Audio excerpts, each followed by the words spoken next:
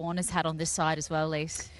Yeah, probably from his own individual performances, not as well as he would have liked. I mean, the only 60-odd and then everything pretty in the low scoring. I wonder if Kane Williamson is someone who potentially could come in and replace one of the overseas players. But I agree, local talent, local players will actually win games. A pretty hard side to try and force your way into at the moment. I think the toss is just about ready. They're out in the middle. Very oppressive conditions, as we said here. Almost 40 degrees. I'm sure a lot of the bowlers will be hoping that, you know, they win the toss, maybe let them sit it out and wait until the weather gets a little bit cooler, but no need to ponder anymore. It looks like the toss is finally ready. Let's welcome Ambassador Khan, who's standing by with the two captains.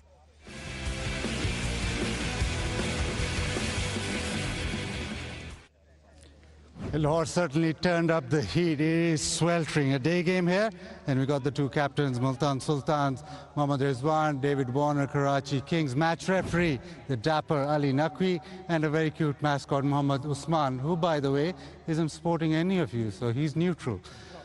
Right, you've got the coin, Rizwan? Tails. Oh, nice one. We'll bat first. Tails it is.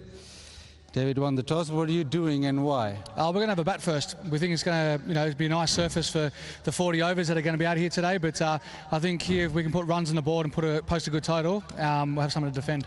Is that anything to do with the heat, or is just the conditions with the pitch? Yeah, look, I think I'm a bowler's captain, so I like to look after him a fair bit.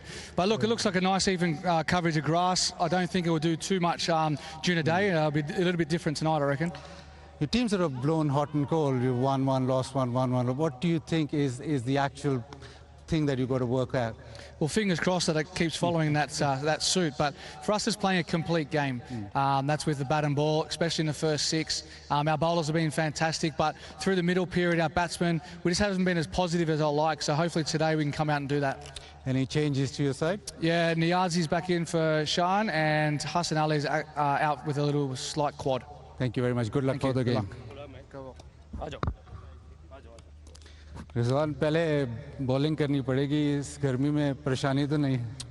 नहीं बजीद भाई मेरे ख्याल से कोई difference नहीं है pitch मेरे ख्याल सेम ही रहेगा अगर कोई डिफरेंट हो गया बाद में मगर हम भी थोड़ा सा डिजाइन में यही था और अच्छी क्रिकेट खेलनी पड़ेगी मेरे ख्याल से बिल्कुल बात ठीक है आपकी अब जाहिर है इससे बात तो कोई ज़्यादा मौका नहीं है ये बताएं कि पिच और आपकी टीम उसमें क्या डिफरेंस है आज एक चेंज किया हुआ इस सीजन को अंदर लाया है क्योंकि शायद रिवर्स का थोड़ा सा चांस हो हमारे पास और बाकी जो अभी भी सबको यही लग रहा है कि शायद टेबल से हम अभी डिपेंड किसी और टीमों पे आ गया है ये कि हमारे हाथों से चीज़ें निकल गई है कि हम 3 जीतेंगे 3 हारेंगे मगर बहरहाल वो अल्लाह के काम है हमारे हम नहीं हमारे अल्लाह ने जिस चीज़ के इख्तियार की कोशिश करेंगे वो अच्छा करेंगे तो इस तरह हमारी बॉलिंग की कोशिश करेंगे कि बहुत अच्छी बॉलिंग करें जो हमने पहले से प्लान किए हुए थे ये बताएं कि आज कीपिंग करेंगे नहीं फिलहाल उस्मान ही करेगा क्योंकि उस्मान थोड़ा सा उसको कोशिश करे कि वो खुद चाह रहा है कि मैं कीपिंग करूं चलें thank you very much and good luck for the game so thank you The news out here in the center is that Karachi Kings have won the toss and they're having a bat.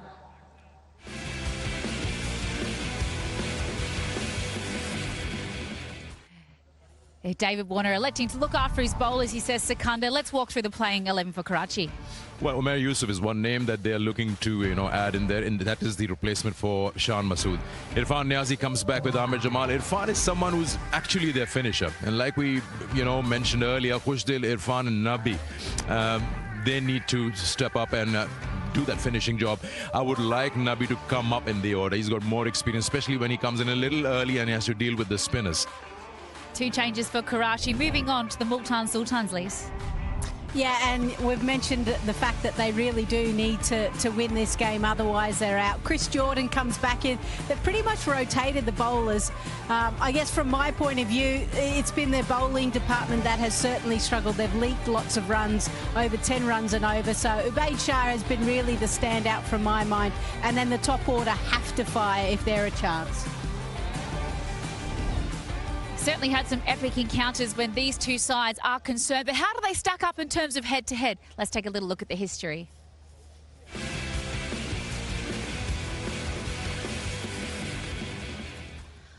Well, Multan Sultans have been such a strong side for so many years, but looking at the head-to-head when these two sides come to meet, overall even Stephen Secunda, but in the last 8 matches, it's been all the Multan Sultans' way. 6-2. Yeah, I mean, that's because of the last 2 seasons how Karachi has been. I mean, they haven't really had any matches coming their way. So Multan has been very consistent. They've got 4 finals to their name. It's just very different Multan this year. But otherwise, they are the usual suspects. You have to have them in the playoffs.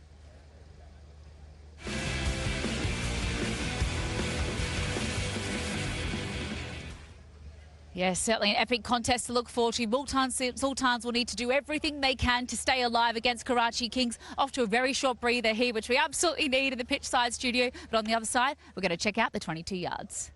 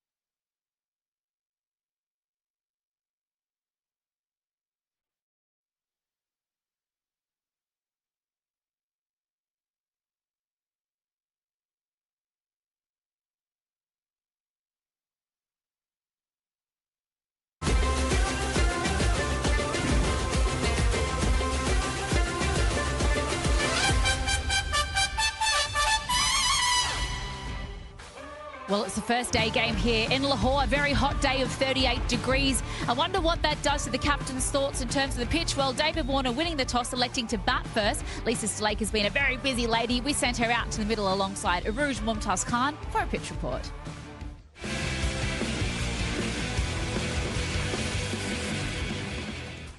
Hot and sweltering in Lahore, 38 degrees, and I don't think that's going to change considering this is the first and only day game at this year's HBL PSL. One thing that has changed is the surface. Brand new surface, hasn't been used since the Champions Trophy. Last game here had a lot of runs on it. It was Australia. They took on England, chased down 351 quite comfortably.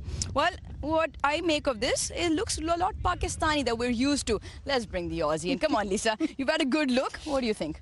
Yeah, well, we know that across this whole block that there's been plenty of live grass, and I look at that and you can see some cracks and live grass, but I think it actually play really well. We know the average score here in Lahore is 156. Now, there's been a couple of high games and there's been a couple of low games. I still think that whoever wins the toss should actually bat. That goes against what everyone has done at night games. But what fascinates me the most, 𝐄𝐍𝐆, is this little square that's been cut out. Now, you've done a little bit of a reconnaissance and you found out a little bit more about this. Yeah, I spoke to Tony Hemming just around the corner, chief curator here. Obviously, they had to cut a dead patch out. So what they've done is they've done squares from the same strip. So it should behave quite nicely. The groundsmen have been watering the clay content so it gels in together. But you're right, Lisa, it's at that. It's just interesting. It just puts them off. You mentioned batting first. Now, I mentioned runs on this surface, 351. Do you think spin might come in? Maybe Usama, the leg spinner? Maybe. We know that the spinners haven't been as successful as the pace bowlers here in Lahore, but I do think it's it's a pitch where you need to get 180, 190 plus. But these two teams are desperate for a victory. Well, they're desperate if they are. 180 plus is what Lisa Slake says. Reckon the pitch has runs in it as well.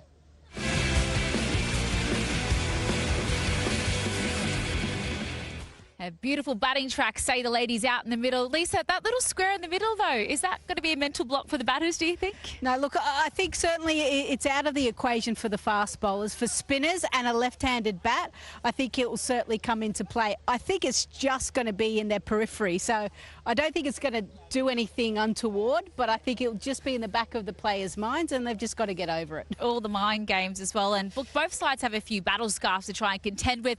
Multan Sultans and Karachi Kings. Well, the last time these two sides met, it was an absolute run fest in Karachi. 235 was chased down by the Kings in the end in the 19.2nd over. And James Vince, the main destroyer there, 101 of 43 rocks there, supported by Khushdil Shah in the middle, and Tim Seifert was great up the top with David Warner. Still yet to see him fire. If he does today, well, could be another big score on the cards. But, you know, Karachi Kings winning that one by 4 wickets, Sikandar. How important do you think the likes of James Vince is going to be today, particularly with Multan? We've already seen him make a big score against the Multan Sultans. Well, James Vince, of course, he is an integral part of that batting lineup, and they are heavily dependent on him, even if they don't say that. And you see it every time when he performs. I'm not talking about bringing in 100 every time, but it's just that he has to bring in that stability. Number 3, such an important position. He sort of sets that platform, that foundation that Karachi Kings needs, even if they're chasing or putting up a score batting first. And it's not going to be any different today. They will depend on him and Seifert. You can see that his ability to access all parts of the ground is pretty dynamic, and that's why he's a wonderful white ball player, because they genuinely love someone who can hit 360 degrees, and that's exactly what James Vince does. However, he's not the only batter in that side, so everyone else does need to play their role. Absolutely, and if they get off to a great power play and we finally see David Warner fire, I mean, anything could happen for them in terms of putting on a big scoreboard total for the Multan Sultans to try and contend to. But let's take a little look at the best batters in the tournament so far, because it actually is a man on the other side today who leads that. And I'm talking about Mohammad Rizwan. He's been brilliant with the ball once again, Sikandar. 346 runs. He sits some 80-odd ahead of Fakhar Zaman in second. See, numbers can be so deceiving. You know, you're on the losing side and you're the top scorer. I really hope at the end of the tournament it goes to someone who has scored in the cause of winning. That's the most important part. Rizwan surely has performed well. I mean, he's batted 20 overs. There might be a few questions about that particular innings of his, but he is a consistent performer as far as individual, outing goes. There's been times where wickets were falling around, and I think Mohammad Rizwan kind of felt I need to stay there. If he can remember this innings against Karachi Kings, he came out of the blocks really hard, which is probably something that we haven't seen throughout the rest of the tournament. Is it a tactical thing then from a batting partner perspective then as well, someone that sticks and goes with him, or because he tends to accelerate in the back end of his innings quite exponentially versus the first, say, 20 balls? Yeah, I guess the real question is that in T20 cricket around the world, you need your openers not to be striking 120, they need to be striking 140. And that's the real questions when it comes to Mohammad Rizwan. But I understand the predicament when you're losing wickets the other end. You think your job is just to stay there, but you've still got to go hard.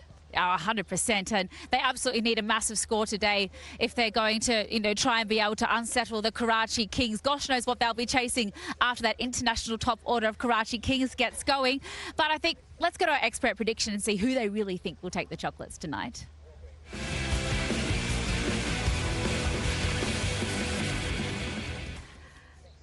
Oh, have it there. It is a day game, of course, which does throw a few little spanners into the works. But, what are we thinking? Who comes out on top? I think Karachi Kings, given that they've won the toss, elected to bat, they'll post a decent total. And Multan Sultans, too many battle scars to chase it down. Are you in agreement with that? I'll go with the law of averages. Win, loss, win, loss, win. I love that. They're consistent, if nothing else. That was our expert prediction of the day.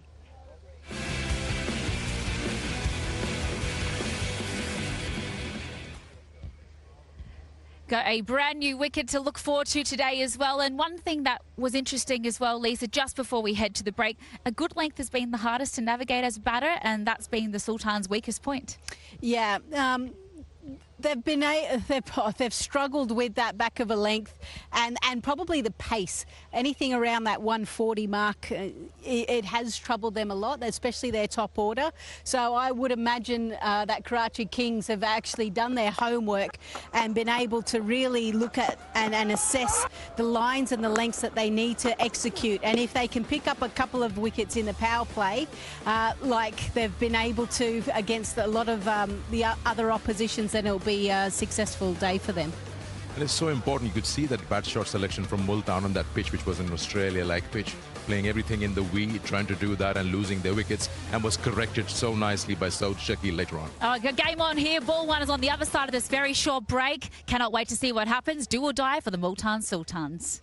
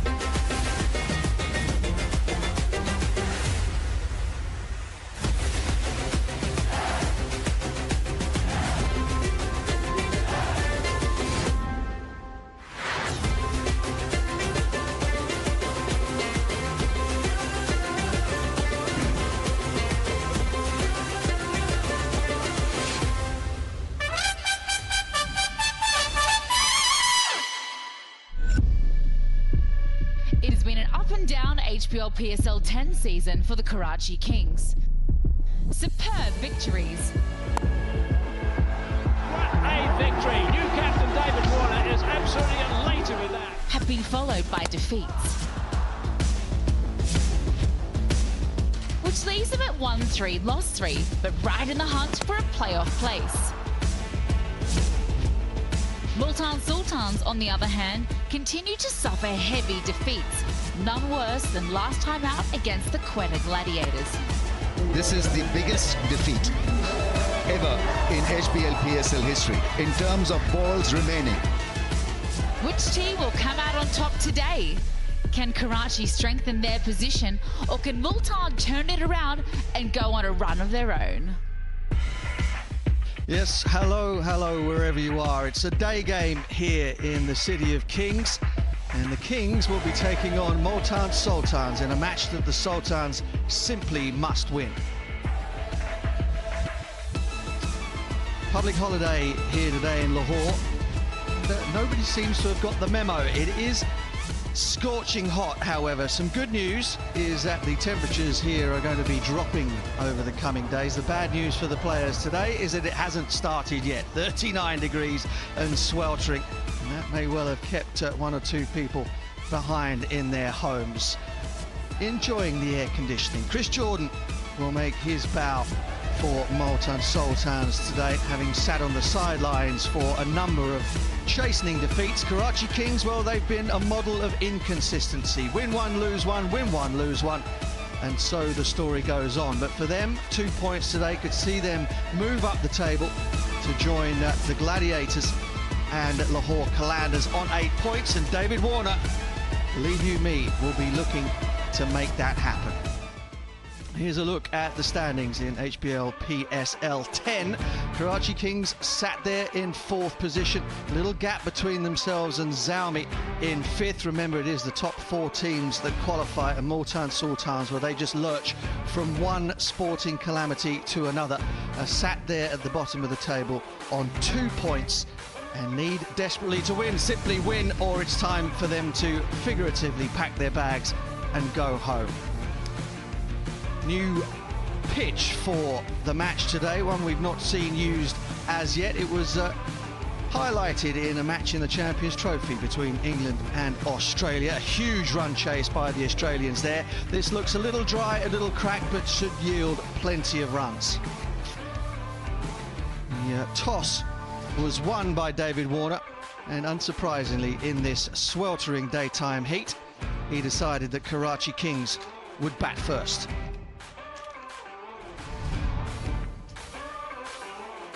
So just the 2 changes for Karachi Kings. Irfan Khan comes in for Shan Masood. He had a rather unfortunate outing in the last game. Ahmed Jamal replaces Hassan Ali, who's been up there among the leading wicket takers, but was injured during the warm-up. So Ahmed Jamal replaces Hassan Ali.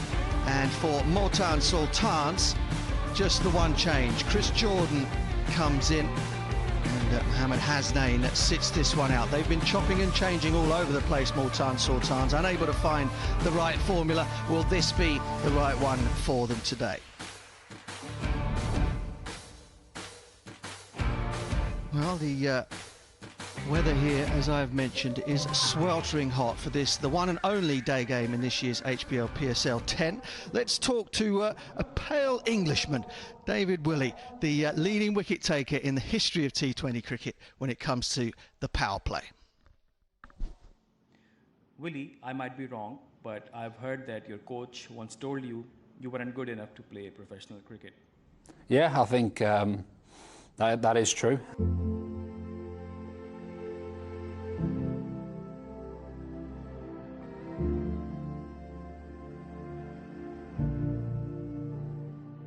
They told me I wouldn't be quick enough to play professional cricket, and I feel like a lot of my career, because I've never been 6'5" or bowled express pace. I've never been, the glitz and glamour that everyone looks for and talks about. So I feel like, a lot of my career has been about proving people wrong and continually pushing. And I think that's, all the more reason that I can't stand still, because I haven't got the express pace or bounce or so on that other people, you know, are blessed with. So I have to keep finding little intricacies and learning the game, being a student of the game to stay at the top. Opportunity and take it. Yeah, a couple of things.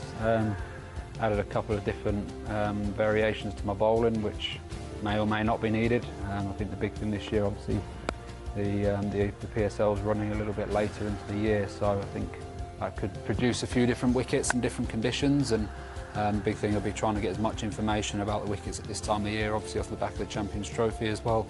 The conditions will be slightly different, and then, you know, play accordingly.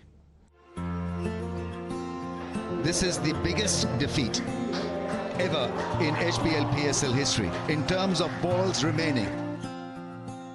Yeah, I think you look back and, you know, feel disappointed probably, but, you know, I think if you actually look at the competition as a whole, we played some really good cricket.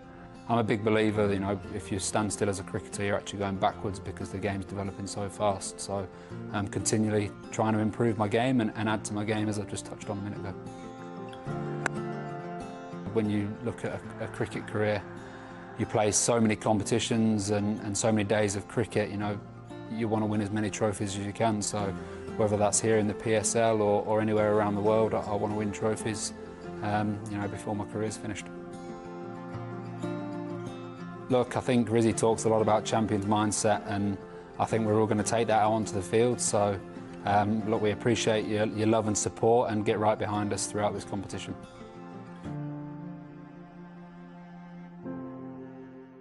David Willey there, son of former England Test player Peter Willey, and one of Northamptonshire's finest.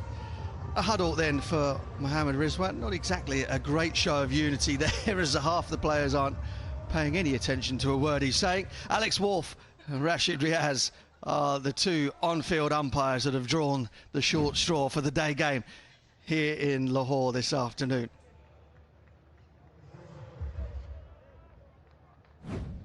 Pair of fine men. Rizwan charges out. I suspect we might get a reasonably long first innings here today. The heat is such that there'll be plenty of water being brought onto the field for fielders, batsmen and umpires alike. David Warner, with that familiar windmilling arm action, makes his way out to the middle, knowing of course that he can put a little bit of distance between himself, the Karachi Kings, and the teams behind. That's particularly Peshawar Zalmi.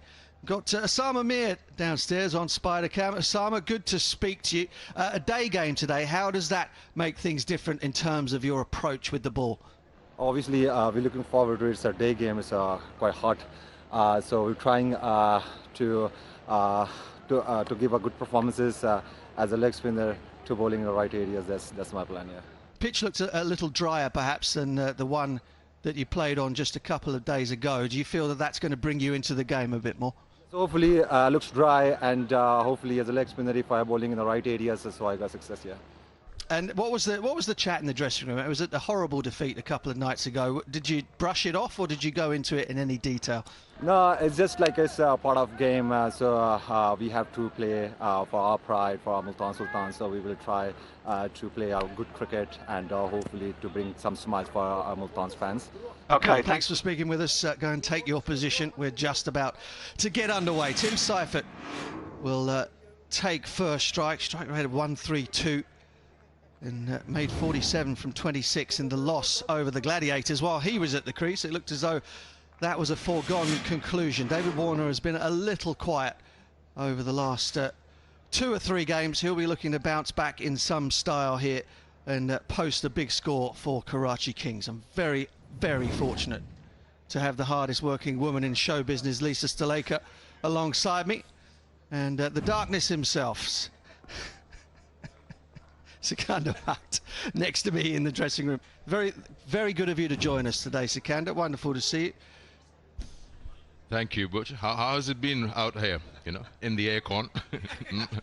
It's been very pleasant. Thank you very much. Alex Wolf gets things underway. David Willey with the new ball, of course.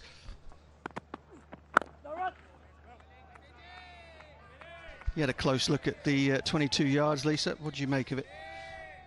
Yeah, just like pretty much the whole square, there's enough live grass, but it's hard and flat. I agree, it may take a little bit of spin, but I certainly think Karachi Kings winning the toss and electing to bat, they'll be wanting to score something in the vicinity of 190 plus.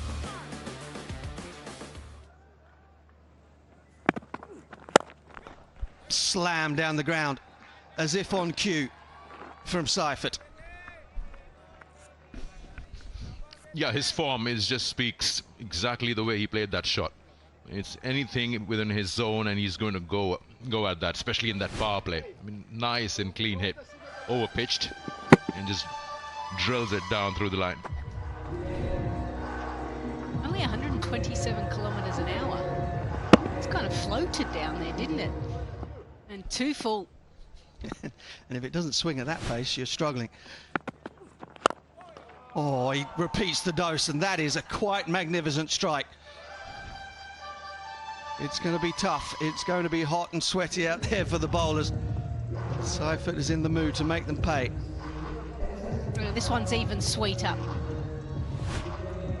Targeting the stumps, but the length, yep, in the slot. Goodbye. So change of field the previous one. They took the slip out. Now change again after that 4. Third has come back, or third has gone around to backward point. And that's about it. Spread out is the word at the moment from Mohammad Rizwan. Does Willie have a reply? A riposte?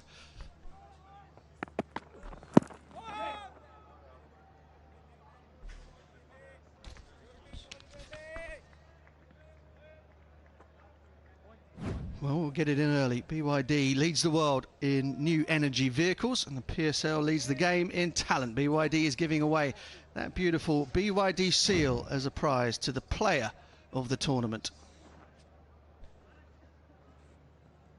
David Warner in the loss against the Gladiators came charging down the pitch in the first over and holed out to mid-on.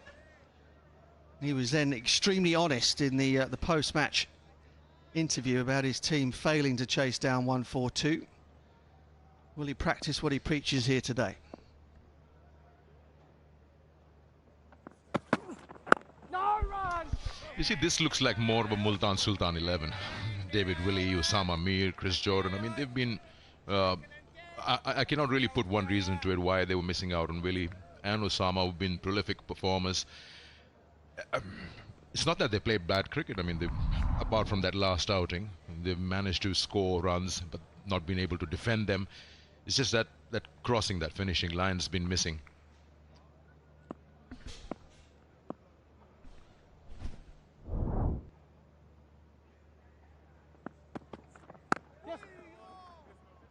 Nice big gap there.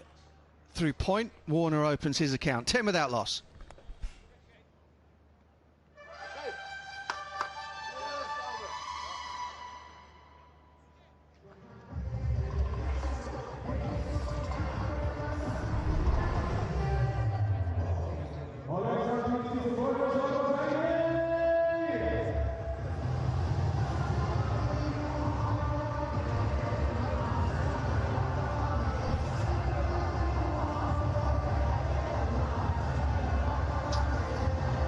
Just to reiterate that Multan Sultans made the one change. Chris Jordan in for Mohammad Hasnain.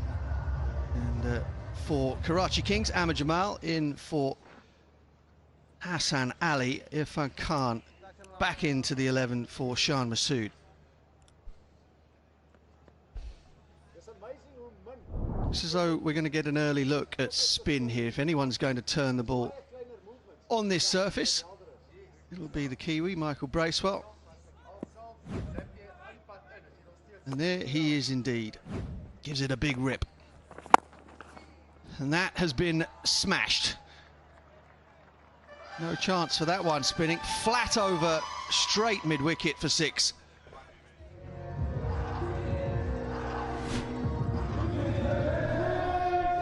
Yeah, Multan Sultan is lacking confidence, and it's a good idea. Anytime a new bowler comes in, straight away attack them, push them against the wall.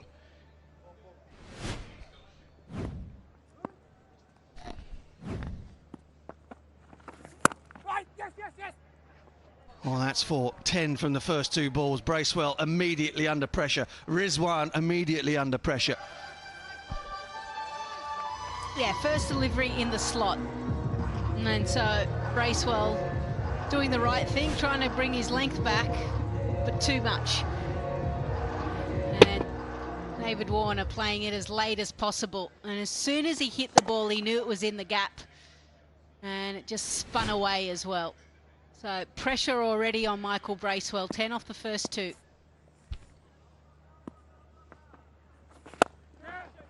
That's another 4. That's another scorching boundary. Bracewell might have to think about coming over the wicket here to the left-hander just to try to cramp Warner up for a bit of room.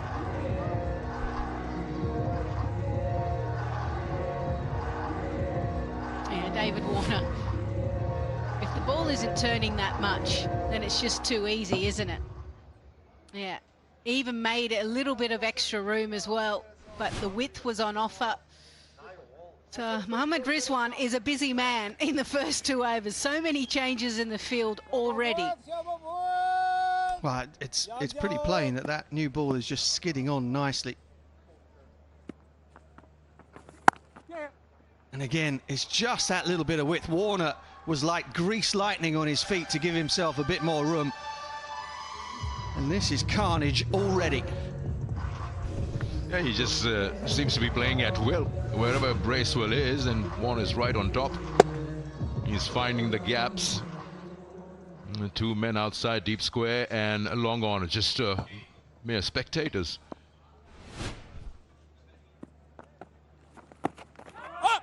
Yeah, just got it in towards the pads there. It's the that's the line he's got to look for if he's going to continue around the wicket. Would you try over, Lisa, as an off spinner? Yeah, potentially, or you've just almost got to kind of drop your arm and look to kind of flying saucer it into the pads. That has been flying saucered out of the ground. What an over. Bracewell with the new ball. Well, that hasn't worked. 34 without loss.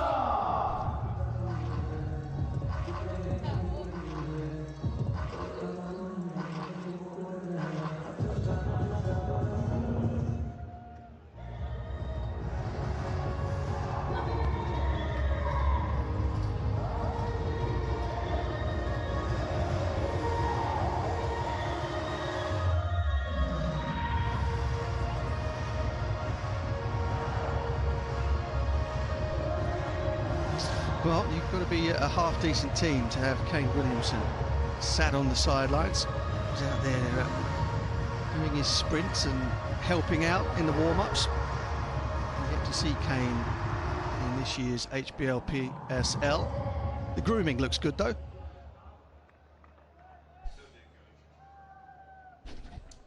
But just for the interest of everyone watching, projected would be 340. Going 17 and over. Right, David Willey will get a second over in this Pepsi power play. Got one man back on deep square leg boundary and one man on the cover boundary. It's a little bit of a hedge your bats type field. No run. That one just arced a little bit. Tiny bit of swing. In 4 overs in the PSL this year, they've gone for 24 runs or more. And they've all been bowled by Multan Sultans bowlers. That gives you an idea of the struggles they've had during the course of this season. Warner drops the hammer.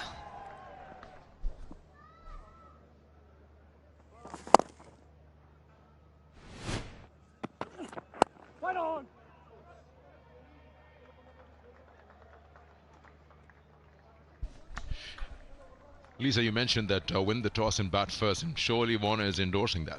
But if you talk about the similar situation, but an evening game, you just almost feel that the captains are programmed to win the toss and they want to chase, bringing the due factor as such a huge factor that you sometimes almost forget the strength of your team.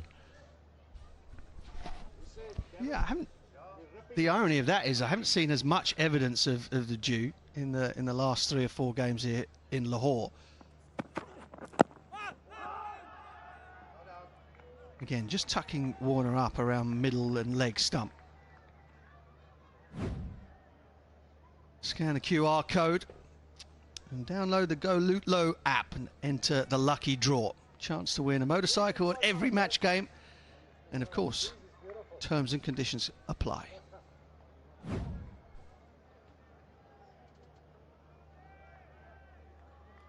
Maybe we're a little bit old school of scoreboard pressure. Like, win the toss, bat first, score 200 runs.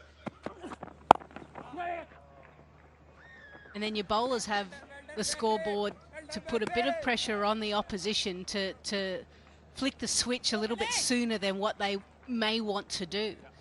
I agree, like that kind of art has gone, and it's like, no, we can just chase. And I think also T20 cricket, you want your top 5 batters going at 130, 140 plus, and your engine room, as in your finishers 5, 6, almost going at 160, 180. So they feel like they can chase anything. But I do agree, big total on the board first. There's always added pressure.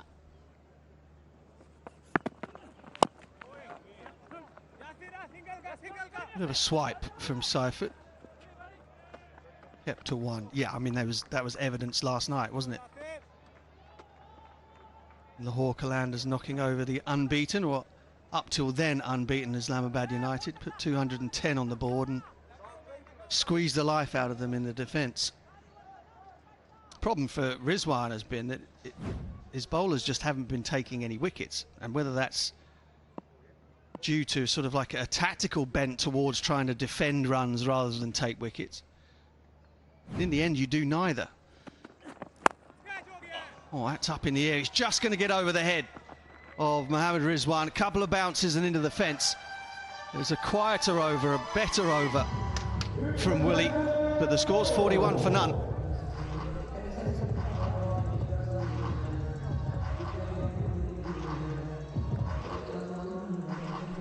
Just to reiterate that point, Sultans are at the bottom of the table with just 35 wickets taken from 7 matches. Economy of over 10, so they're not keeping the run rate down, and they're not taking wickets. Not helpful.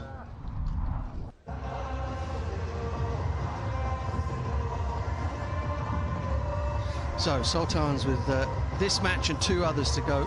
Best they can do is make 8 points on the HBL Pakistan Super League table. Their net run rate is so bad that even if they were to end up on 8, along with another couple of teams, it's unlikely that they'd be able to turn that around. But it's all academic. If they don't win today, then forget about it for a year. And they have been the most consistent side, the highest win percentage in all of the Pakistan Super League, but this year has not been their year to this point.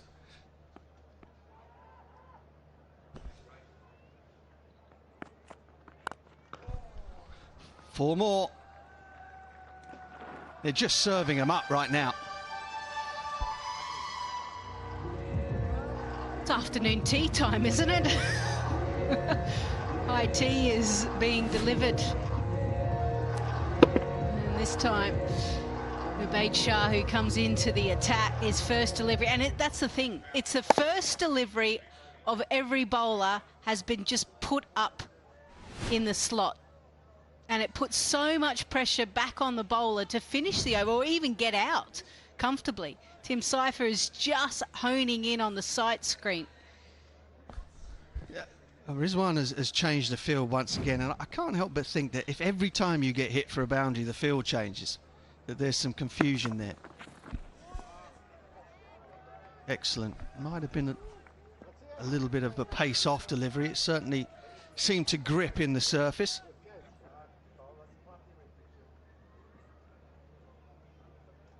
Use Jazz Cash to recharge more and more load or packages of Jazz or any other network and win an electric SUV. Some sort of an electric fan might be better today.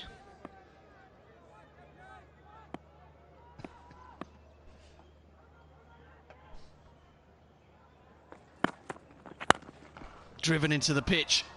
There is a man back there, but he won't get anywhere near it. 50 comes up. 3.5 overs. And this is destructive batting at its best. Yeah, I really don't understand. I mean, with these faster bowlers, it's almost like throwdowns. They're just giving it in the zone where Seifert would love it.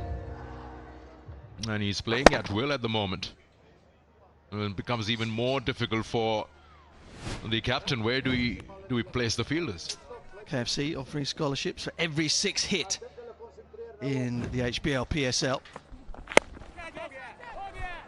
Might be 1 or 2 scholarships given out today by the looks of things. Just a couple off that top edge. Ubaid is mixing his pace up here. That's got to be the way to go. There'll be a long queue for scholarships tonight. Really, you talk about that symptomatic treatment. Place a fielder where the boundary is hit. I'm sure that puts the bowler off completely. Well, I mean, listen, we're still in the power play, so you'd have spoken about where you wanted to bowl at certain bowlers and the type of fields that you want.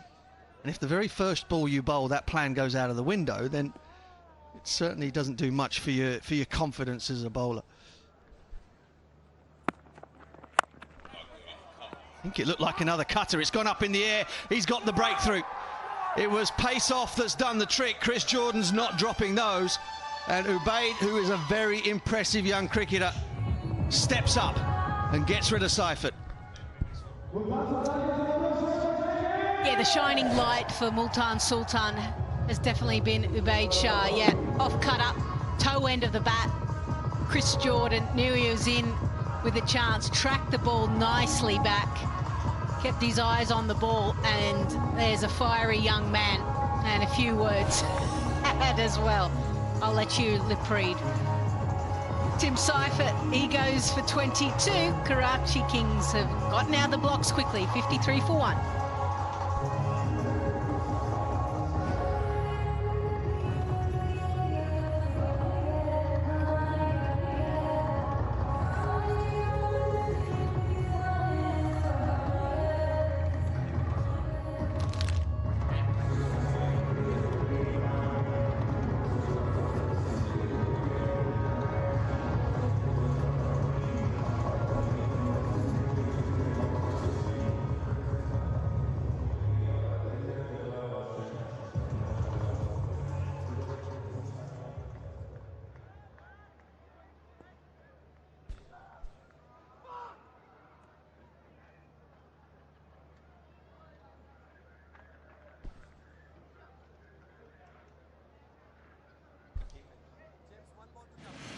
James Vince scored a breathtaking 100 against Multan in the match that the Kings won right back at the beginning of the competition in Karachi.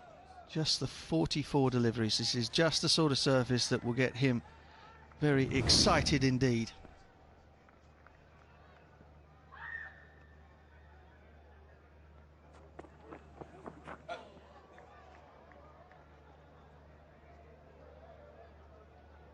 But his stud's caught in the ground by the looks of it. Young body, he should bounce back nicely.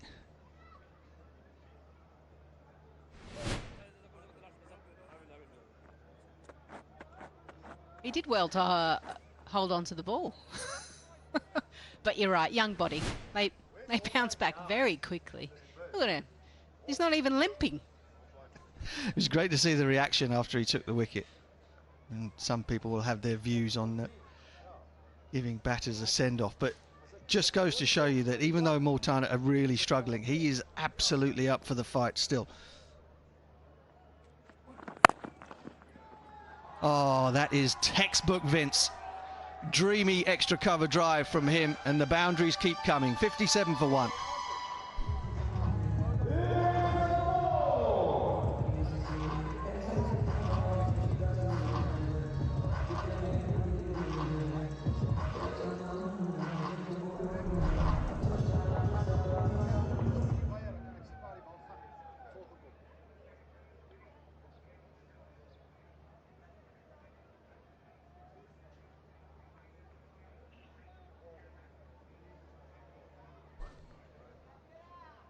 Well, it's been all action here at Gaddafi Stadium. Karachi Kings winning the toss, batting first, and showing exactly why they made that decision. 50 came up after 3.5 overs. But Ubaid Shah, with the pace-off delivery, got rid of Tim Seifert. That might quieten things down a little. We might have another one. We might have another one. Kamran Ghulam takes the catch. Willie with a smile on his face. And that is the end of David Warner. Looked like another pace-off delivery, perhaps. But whatever it was, it's done the trick.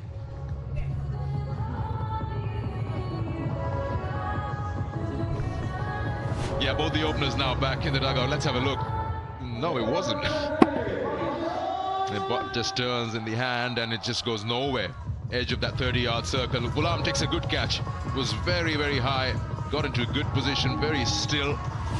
Multan will be happy to see both the openers back in the dugout. Good start by David Warner. Karachi 57 for 2.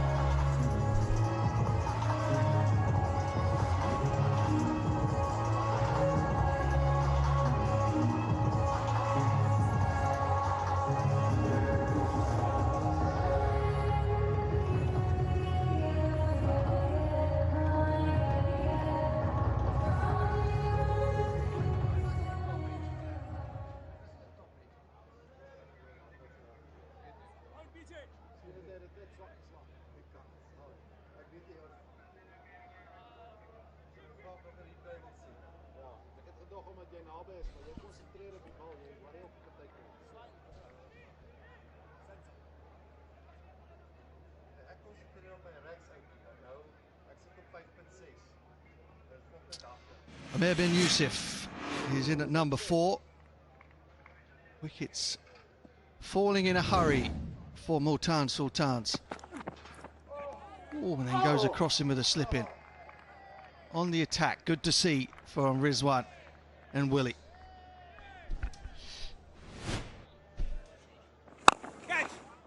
Yeah, the length is crucial into the pitch, and we've seen here in Lahore, back of a length have been so successful. David Warner thinking it was up there and wanting to impress his figure and hit down the ground, wasn't able to do it that time.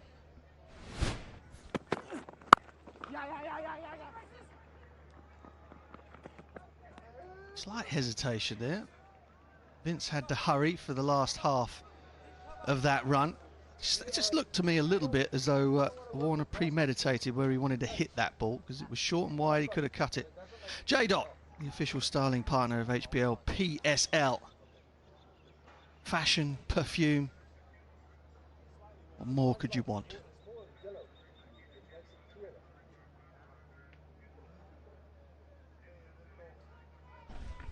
Great opportunity for Multan to do damage control. Umair bin Yusuf is fairly new into the 11. If they can get another wicket here, we'll probably be happy to see 3 in the power play. Good to see there are a couple of fans in the ground.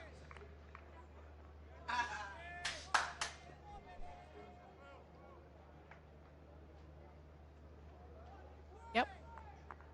It's important to have as many fans out here, supporting everyone that's willing to brave the heat. Good on you guys, well done. We'll keep showing you.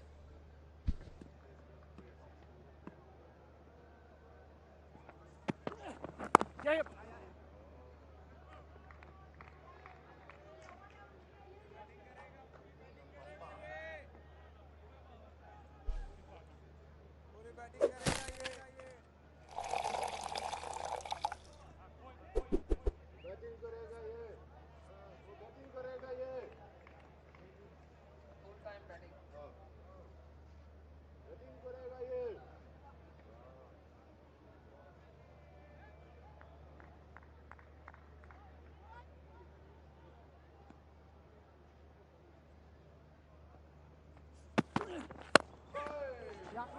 Oh, good effort. It's a really good effort. Into the over, 59 for 2 from 5.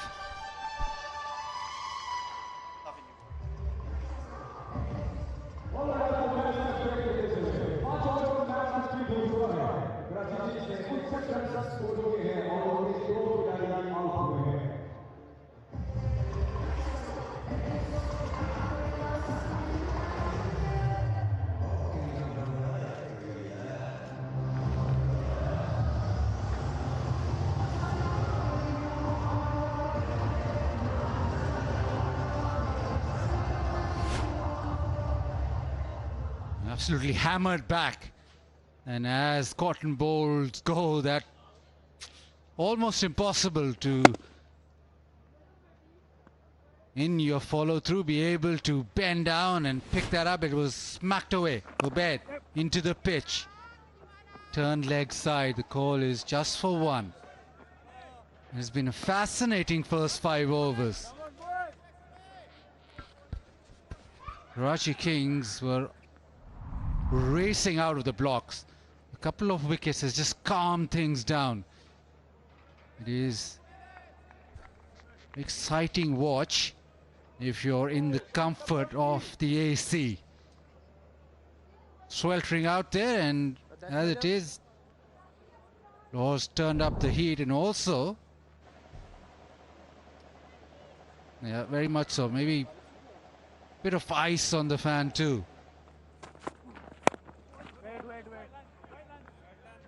Maybe a fantastic watch from where we at.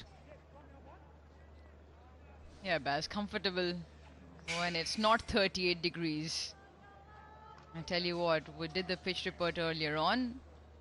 Massive big screen, 38 degrees, and I don't think that's going to change much through the course of the first game at least. A bit of a cloud cover, so there's no sort of beating sun down at you, but it's not easy. It is really, really tough. Multan have done well. You mentioned those 2 wickets, just holding them back. They did get off to a flyer. The first 50.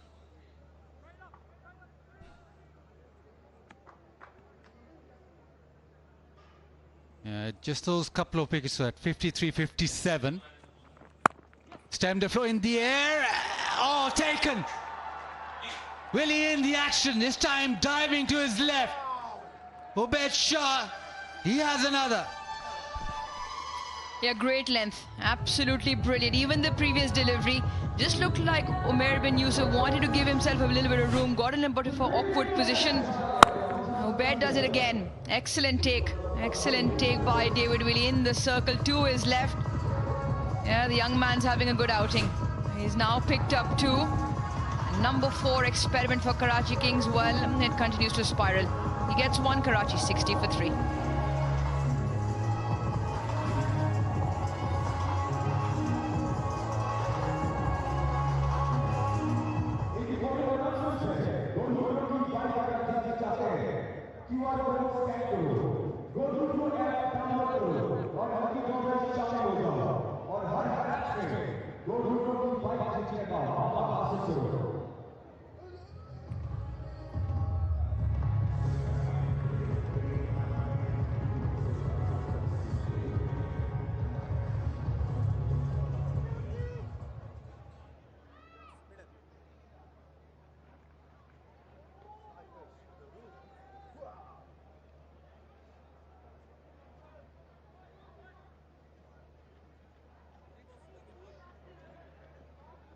Irfan Khan Niazi, he walks in at number 5.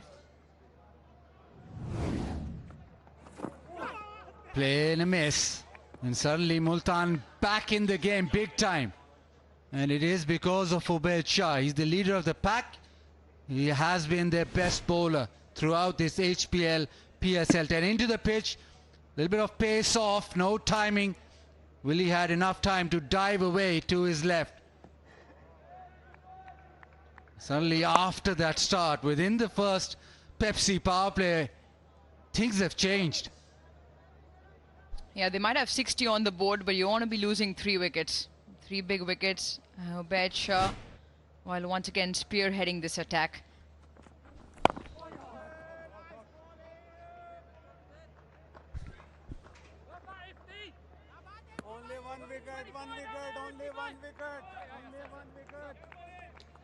Jazz fan pulse moment. The question is, which team has the highest success rate when defending totals of 160 to 180? I have no clue. You can take your pick. It doesn't matter if you have no clue. Baz, you're not allowed to play. What I want to play is 4 more. Well, get in there on your rap then. You mentioned Ubaid Shah, 11 wickets, now leader of their pack. Just hasn't found support. With that new ball in the power play, hasn't been enough penetration from the other side. That's probably why they faltered so badly. Oh, lovely. Again into the pitch. Usman Khan lets that go, and it will get to the fence.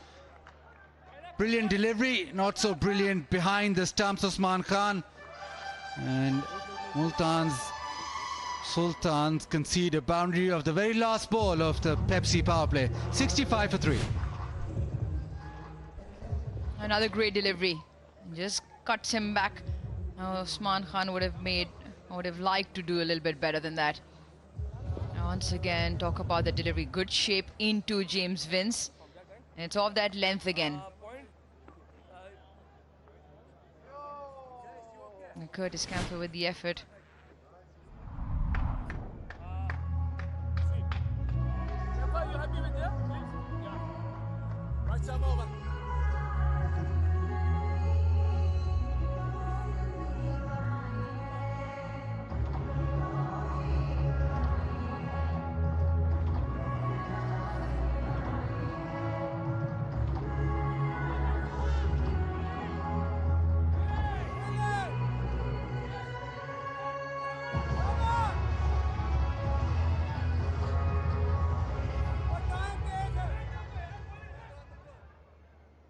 Couple of wickets for Ubaid, 1 for Willie. Now it is up to the leg spinner.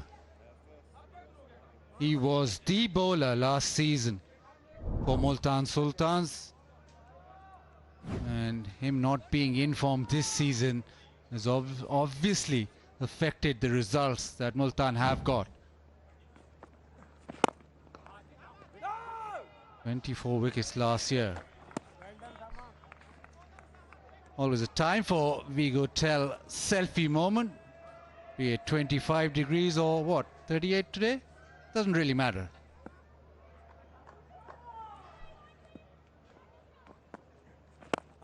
Important that he bowls well now. Important that after those 3 wickets, he has a little cushion because 2 batters new to the crease, but his spell always so important for Multan Sultans.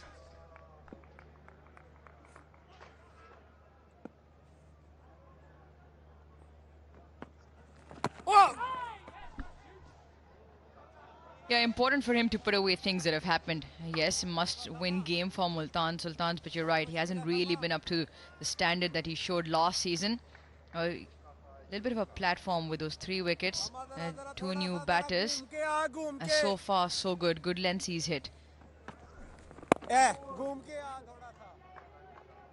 just with the chatter and just with what's gone on, even with Usama Mir, he needs to just hit the pitch. He doesn't need to float the ball up to the bat. Vince is very good down the ground, very good hitting the spinners in the arc, sort of in the V basically. So you need to be into the pitch a little bit. Just a little bit of a discussion between the 2 batters as well. And the field set 4 wins, 3 fielders on that leg side boundary. Whether it was that it's been a quiet over, where can we take him on?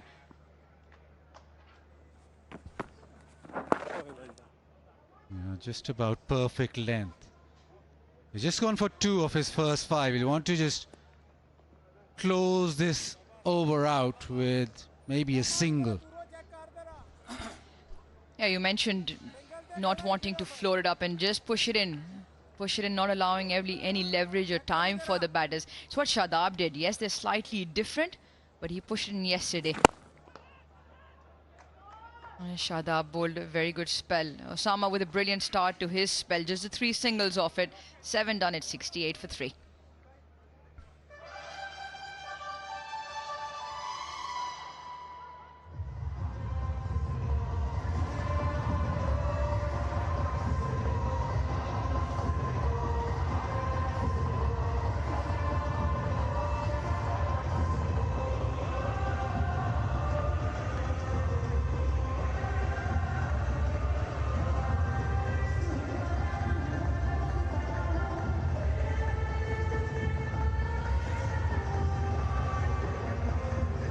had a boundary since the last 18 deliveries.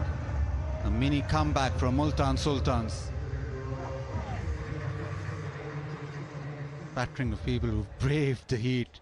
They have to be very brave and come to an afternoon game. Still batting to come, but at the moment they'll be in that phase that they allow just a little bit of time, especially Vince. Vince can be very destructive. Curtis Camphor. Good start, a dot ball. That's all they need. They need to squeeze to Multan Sultans. Just holding his shoulder there. Hopefully he hasn't done much damage to that. 67 wickets, been around for a while.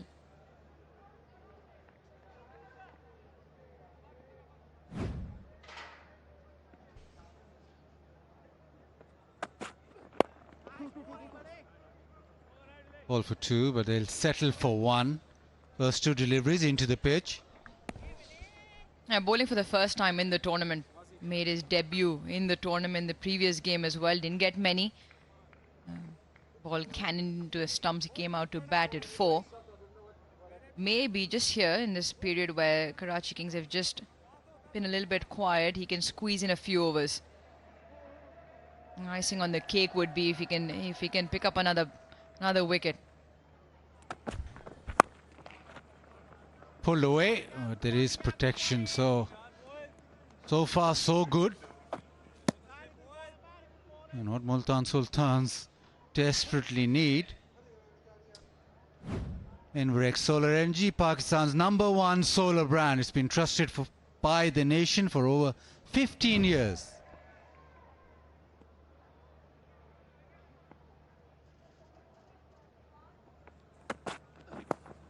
Short ball and helped on its way. Niazi with his first boundary. Yeah, not sure with that pace if that was the ideal delivery to bowl. Not expressed by any stretch. Curtis Camphor. He decides to just bang it in slightly short. And it sits up quite nicely. He's done well. Irfan Khan Niazi, especially with fine up in the ring. Just had to get enough. For PCB and HBL PSL in partnership with Exchange On, 10,000 and 20,000 rupees respectively for every 4 and 6 donation for humanity. Misses out. You can just hear the grunt. It was there to be hit down to fine leg again. The Multan Sultans have this problem with their bowling. It has been throughout the season. First 6 overs and the death bowling too. Mid phase they've been okayish. They need to squeeze.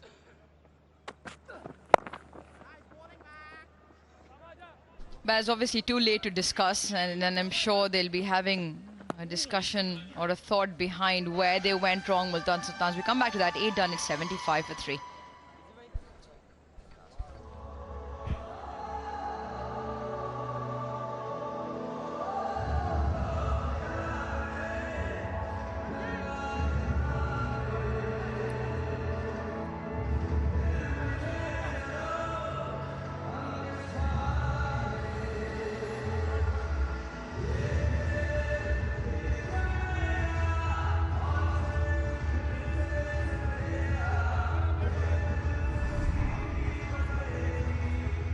Just look at those first couple of overs, even till the 4th over, till they got that wicket.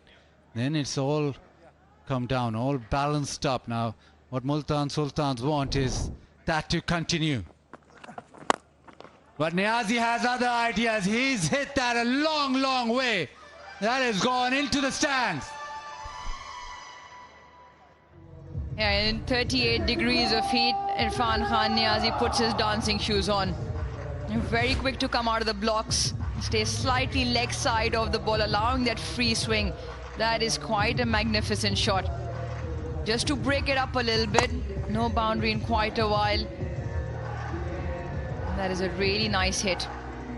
Straight down and a long way.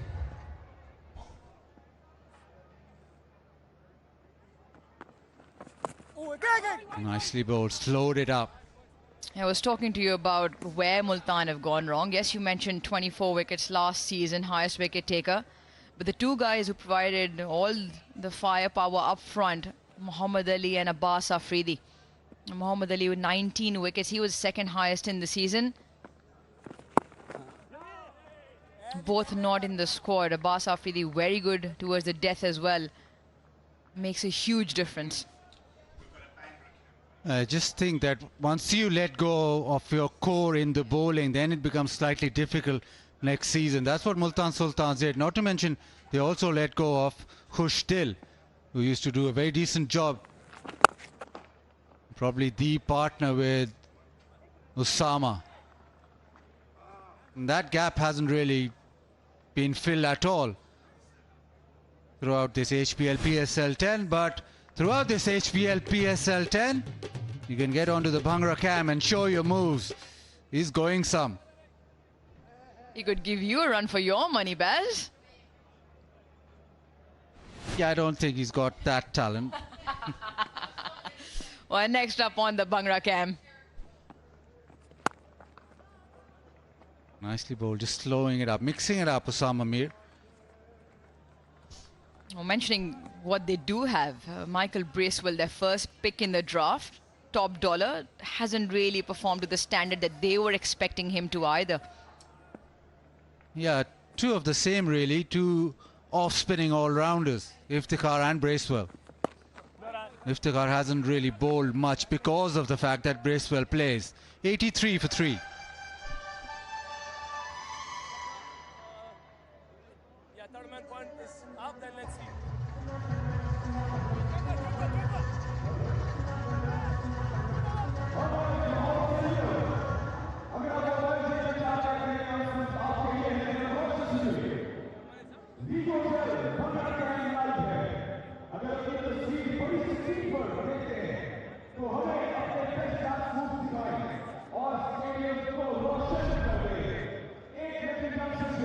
Last year, look at the most wickets. Multan Sultans up top. Usama Mir, Muhammad Ali. And that meant that they were a top side. And to go with that bowling attack with the two top wicket takers, they had the likes of Abbas Afridi, they had Khushtil Shah. They were quite a unit.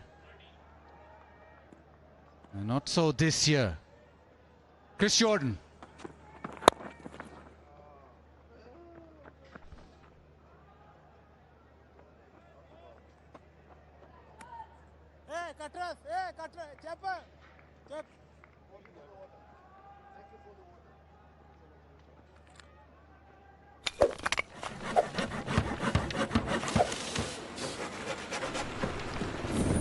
Now 1-4 and 1-6 out of the power play. It was raining boundaries then. 8 4s and 3 6s, all of them came in, so they've been few and far in between.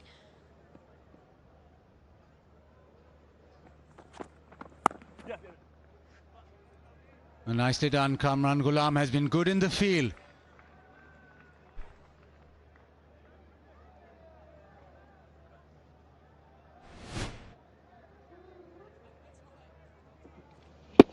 I just feel, you look at where they are at the moment, just over 9. 182. Has a good surface, looked very good, really compact. Yes, a little bit of grass, but looked a very true surface. I just feel where they're going at the moment, they do get that 182.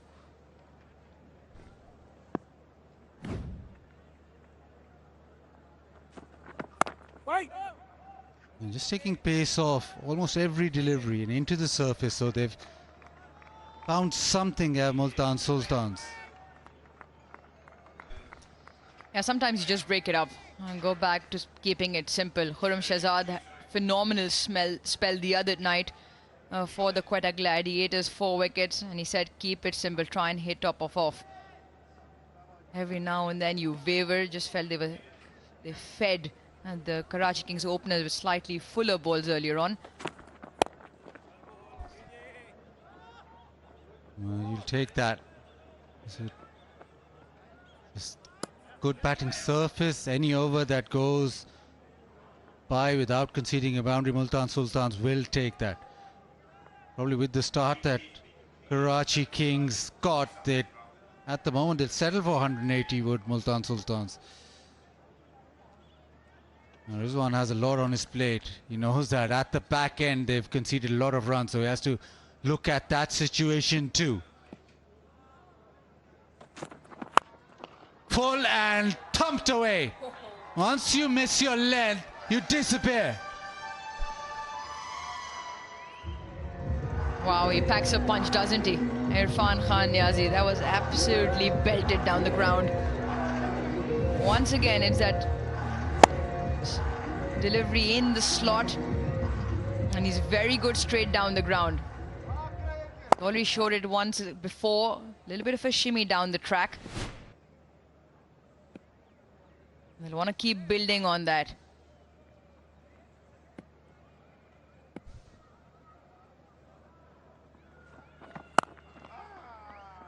Into the offside, just a single, but a decent over for Karachi Kings. They are 91 for 3.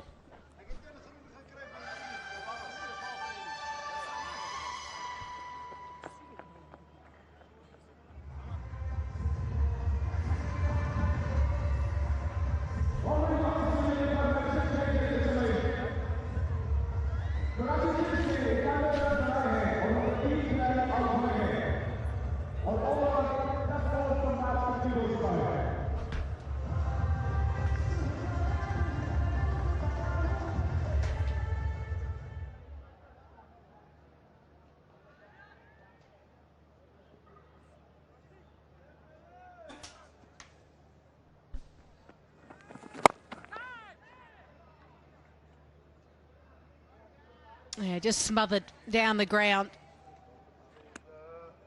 Niazi doing the job. Ever since the openers have come out hard, but both have gone back into the sheds, things have just slowed down a touch. At one stage, the projected score was over 300. Well, that's dropped down dramatically. And dropped. He did not see it.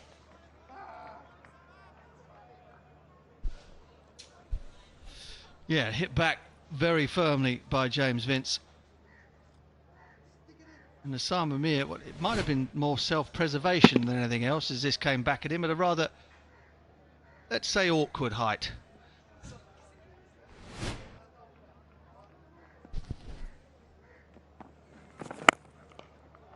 In the slot and gone. That's one thing that Multan Sultans have done too regularly. They've put it up there and Karachi Kings have enjoyed it. Yeah, just a flighted, well, Osama Mir doesn't flight too many, but for him that's a flighted delivery. AFC offering scholarships for every 6. He'll be queuing up for them today. And there's another one. Again, a length all wrong. And Niazi is capitalising. Back-to-back 6s.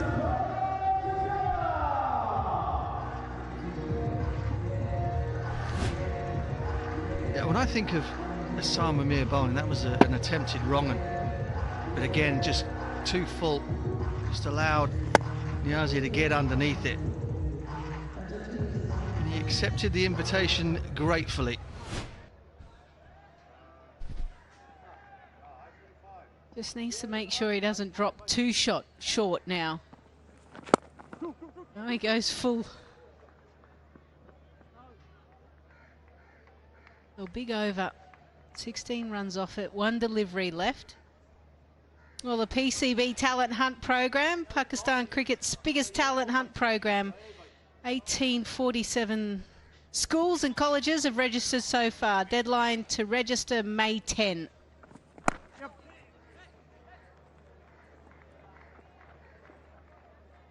$17 runs off the over, 107 for 3.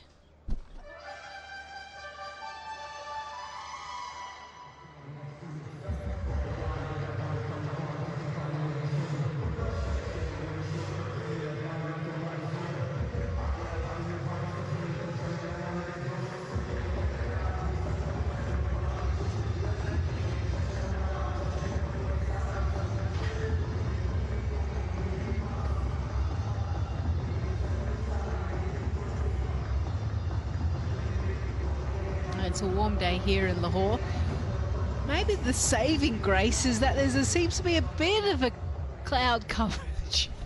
This is dropping down to 35 tomorrow, at least. 35. It's going to feel wintry.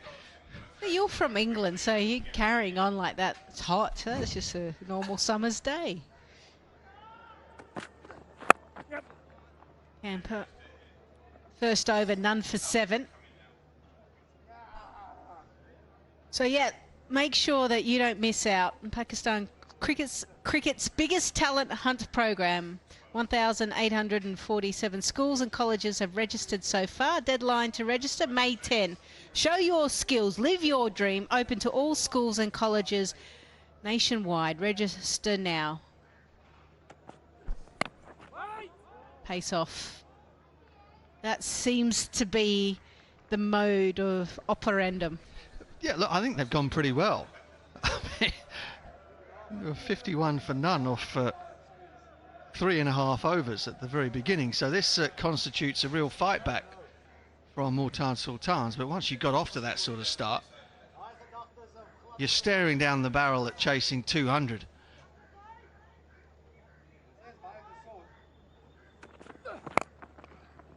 Worked away nicely.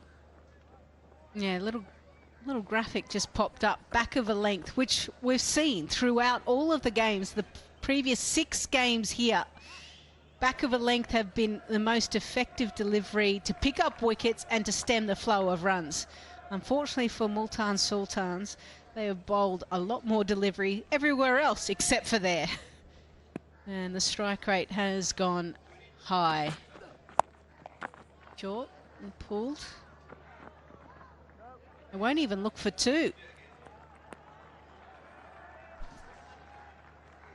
50 partnership comes up, just 37 deliveries. And it's appeared sedate after the first 50-run partnership between Seifert and Warner.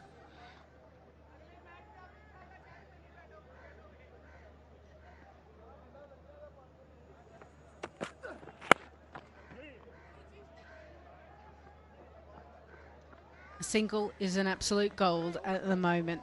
I'll take that. Inverex Solar Energy, Pakistan's #1 solar brand, trusted for over 15 years, a long-term partner with PCB.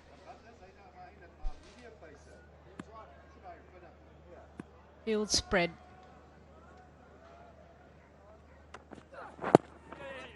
Excellent over. When you think of the amount of runs that have flown off the bat, just the 5 off that, 112 for 3.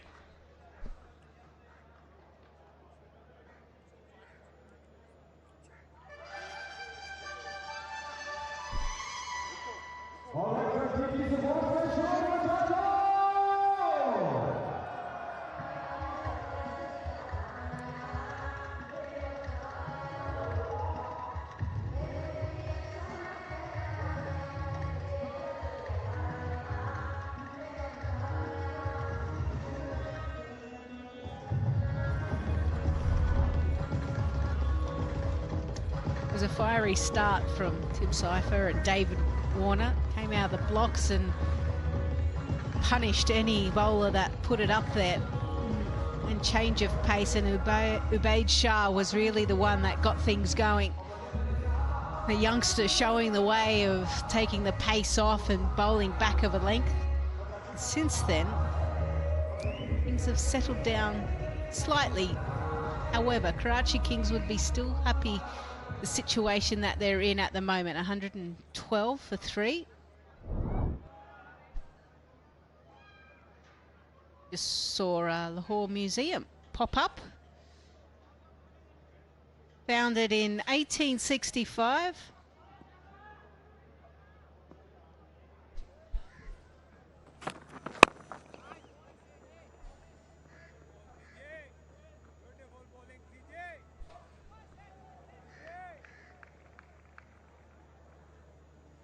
Old manual scoreboard there. Unsurprisingly, the operators are on strike today. Plates might have been a little bit hot. OH&S issues. Slight issue.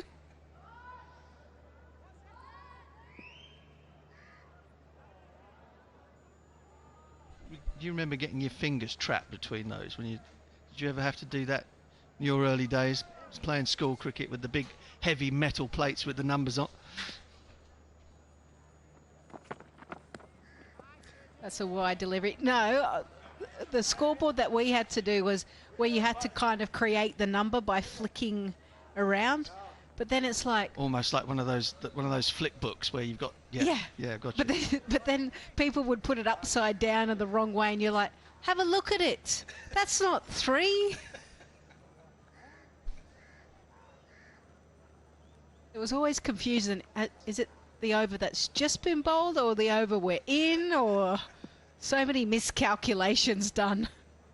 But we do love you, scorers.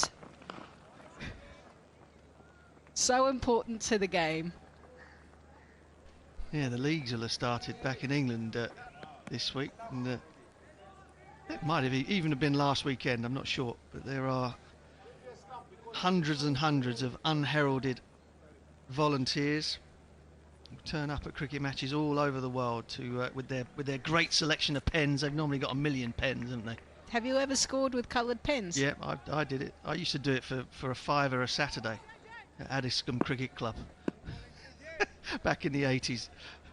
Great pocket money. Wide and cut. Too much width. That has also been another issue that we have seen today. Yeah, it's not a good ball. Chris Jordan will be upset with himself here. Plan has been to take pace off, bowl the odd Yorker, but that's just a regulation short wide one, and James Vince is never in the mood to miss out on those.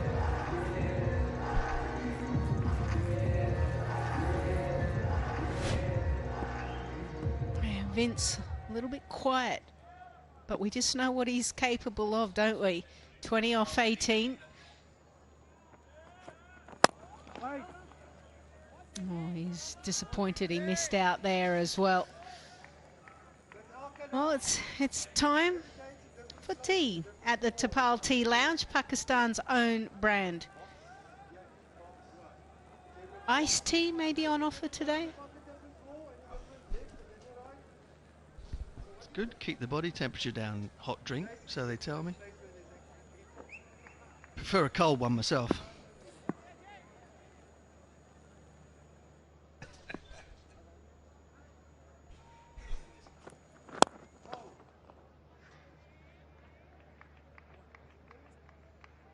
You just get a sense that the last few overs, both of these batters, they're just building up to something, aren't they? 60 or 45, you kind of blink and it's already there. But you feel that there's another gear that they can potentially go to. And at this stage, if they were to stay at scoring just over these 9 runs per over, just around 190, but they would be looking at something close to that 213 mark, definitely over 200.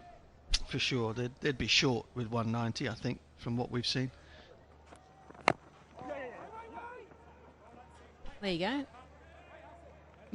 Niazi trying to put this to Islamabad. End of the over, 120 for 3.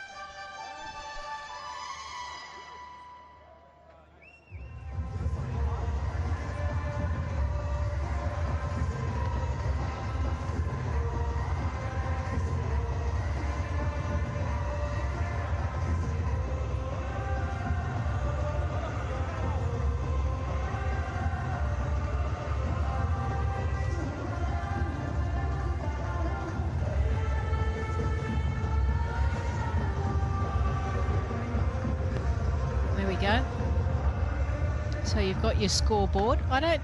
Score sheet. He's not got a running score sheet as well, has he? Oh. That's old school. That's a real old school scorebook. That fancy. I can never decipher the new ones with the blocks and the columns and linear scoring, I think it's called. This one you can understand. I'm all right with that one. Gave himself some room. James Vinson with mid-off up. He just needed the ball in the right area. It's happened a lot, hasn't it, in the innings so far, that the first ball of the over disappeared. That little shimmy towards the leg side just to create a path and create more leverage to get it up and over mid-off for 6. Almost effortless from Vince. And of course you've got the paper scorers that are here, but we've also got the digital scorer next to us as well. So what you see in the ticker is all up to him. If he makes a mistake, the ticker is the number where all of the players' names and the score is. The bit at the bottom of the screen. Yeah, that too.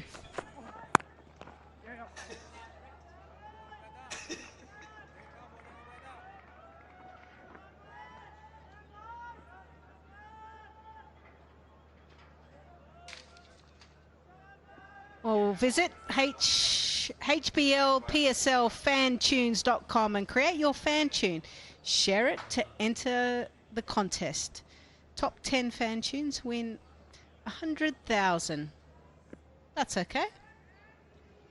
That'll go a long way.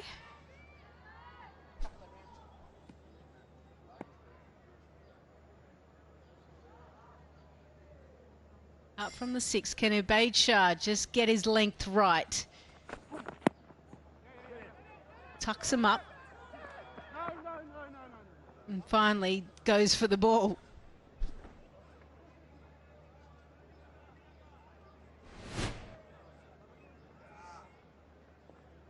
A look at 𝐄𝐍𝐶𝐈𝐒𝐇 today. The 2 wickets were from slower deliveries, sort of banged in, back of a length, the sort of length that Lisa's been talking about.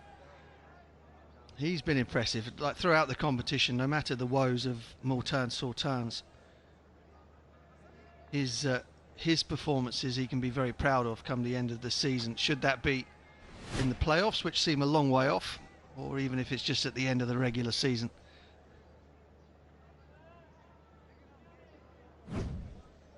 You'd expect almost that there'll be some future opportunities in other domestic competitions for this young man. Beautifully played. Use the width again on offer for Vince and the pace, and just helped it on its way.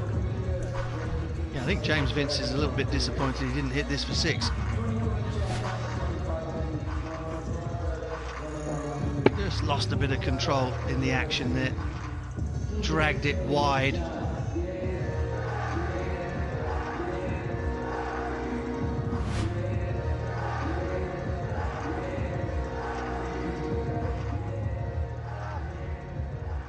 Another discussion between himself and Rizwan. Now he's going to bowl wide on purpose, you would feel, because of the change in field. There are now 2 men back on the cover boundary, one backward a square, one in front. Just not sure that that previous delivery was part of the plan. I just think it was a bad ball. Goes into the pitch again. Yeah, just on the changes of field regularly that we're seeing. You guys were talking about it in the first spell. You're right. There needs to be a point where the bowler, and no doubt the bowling coach, will go, don't change the plan just because of a poor ball. Or even if the batter plays that delivery well, ask them to do it again. When we look at one-day cricket and test cricket, that's exactly what happens. But in T20 cricket, we're chopping and changing so much. I don't think you necessarily have to do that anymore.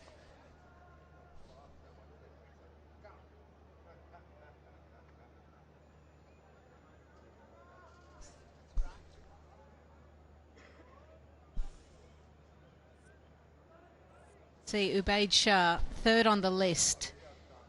Most wickets so far in the HBL PSL.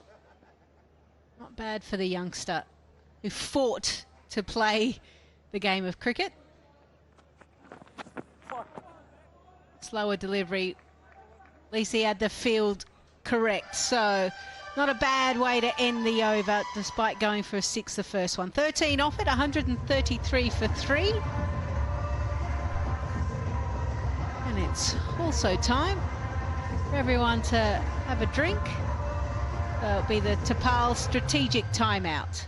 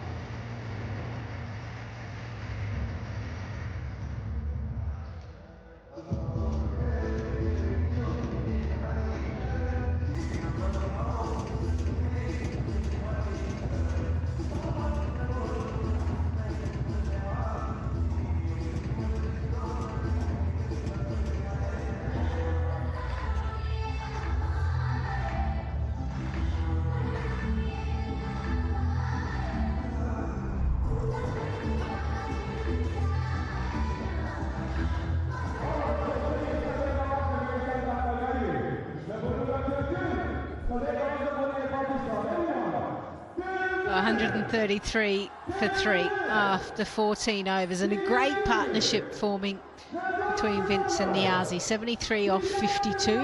Niazi, the bigger contributor.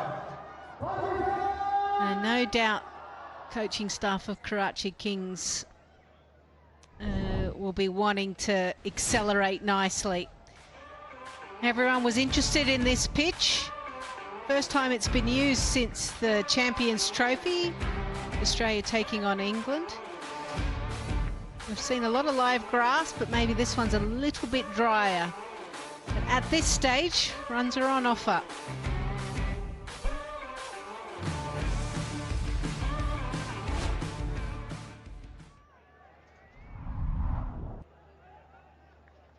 Six bowlers used so far.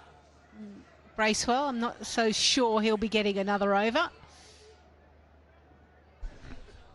No, but Camphor and Willie have gone really well. Willie with 1 left, Camphor with 2.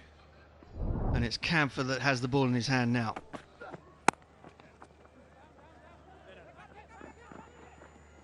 And now's the time for Karachi Kings simply to pin their ears back and... oh, goodness me. Poor throw in from the outfield in the first place, but then it bounced on this hard square straight over the head of Usman Khan, and they come back for a second. Iftikhar Ahmed there One thing I've noticed, there's a lot of gestures, there's a blaming of this. Oh, hang on, I threw it in. It's not supposed to bounce like that.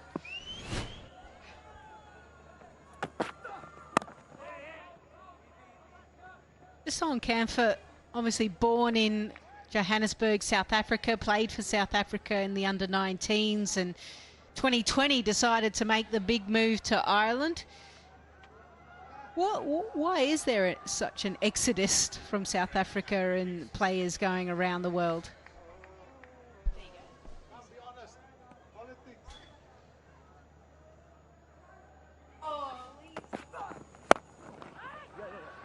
A chance? No, just in front of Jordan. I'm going to take a little while to think about that one, and maybe we'll get an ad or something to save me from having to give it. Oh, there it is.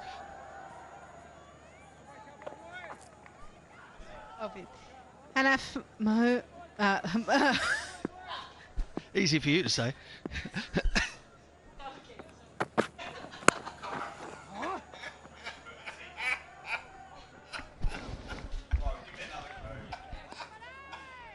Apologies.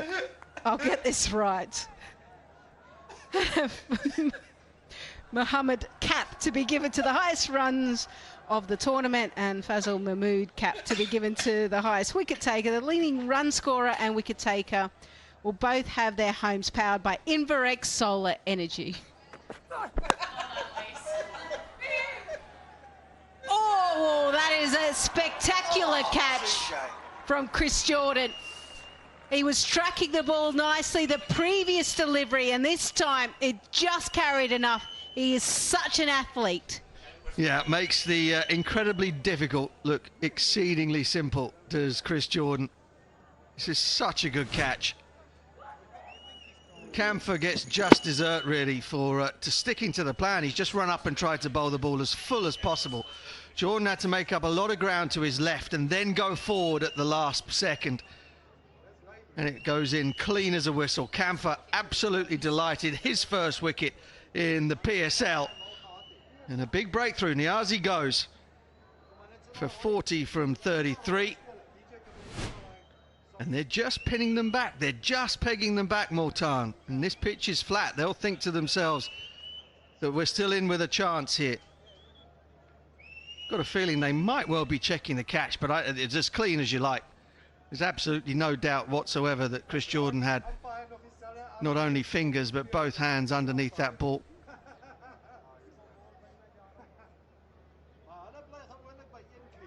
I think we might finally have had the decision.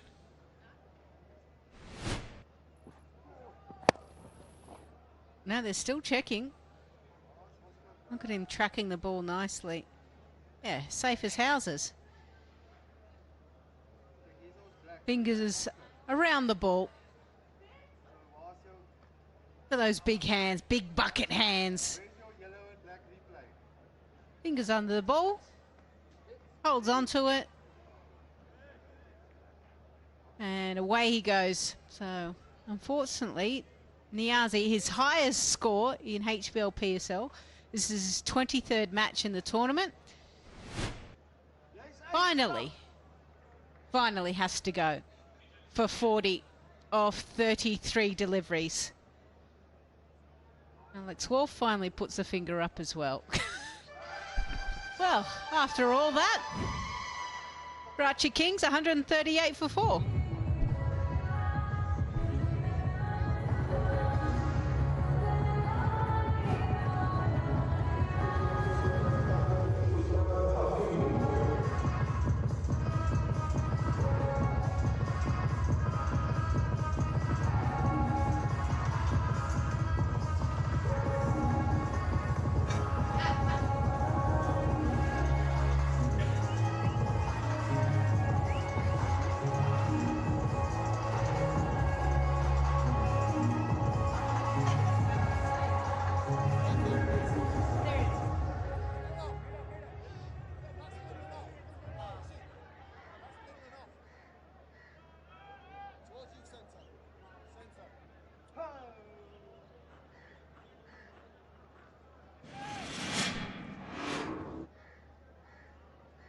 We're still sharp.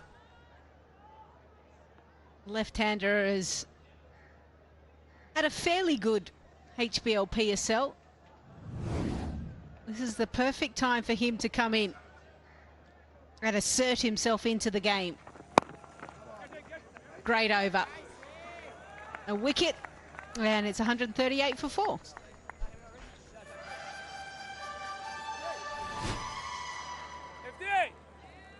Well, this was the wicket.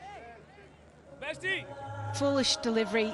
Got the toe end of the bat, and Chris Jordan does the rest. So elegantly. This is a wonderful camera angle. Just he tracks around the boundary rope and then decides, yeah, I've got to come in. Coaching staff are happy.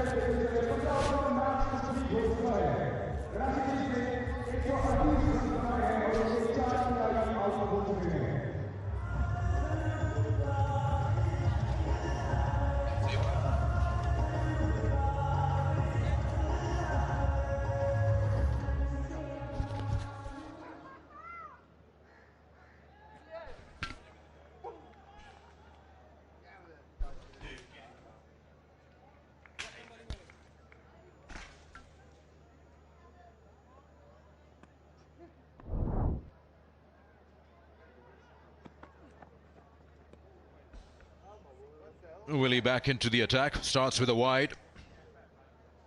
Karachi Kings started off with David Warner and Cypher going 17 and over in the power play, and then lost quick wickets was slowed down considerably.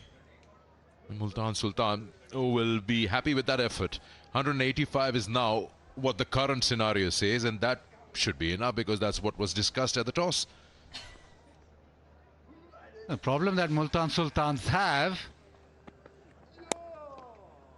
is that during this HBL PSL 10, in the last 5 overs, they've gone at an average of 13.5 runs to the over. So don't discount the 200. It is a problem area for them. 13.5 means about 67, 68 runs. So that is well over 200.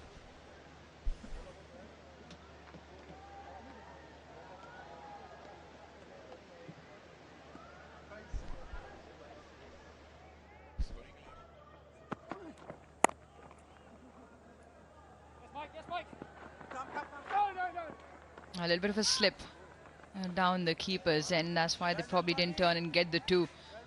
Yeah, they've been spanked around the park in that last 5. Now Michael Bracewell, who shared the new ball, went for 24 when David Warner took him apart, so he hasn't been in the action since. Now with the left-hander on strike, whether they bring him back against the favourable angle, but they've all gone around the park. So Obaid does have 1. Willie will bowl out now. Osama once again very expensive. And they do have options.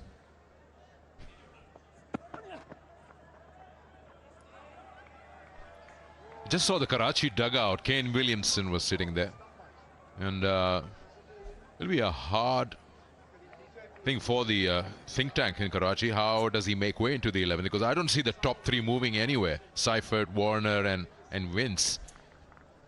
Yeah, I mentioned that when Kane had first arrived, David Warner at the toss said it's tough to get him in because obviously overseas backed at the top of the order.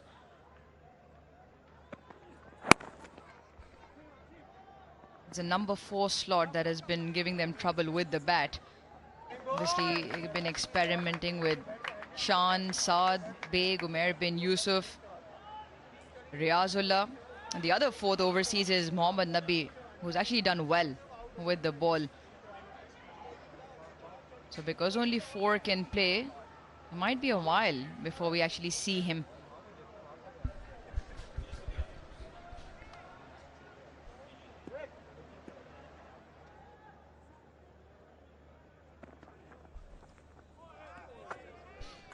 And slow one seems to be working. Good smart bowling from Willie.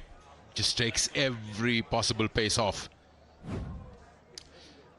Sign up and use PayPak debit card to avail the best Gulot discounts in Pakistan. Best card one can have.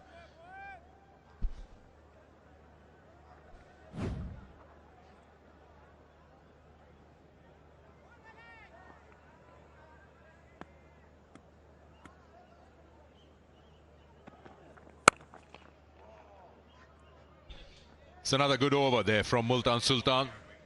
6 of it, 144 for 4.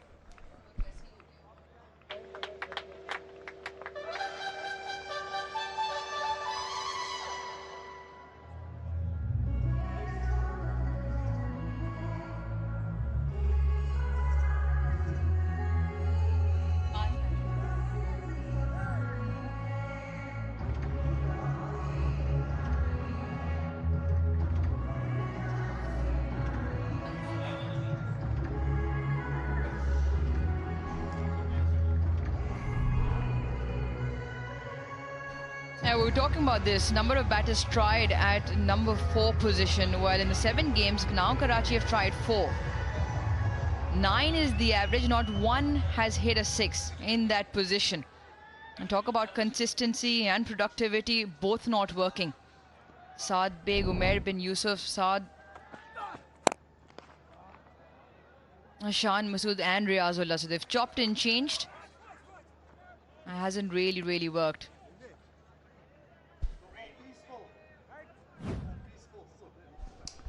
It's a free hit for fans. Visit the Parkview City Facebook page to answer the questions and get a chance to win a house at the end of the league.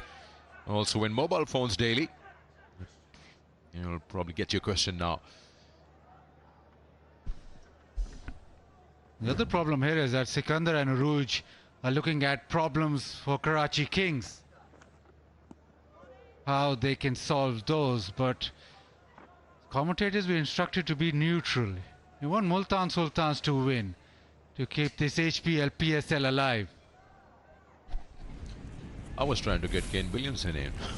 That's all I wanted. And she wanted him to bat at number 4.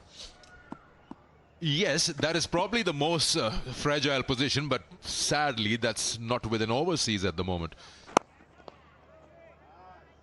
But when you mentioned that, Bazid, if you were to pick out one thing about Multan Sultans and say this hasn't worked for them. I mean, they've had good games. Apart from that last outing, they played good cricket, but it's just the finishing touch. The easiest thing would be to pick out 3, batting, bowling and fielding. But yeah, the bowling struggle. They haven't been able to fill that bowling devoid at all throughout this HBL PSL 10. And that then puts pressure on the batting. Batting then has to get you maybe 20 above par to actually win a game. And the batting hasn't done that either. So yeah, the bowling, the fielding is a huge issue, and that's why they're really, you can say maybe the batting, but more so it's the bowling.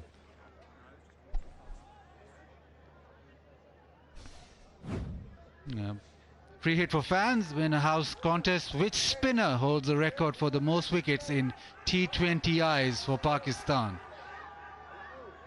Answer that and you'll be in the mix of winning a house at the end of the league.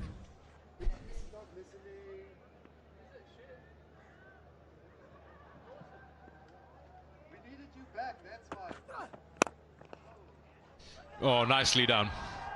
He's placed that perfectly to beat that short cover and then to the left of long off.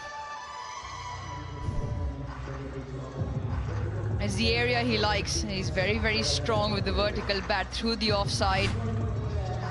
A very classic of James Vince. Just waits a marginal touch. And he's picked out the gap to perfection. A slow delivery. Valiant effort. But all in vain. So the couple of deliveries now left. That boundary adds 9 to the over. Oh, this is not the first time he's got that top edge. Now this will take some catching. Usama Mir called for and he spilled it. And that drop catch brings in the 50 for James Vince. Another landmark reach in the HBL PSL for the man from England. It's 82nd score of 50 plus in T20 cricket. He's been around when his team is required, but this effort in the field not required. 50 off 36, and he's kept the scoring rate up. Yeah, Baz, earlier on you mentioned if you could pick out one thing, you said you could probably pick out all 3 for Multan. Here's another example. Saw Osama Mir run out. It was a slow one, caught the top edge. It almost looked like he never wanted it. Three fielders converging. In the end, was still far from the ball.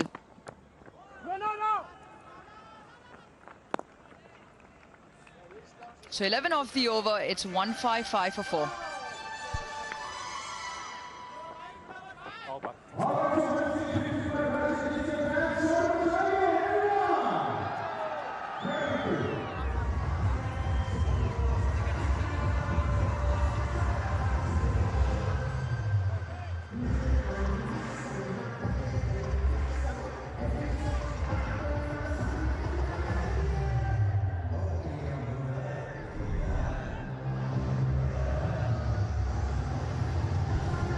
Flying start from Seifert and Warner, and then a partnership of 78 with Vince and Niazi has helped them to be where they are at the moment now. If they had to settle with 180, 85, they'd still feel with the kind of start they got, maybe they are 20 short. But with the struggling Multan Sultans, would that be enough?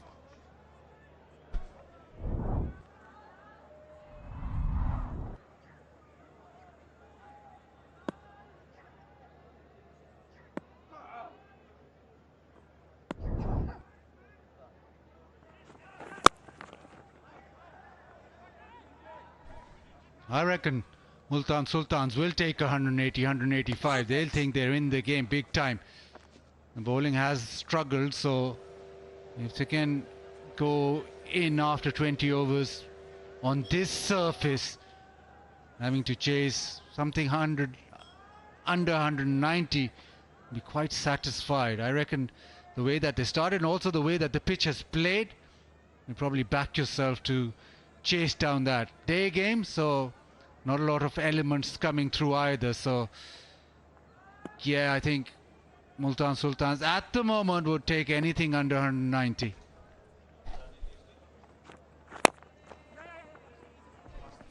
Good ball there from Chris Jordan. Tapal Tea Lounge, Pakistan's #1 tea brand, and that place always a full house, whether it's the heat in the day or it's a fine evening, and people do come in numbers and enjoy Tapal tea. Yeah, Khushdil now, who's played a few cameos for the Karachi Kings in that middle, once in a winning cause as well in Karachi. Now he likes to slash on the offside, or if it's marginally short, goes into the leg side boundary over mid-wicket as well. And Jordan at the moment has that deep point really fine. He won't shy away from that pickup shot. Chris Jordan has gone for a few. 16 his economy in the last 5 overs this season. It's where we obviously talk about where troubles have been for Multan Sultans. Yeah, as you mentioned, 190, that's 13 and over from here, so it's on the cards. Just be how good a performance that bowling group can put in with this final 2.5 overs.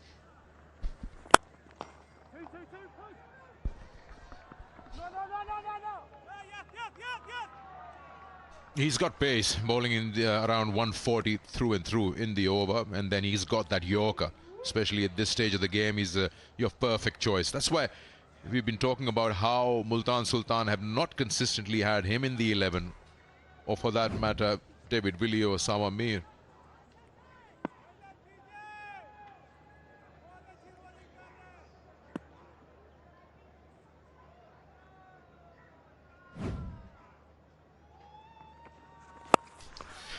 This time swings the bat, and he'll probably earn himself a maximum here. Khushdil Shah has had enough, made up his mind and made some room and smack.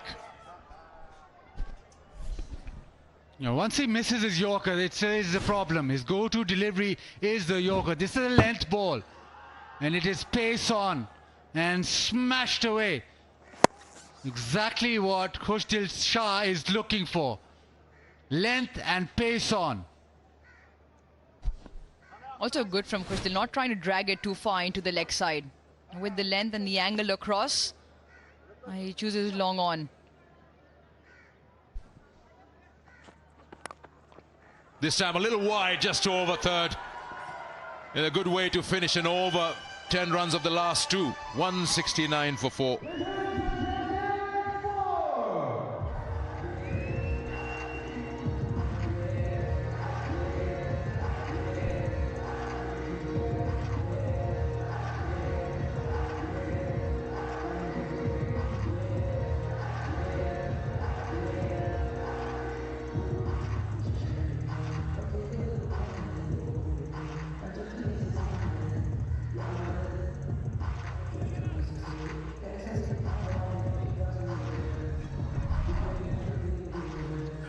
Multan Sultans and their bowling options, 6 available to them.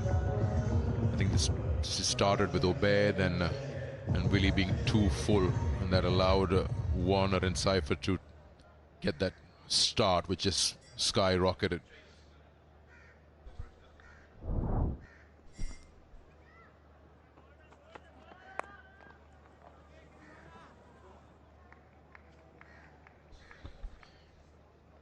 No matter what the weather, if you come prepared and the most well-dressed, you'll get an award from J. Official styling partner. That hamper goes to that young lady. Congratulations to her and to those who will be coming in the evening.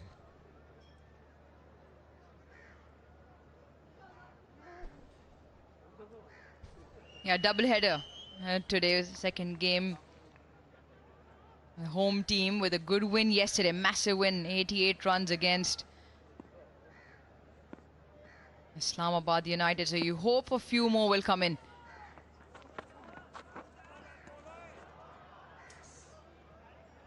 Yeah, got to re-bowl that.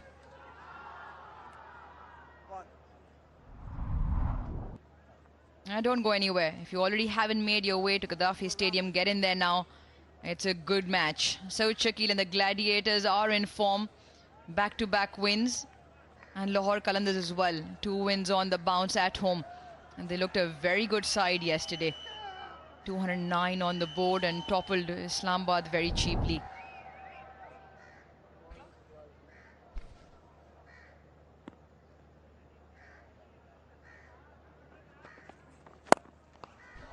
Hushtil goes again, goes big, and will go all the way. Very, very important runs being added to that total here in the last couple of overs. Again, very smart. Batting deep in his crease. Good to jump onto that length. And always looking to hit straight. Horizontal bat, but looking to hit straight. Hits it a long, long way again. So that's now 2 sixes for him. He's raced to 20 of the 8 and providing all that firepower towards the back end. As Karachi look for a good total. And they like it as well. A little bit for discussion now. Willie, Rizwan and Ubaid. Now Rizwan has run a long way to the bowler Ubaid, and obviously Willie also in the tactics there, but Ubaid Shah, he likes bowling into the pitch. If you go short of length right now, Hushtil is waiting for that almost baseball-like hit. Now does he go even shorter?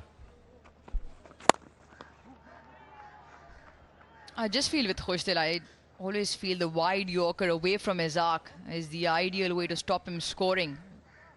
Push third and point back, and then just take one side of the field out of the equation. Let him have a swipe from that far out. Yeah, but Ubaid, his go-to deliveries into the pitch. Very rarely do you see him actually try and bowl the Yorker, be it straight or wide. And there's also a delivery that he goes for runs off the one pitched up.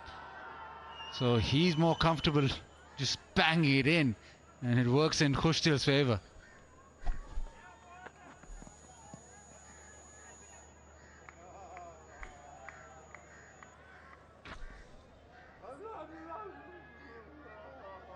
You can scan the QR code, download the Go Lutlo app, enter into the lucky draw, and chance to win a Go Lutlo motorbike every match. You're handed that key after the game, so plenty of opportunities for all, every single game of the HBL PSL. The other thing in a day game is that, yes, these are super fit athletes. Yes, they are highly professional, highly fit players, but it still takes a lot out of you.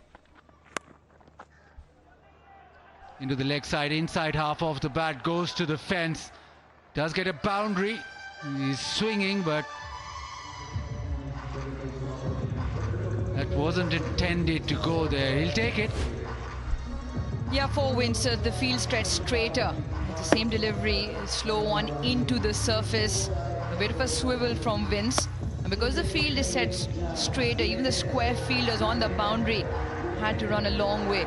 Because James Vince likes it in wider V or straight down the ground. The field remains the same. Third up in the ring, fine up in the ring. Does he take him on? Does he give himself a bit of room? Plays it over those fielders behind the bat.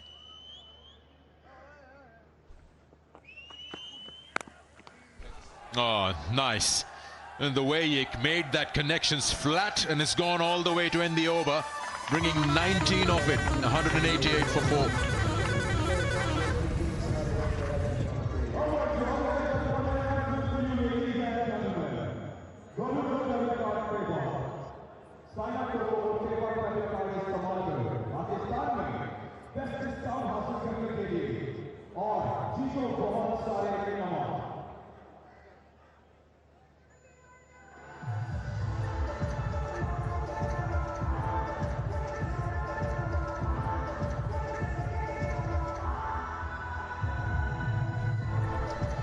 Yes, these two have done it for Karachi Kings. The opening game for the Kings, they both had a partnership in that chase, that big chase that Karachi did against the same side.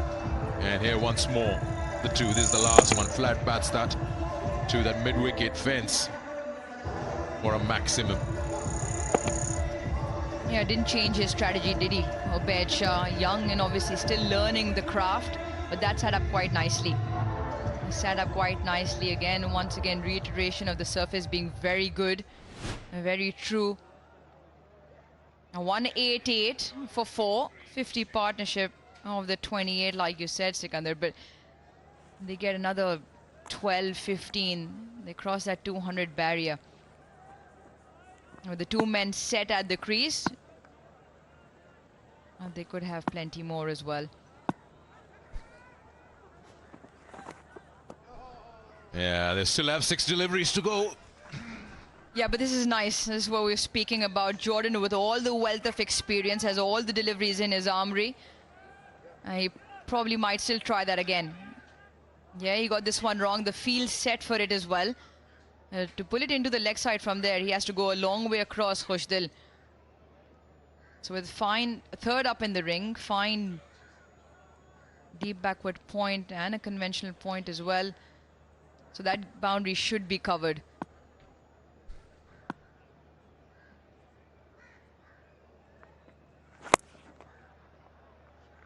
Now they know he's going to be aiming for those Yorkers. It's just that opportunity to get underneath one of those. 𝐄𝐍𝐆𝐋𝐈𝐒𝐇 Shah, that's what he's looking for. Multan Sultans, a problem again with death bowling. It has risen again. Gone for 52 in these 4.1 overs. What was it, 63.5? So they're well on track for that, but now it is a problem. 190 and now counting. Now Rizwan will take, well, we're conceding a little too much. 180, 90 they would have been satisfied with, considering the surface, but anything that goes above this, now we've got 5 deliveries, they could easily get to 200, even more. That will just sort of be a slight issue for Multan Sultans once it comes to chasing.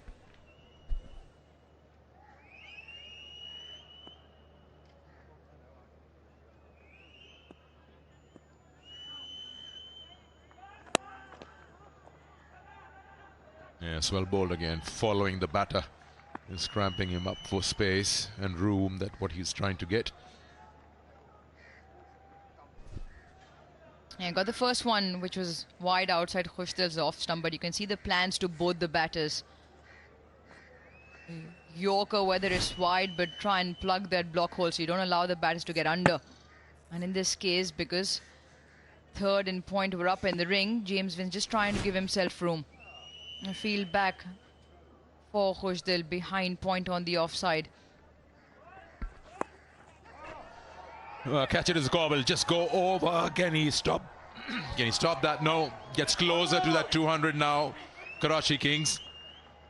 195 now. Yeah, it's gone into the surface. And with the field set, anything behind the wicket will race away. And not in control, a top edge, but that was enough.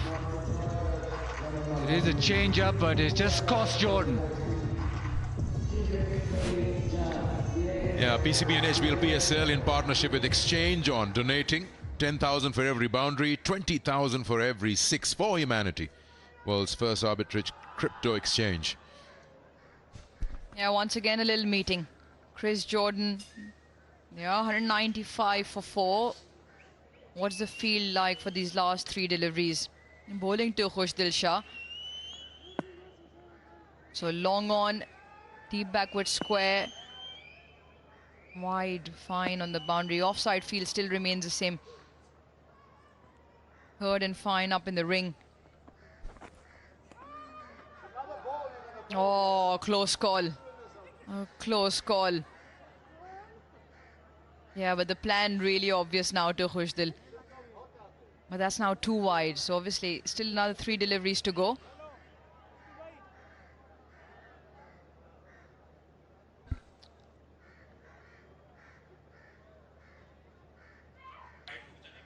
Well, Chris Jordan's obviously appealed for this. It's a fair delivery. And I'm front on Chris. The umpire has sent it upstairs.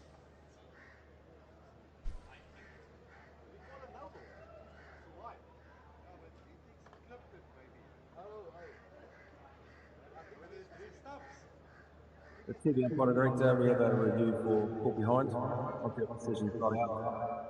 Fair delivery. I'm front on Chris. Thanks.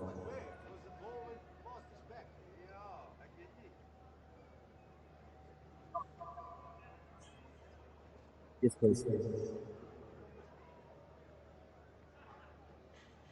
Yeah, got a review for football items. Front on coming up now. There looks to be a gap between bat and ball, but can I check with off the edge, please?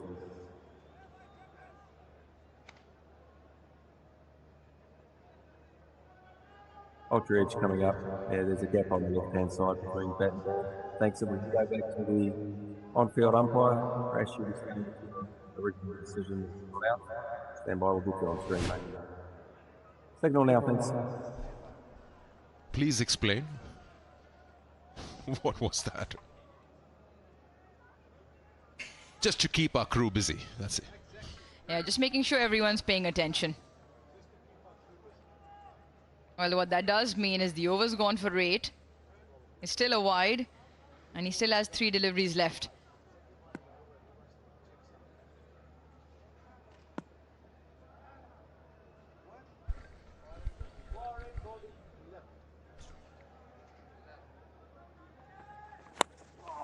Full toss, he misses that, and that's well stopped, I tell you. Kamran Ghulam. And it was flying away through that region.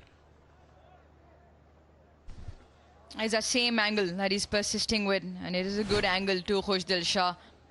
And the ball is pinged off the bat, 140 Ks, and it's flown to Kamran. He's done extremely well to get some part of his body behind. Certainly stopped 3 there. 197, 2 deliveries remain. Vince is eyeing that leg side. He wants length.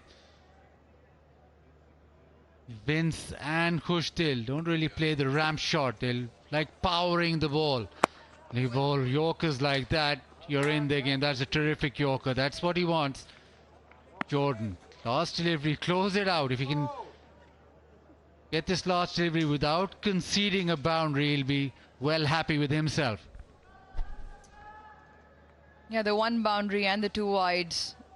In spite of that, it's been 10. 10 of the over. Good over in the context of the game. Now then, the last delivery to 𝐄𝐍𝐆𝐋𝐈𝐒𝐇 Shah. Now bowling with a little bit of steam as well. Chris Jordan has gone full and pace all deliveries in the over. Once again, a little bit of a discussion. Rizwan just making sure that they are in the perfect position they need them to be, the fielders. Yeah, still not happy with something.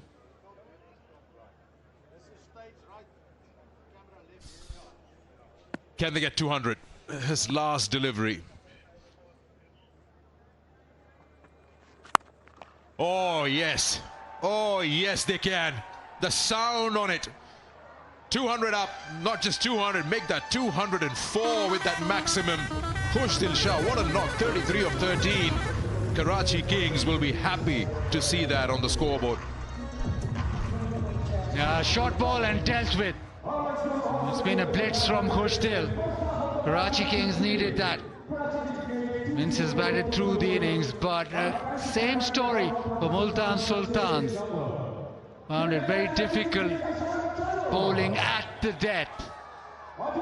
Having won the toss and batted first, Karachi Kings, well, they'll think they've done the job. Got over 200, they've got runs on the board, and that squad, that dugout, be pretty happy with the way the first 20 overs have gone. Yeah, picking up momentum at the right time and done the first part relatively well. From 53 for no loss to 65 for 3 in that power play. But look at the recovery after. Out of the power play, gone for 73, only losing that 1 wicket. And the back end very clinical. 66. Good partnership. All of those between James Vince and 𝐄𝐍𝐆𝐋𝐈𝐒𝐇 Shah. Now they won the toss. And they were very happy because the surface looked a good one. And they've made use of it. 22 up the order, and then Warner 30. Seifert 22, 65 and 33. Very good to get them 204 for 4. And James Vince carries bat 65. 𝐄𝐍𝐆𝐋𝐈𝐒𝐇 33 of the 13. And they strung together 66 of 33. 5 fours, 2 sixes. Struck it at 144. Well, let's get down in flashing speed as well to Aaron Holland. Well, he's the best power play bowler in the history of the comp in terms of wickets, and David Willey was the most economical today for the Multan Sultans. 1 for 23 for you. How are you successful in this wicket today? Yeah, look, I think, you know, throughout the competition there's been some challenges, some pretty flat pitches, but, you know, went to slower balls pretty early here and tried to make them play square of the wicket, and they found it difficult. So I think, you know, we've struggled at times, but I think the approach we took today was to try and back our skills and our strengths, and hopefully we can knock these off. They got off to an absolute flyer, but then some beautiful partnership bowling between you and the youngster 𝐿aid Shah was just brilliant. What do you make of the youngster? He's got some fire to him, doesn't he? Yeah, you know, you just keep seeing him churn out these fast bowlers in Pakistan, and he's another one, so he's a, you know, a great prospect for the future, and hopefully he keeps learning and he'll go a long way. Sways of momentum with the bat and ball today. What did you actually make of how the conditions played throughout the 20? Yeah, look, obviously 200 is still a good score. I think the way they played, they built some partnerships. They obviously got off to a great start, which allowed them to rebuild a little bit. But hopefully we can build some partnerships, a few cameos from guys, and we can get across the line today. We've seen you go big with the bat, may be required today. What do you think the blueprint is for the batters in order to chase this down? Yeah, look, I say hopefully we can get off to a flyer in the power play and then build on that. But as I touched on there, I think partnerships are going to be really important. Someone probably anchoring the innings and then a couple of cameos, and hopefully we'll get there. For those watching at home as well, just how hot is it out here today? Oh, it's pleasant. You know, this is what we look for when we're in England to go on holiday, so I'm not complaining. Very true. Thank you so much for your time, David Willey. Best of much for the next innings. Thank you. He said it was pleasant, but with the bat it was pleasant for the Karachi Kings. A good partnership up the order, 53 of 23 between Seifert and Warner. Got them off to a flyer, and then came Vince Niazi. Got the impetus back in 78 of 57, and finishing touches in some speed. Vince and 𝐄𝐍𝐆𝐋𝐈𝐒𝐇 Shah, 63, 66, beg your pardon, of 36 deliveries. The bowlers did take some spanking all around the park. Curtis Campher, the best of them, returning figures of 27 for 1. Bracewell 1 over with that new ball. Wickets 1 apiece for Campher and Willey, and 2 to the youngster in 𝐿aid Shah. Well, that does mean that Multan Sultans in a must-win contest. At the other side of the break will look to see if they can get 205.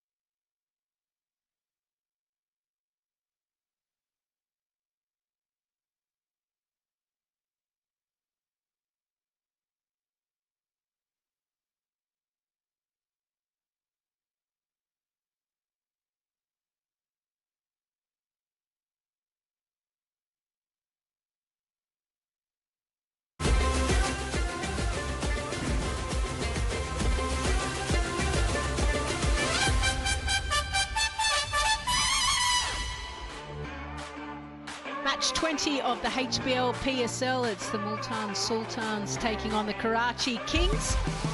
And Multan need 205 runs. A wonderful display of batting from the Karachi Kings. Time to head down to Erin Holland and Mark Butcher. A very sun-smart looking Mark Butcher here. I tell you what, though, the conditions have actually got a lot better. Light breeze around the ground now, Butch. A lot more pleasant. Yep, it is a lot more pleasant. And I think Multan Sultans have actually done okay there, even though they're going to be chasing 205. Curtis Camphor and David Willey through the middle part of the innings managed to just squeeze things a bit. Osama Mir to a slightly lesser extent. And what looked like could have been a score of 230 plus has been brought down to just above 200. They're going to have to bat 100% better than they did just a couple of nights ago, but they still have a chance here because the pitch is pretty good. Well, they've got a big scoreboard total on the board there, 205 they're going to need to unsettle the Kings. Considering last match they were bowled out for 89 as well. I mean, a lot needs to improve, but where's a good start on this wicket, do you think? Well, I mean, you know, when the ball is brand spanking new, I think it comes flying onto the bat beautifully. Tim Seifert and David Warner just took them to task right from the very start.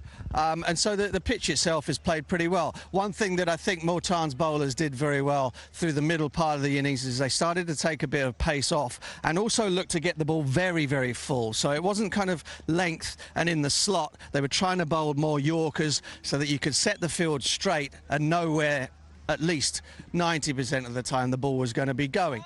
The issue, I guess, is when the ball is brand new, is that you've got to try and keep people quiet by bowling a little bit back of a length. They were too full with the new ball, and that disappeared. And how about the fight back from Ed Ashar as well? Such a young man. I heard you say to us as well up in the commentary box, you like the intensity, the aggression, and he was just happy to take on the fight, which is really important when you're getting pumped. Well, yeah, I mean, Multan have had such a poor season by their very high standards, and there's, you know, you could be forgiven for thinking that, you know, it's not going to be our year, not going to be our competition. We'll just kind of give it half an effort. But Ave doesn't know anything about half an effort. It's full steam ahead. He's got a lot of passion for the game and a huge, huge future in it. He's got a lot to learn, obviously. He's only a young man, but he's got all of the ingredients you want from a fast bowler. He's got raw aggression, he's got some skill, and he has the passion for the game to really go at the opposition, no matter they might be more experienced international players than him. It's a bit of a Multan Sultan special, isn't it? Finding the latest and greatest thing in terms of emerging players. He's been certainly one to watch, coming from the family of a bunch of fantastic fast bowlers. But the batting from Karachi Kings, what impressed you today? A few good partnerships up the top of the order, right the way down to at the very end. But Seifert and David Warner, they got off to an absolute flyer. Well, 50 came up in 3.5 overs between those two, and it's what you'd expect from them. It's a belter of a pitch. They had, you know, some juicy deliveries, juicy offerings to go out to begin with. David Worley searching for a bit of swing in that first over, and then obviously he had the Bracewell over that went for 24 straight after that, and so they were flying. The one thing that both of them are going to be very upset about is the fact that they got on off to that flyer and then both got out within about 3 balls of one another, but they're just doing what they know how to do: put bat to ball, give the bowlers a hard time. We talk about the middle overs being so incredibly important in this format of the game. Multan Sultans actually managed to pull back and restrict Karachi. We kind of thought maybe the ball was doing a little bit, but then at the very end, 𝐄𝐍𝐆 Shah and James Vince absolutely punished them to all parts. Well, yeah, I think that the impressive thing was, for me, was Curtis Camphor's spell. So it's not somebody that's got an enormous amount of pace, but what did he do? He decided, okay, the things that I've got in my favour are that I can try to get the ball up in the block hole, get it underneath the batters, not allow them to get underneath me and loft the length up and over the boundary. There was a tiny little bit of reverse swing there, and it wouldn't surprise me if the ball got a tiny little bit soft. But his spell was absolutely superb. 1 for 27. David Willey, having gone around the park with the new ball, ended up getting 1 for 23. So the two of them squeezed things in the middle period. I think it was a 5-over period of about 37 from 6 to 10, and then 45 from 10 to 15. So in that period, they kept things nice and quiet. It then got away from them again at the end. All right, you've come out, you've looked at the conditions. I'm going to get you to throw your captain's hat on for me now. Where are you getting your bowlers to bowl on this to try and restrict and protect that 204 if you're David Warner? I think with the new ball, we've seen that this surface, this entire square actually, we've seen balls being thrown in from the outfield, bounce over the keeper. So there is that extra bounce. So if you've got a bit of pace and a bit of aggression in you with the new ball, go back of a length, try to get the ball up in this sort of area on the batters, make them take the ball on. And then as you go through the innings, you're going to have to be smart about using your cutters, using the Yorker, trying anything that you can to stop yourself from bowling the ball in the slot and disappearing. Well, how much they're going to miss Hassan Ali then, second lead at wicket taker for Karachi Kings? They'll miss him hugely, yeah, because that's all of the things that I've described are right up his alley. So that's going to be something they're going to have to replace. Ahmed Jamal comes in for him, and the rest of the bowling attack has got to try and play on the fact that Multan Sultans are struggling.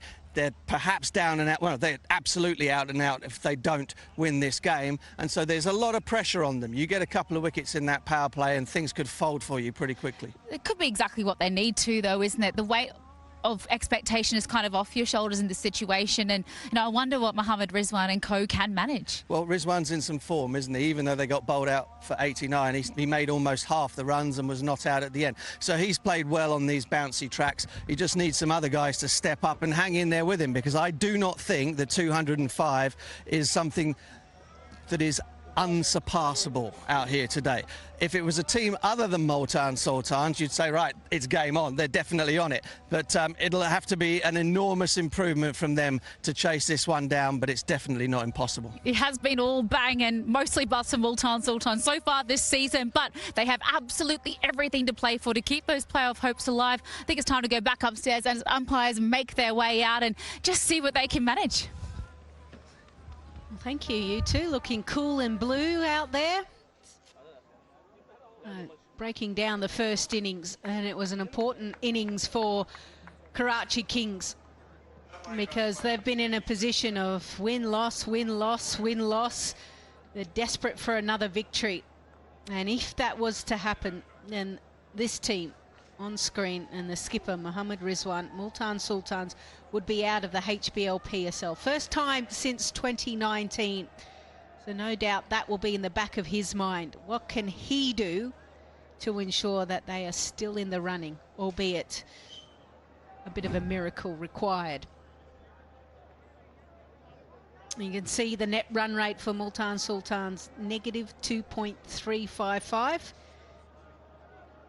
Just the one lone victory, and that was at home. Today's game having moved from Multan due to the heat.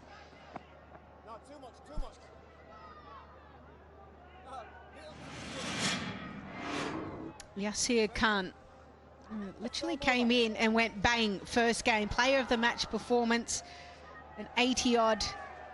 He has shown that he is a true six-hitter, and he'll want to get the team off to a wonderful start, won't he, Rouge?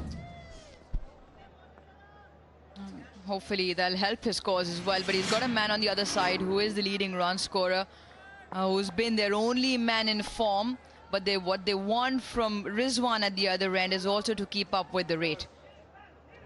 Yasir, you said he's a six-hitter, so he won't hang around, and they don't want to fall too far behind, especially because their batting order, well, all of them, they've just not been in form. So if they are to win this must-win encounter, chasing 205, and when there's Rizwan out there, always seems like there's some sort of a drama. Oh, he's just picked the wrong bat from his kit. I mean, yeah. I guess if you've got 5 or 6 in the kit, it's a little bit hard. Which one do I pick? I mean, for us, it was just the one. Well, it's just going to come to that. Where, was that ever? I heard 12. No, that's it. It's women's cricket, remember? Mir Hamza. Economy of 8.17, 25th match. I wonder how much analysis he's been looking at this pitch and what is the length he needs to bowl. Will he be able to execute it straight away?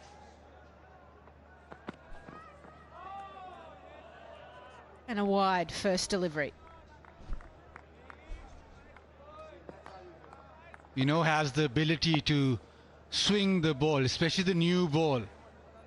And in this Pepsi power play,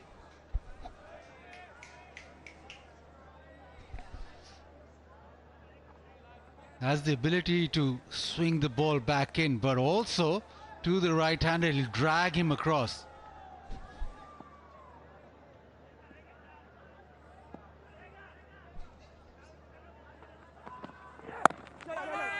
Just shaping the ball across the right-hander, and Karachi Kings look up and about, hunting around like a pack. A lot of noise, a lot of energy. So too are the fans that have braved the heat. Can't believe they're all wearing black.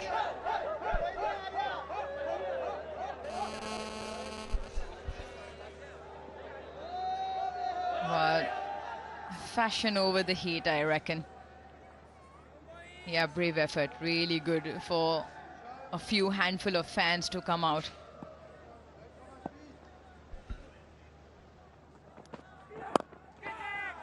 Oh, and then And he shapes the ball back into the right-hander. So this is a wonderful start. Certainly better than what Multan Sultans were able to produce in the power play. Now, he's played 4 games this season, Mir Hamza, for the Karachi Kings. He's picked up 4, but the best thing that he's done is not gone for many. Just 6.2 his economy during those 4 games. Specialist in the power play. He's taken the new ball for a very long time in the first 10 overs.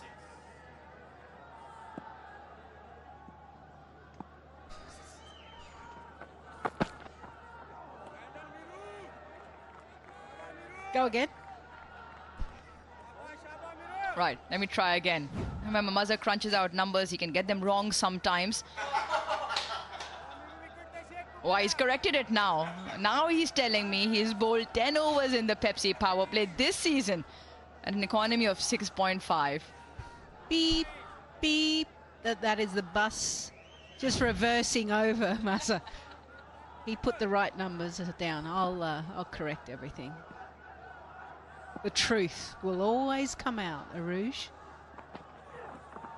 Oh, flirted at that. Wanted to play it, Yashir, because we know he likes bat on ball. He's a very good red ball bowler. That's why they control with the new ball. Look at the seam position pointing towards second slip.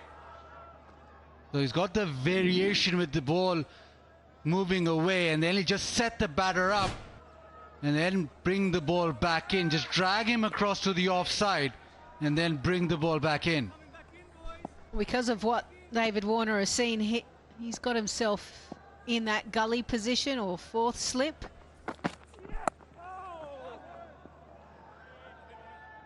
And just plays that one late.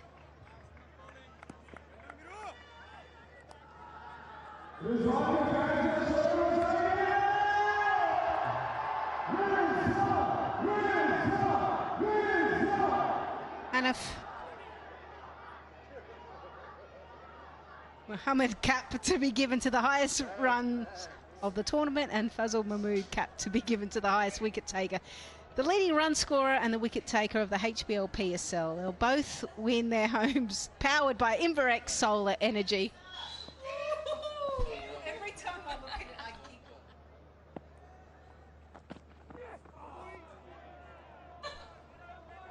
Great start. Just the 2 runs off it. 2 without loss.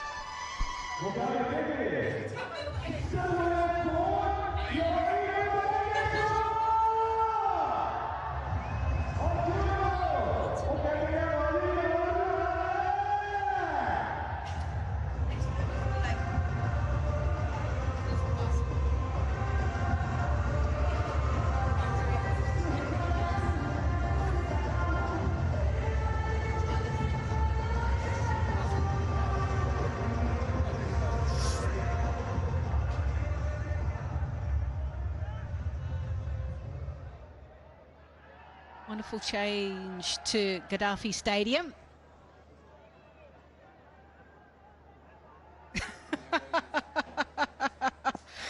He's having a good time. Yeah, keep twirling, sir.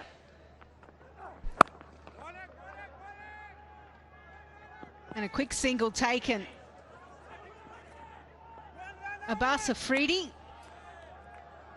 I wonder if he's a question mark that Multan Sultans will be having. Why did we let go of him? Too late for that. But we've discussed that at length. Discussed in the first innings as well. Him, along with Muhammad Ali, 19 wickets. New ball with the Multan Sultans. Providing that penetration, picking up wickets in that power play. And then Osama Mir in form. So that trio was really effective for Multan last season. Oh, this might be effective for Karachi Kings. Hang time, keeper. Tim Seifert not missing out on that opportunity. Top scorer in the league goes for a duck.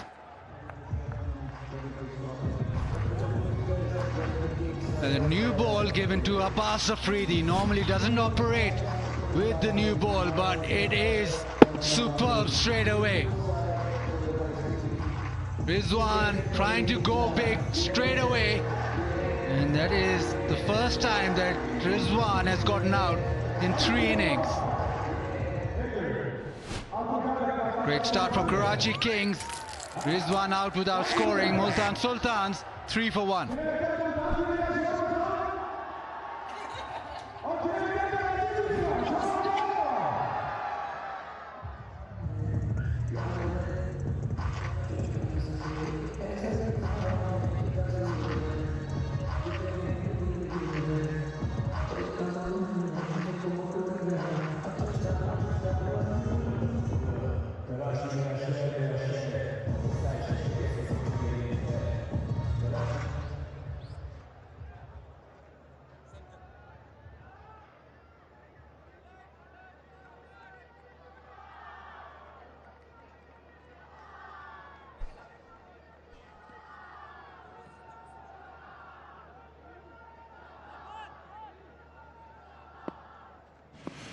Usman Khan, the new man out in the middle.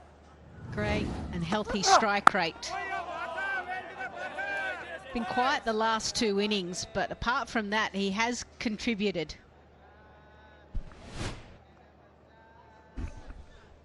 It is his go-to shot, but once the ball is swinging away and off a length, it does make it slightly difficult.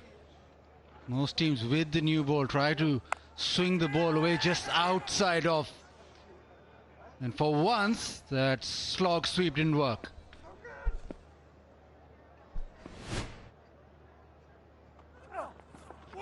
Oh dear.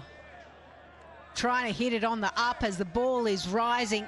That's one thing we've seen in here at Lahore. The ball just taking off the pitch as well, helping the fast bowlers.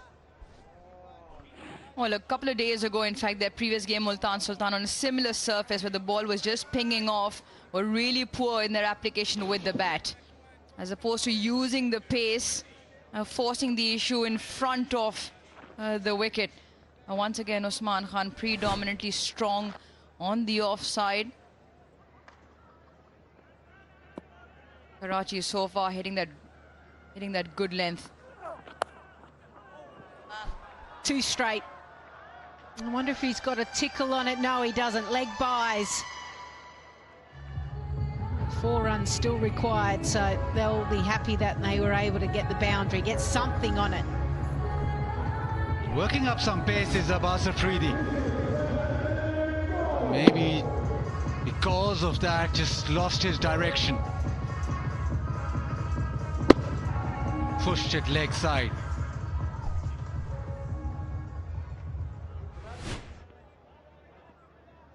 And here through the stump mics, lots of chatter. Karachi Kings are up and about.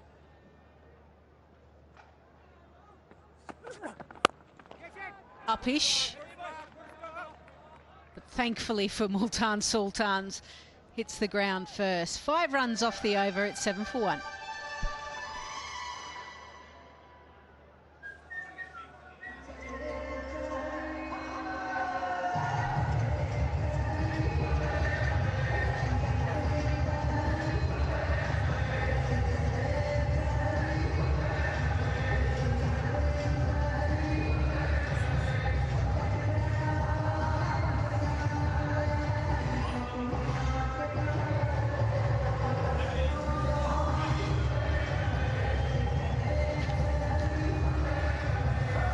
My fellow co-commentators who are from Pakistan, and they can't tell me what this building is.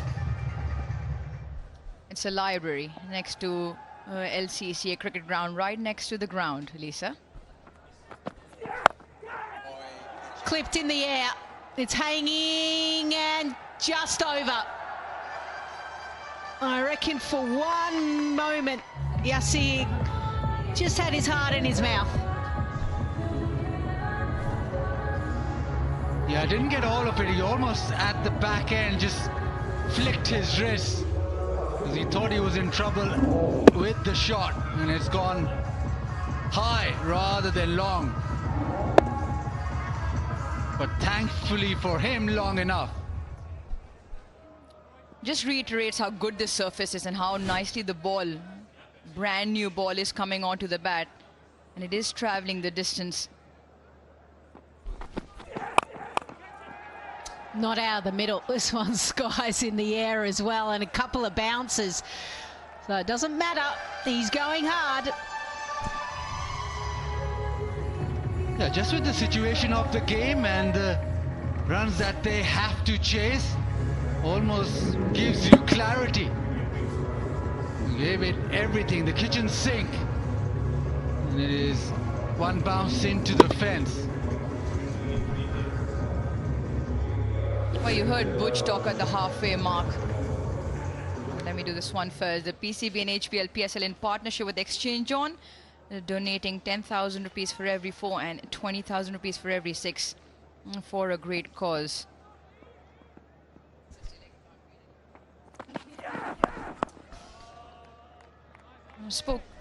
Butch was speaking to Aaron at the halfway, and James Vince also spoke about the fact that brand new ball, best time to score because of the way it's coming onto the bat. After it becomes a little bit softer. Now, when you're chasing a target of 205 down and out, you got to make use of this power play. Yasir Khan will go after the ball. You expect exactly the same from Usman Khan.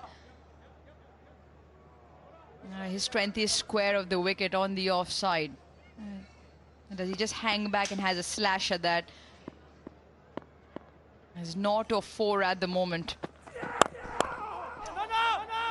Oh, excellent fielding.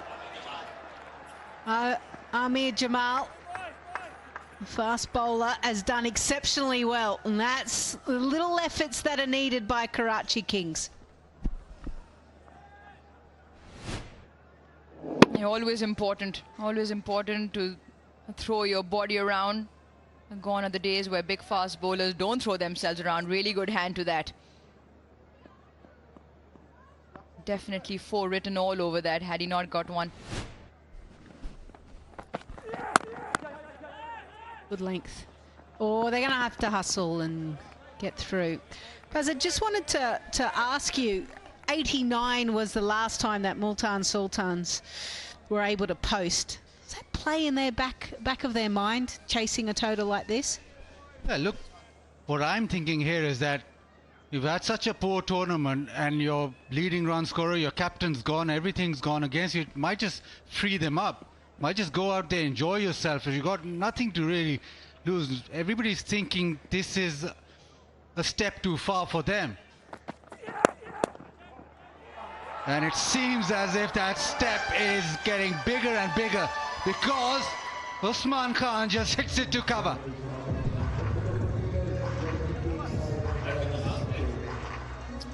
I really have to question his approach here. Well, you want to look away when this replay shows up. Once again trying to force the issue, a bit of a slash. And just a simple catch. James wins. Got a duck in the first game. In the previous game, Usman Khan. And this afternoon, just the one. Multan now in a step and a bit of a bother, 20 for 2.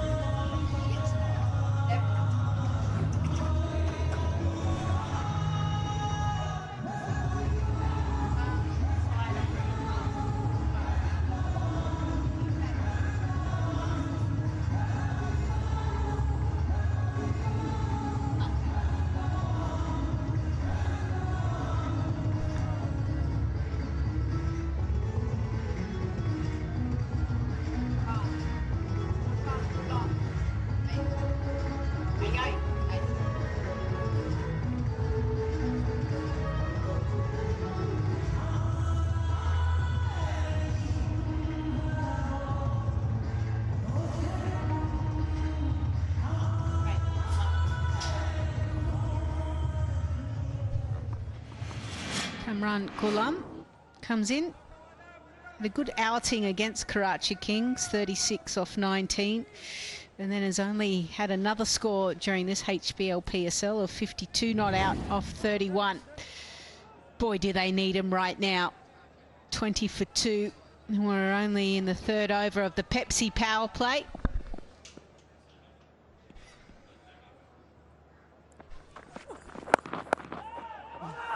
Good pace. Oh, dear. Oh, I don't know if you can appeal for that. I think he's allowed to turn and go back home, but David Warner is just politely inquiring. And now has a chuckle. Oh, I would have gone from bad to worse. Not sure where he was off to. Loud shout out no. So was sent back. Get back. Well, I'll just take one.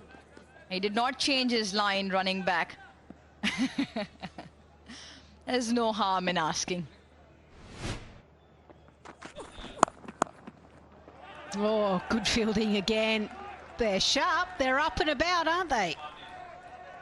Yeah, Fawad Ali now with the ball. One of those who's come from their development program for Karachi Kings. He's bowled with some steam. Clocked in 147 Ks as well up in Karachi. Speaking to Waqar Yunus about the youngsters we have on display. Him, Ubaid Shah, Ali Raza.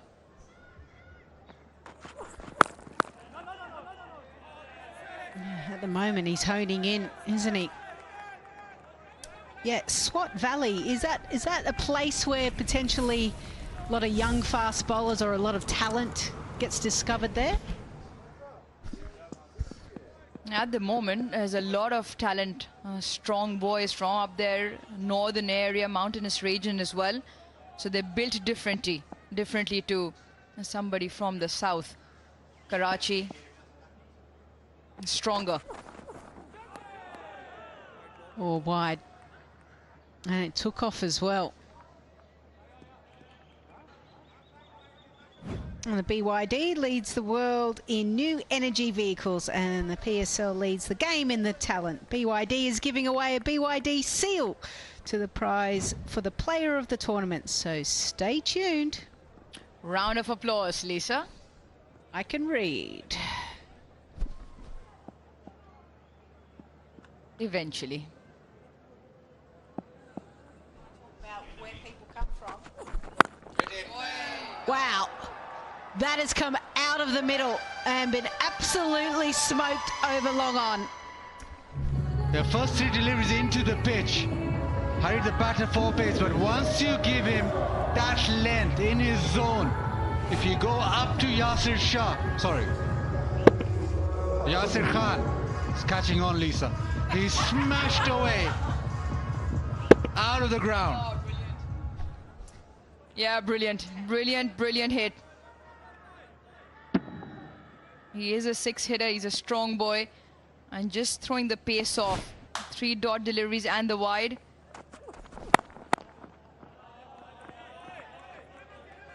I just wanted to highlight again Usman Khan. The previous match, he was stepping out and trying to flat bat and got hit mid-on. Again, he's out of his crease and he's really trying to hit the ball that's still travelling up, and he's trying to bludgeon it in front of the wicket instead of maybe a little bit squarer. Well, this is flown. And he hits it square, doesn't he? Much better over. 13 runs off it, 33 for 2.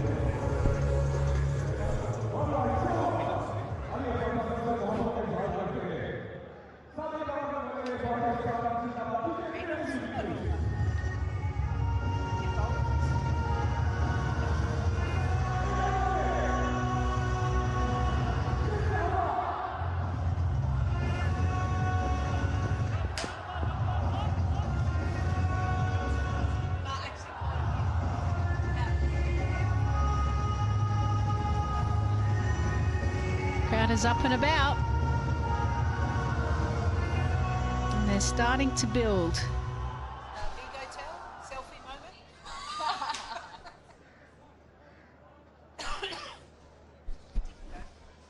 Yeah, take that elbow sleeve off, please. Amir Jamal, one of the changes for Karachi Kings. Hassan Ali misses out. Very quick into the attack. So 2 overs for Mir Hamza, 1 over of peace for Abbas, Afridi and Fawaz. So changes coming in both ends.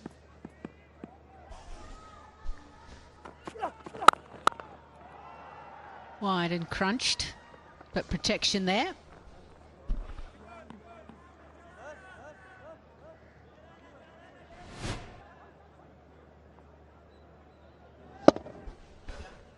He's got a strange technique, so what if you bowlers try and attack him with the short ball?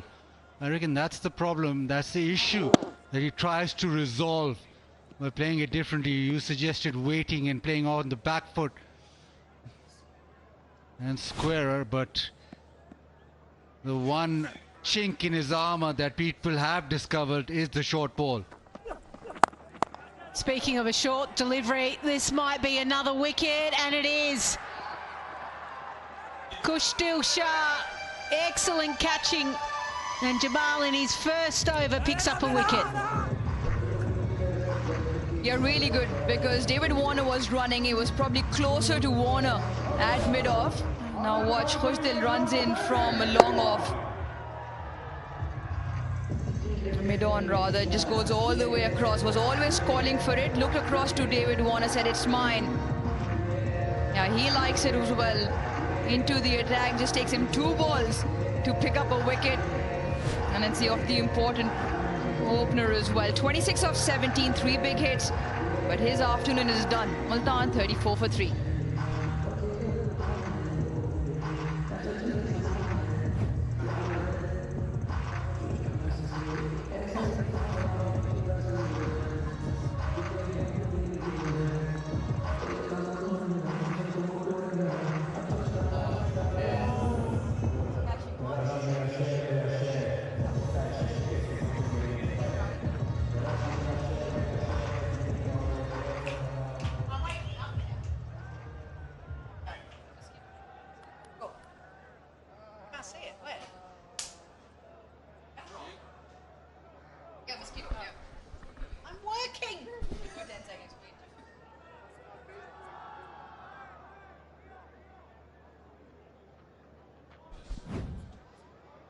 𝐄𝐍𝐆𝐋𝐈𝐒𝐇, just his second game here in the HBL PSL. Picked up his first wicket in the tournament in the first innings. Can he do the job with the bat?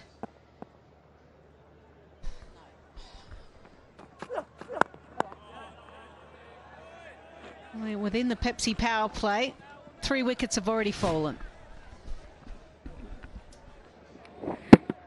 Ahmed Jamal is an into the pitch bowler. It was the slow one, still into the pitch. That's why no timing. Good catch from Kushdil. And Karachi Kings look well on their way. Batted first, puts runs on the board. Bowling, they've come up with a strategy which is working. Back of a length.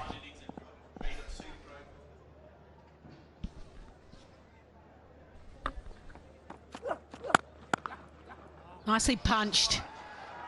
Now that is how you play a ball on the rise. Yeah, just slightly fuller. And we've seen this throughout the day, that once you err slightly to the full, it is going. Nothing off the surface, just skips onto the bat and through the covers. Just 4 in his first outing.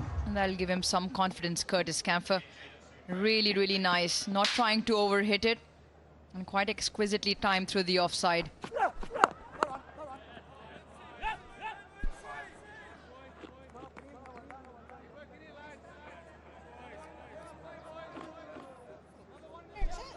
Yeah, the J-Dot super over. Roll your arm over, hit those stumps. No matter what the action, you always walk away with a prize. Karachi Kings have been rewarded. Great first innings and 3 in the power play. The Pepsi power play so far going well for them.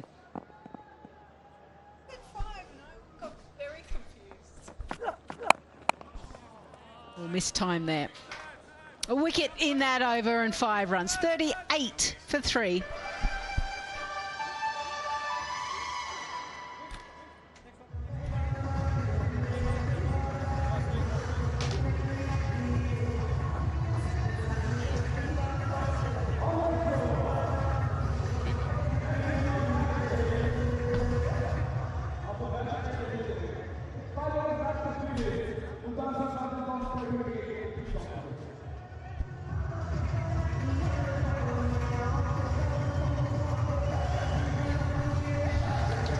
38 for 3. Not the kind of start Multan would have actually planned with, because all what they need is a win here, and this is not really helping their cause. Once again, the top order failing.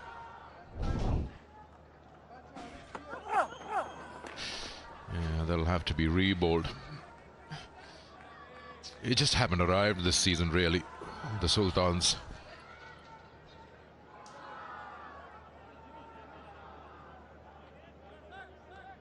Just to endorse the fact, Multan Sultans have lost 7 wickets in the power play in the last 2 games.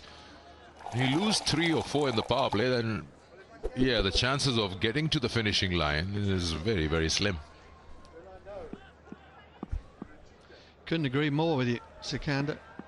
Difference has been Karachi with a new ball have pounded back of a length really hard.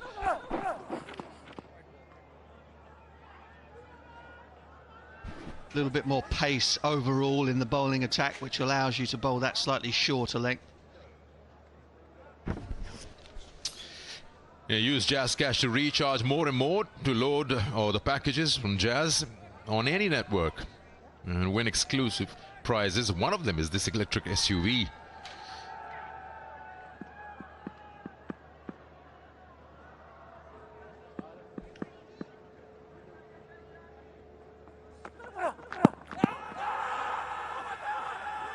Yeah, it's going down. Rashid Riaz is unmoved. Better not go upstairs, you probably lose the review. That's not even touching the stumps. Yeah, you talk about, sorry, that how Karachi has been with the ball. As what Seifert is saying, is going down, yeah. Good decision. You look at 2 teams, Karachi Kings and the Quetta Gladiators, with their 4 faster bowlers, and those immaculate lengths has really worked for them in this latter part of the opening round, and that's why they are amongst points on the table.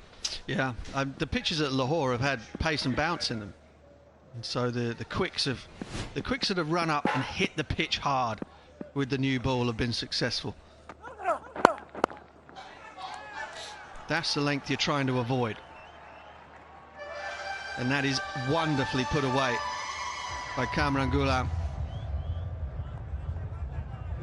Very adept off his pads. This one just arcing in and clipped away effortlessly.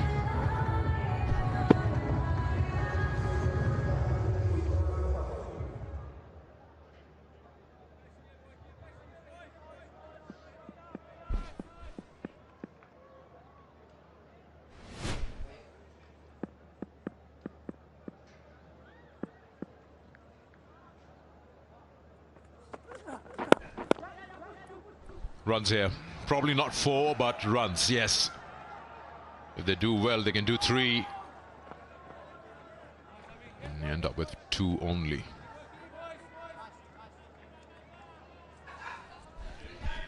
Slight change in atmospheric conditions out there. There's been a bit of cloud cover for most of the day, like a thick blanket. It has been very hot. Speaking of hot, who was the youngest player to score an HBL PSL half-century? Haider Ali, Saim Ayub, Mohammad Harris or Naseem Shah? There's your Jazz fan polls question.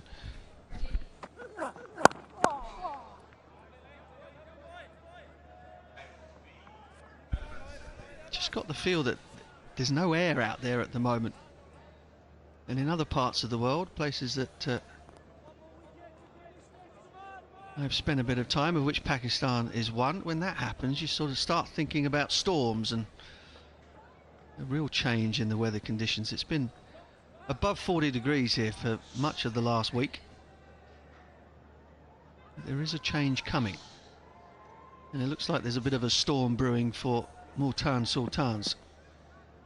Maybe behind the scenes after the campaign is over.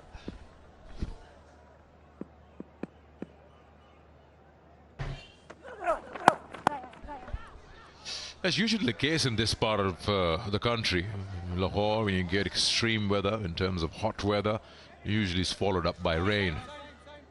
It's not like that in Karachi though, but it's not anything surprising if it rains later in the evening or late night.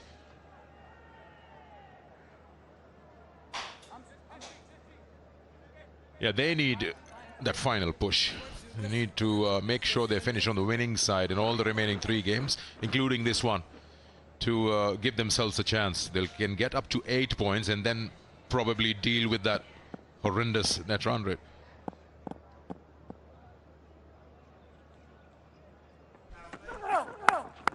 Yeah, full toss, trying to make room and then eventually getting a gift, finishing off with a maximum.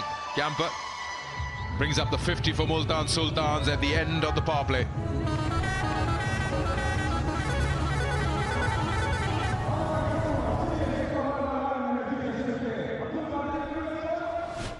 It's very strange of tact from Abbas Afridi in that over. Run in and just whack the ball into back of a length for the first few of his overs, his first over anyway. That over he decided to come up last of the power play and go for the Yorker. Missed it unerringly.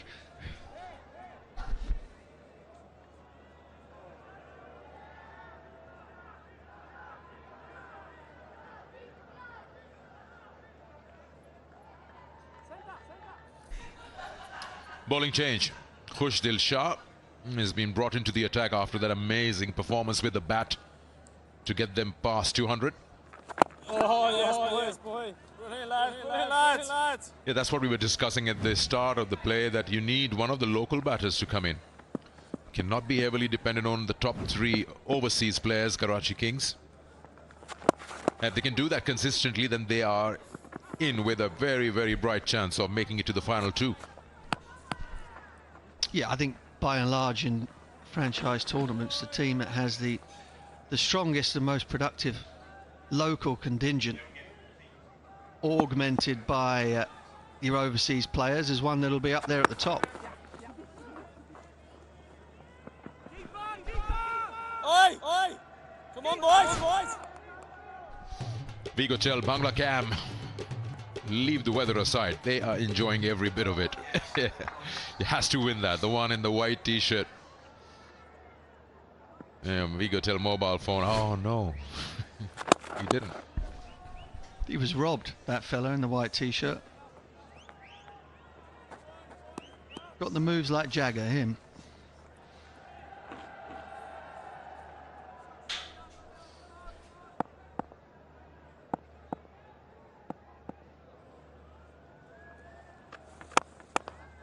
Yeah, you talk about how important it is in leagues like these that the local players perform and they stand up.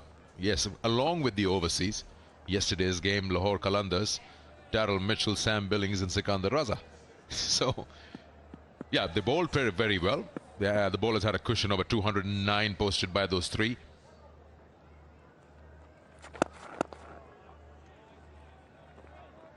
At the moment in the rebuilding phase, but they need to come up with something special soon. Multan 58 for 3.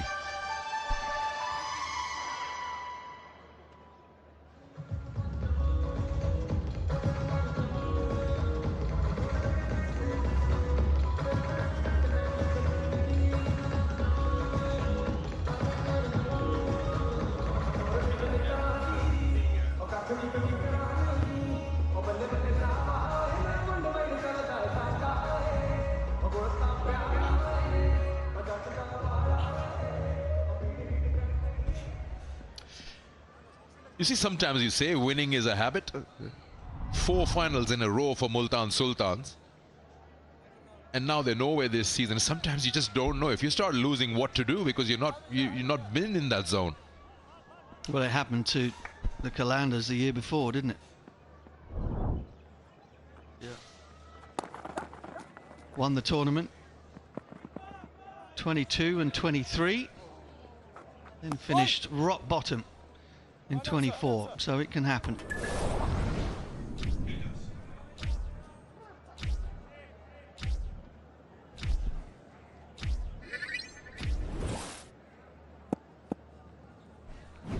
Yeah, you keep winning like Multan has been. Just he's trying to make room and probably expose the stumps completely, and there you go, exactly what happened. He's a clever bowler. Here's Mohammad Nabi.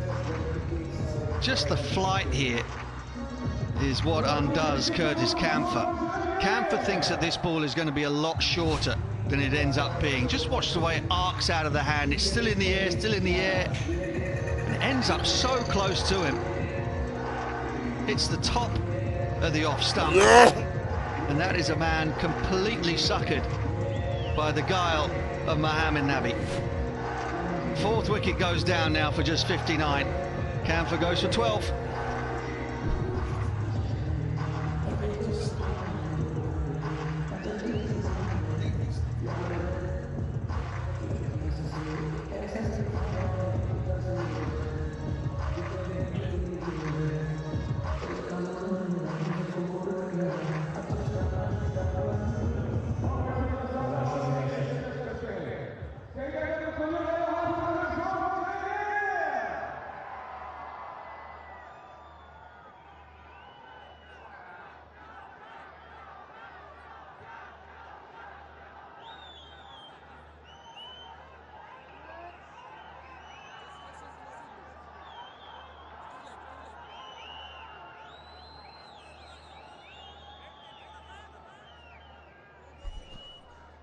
It's been a very quiet dugout.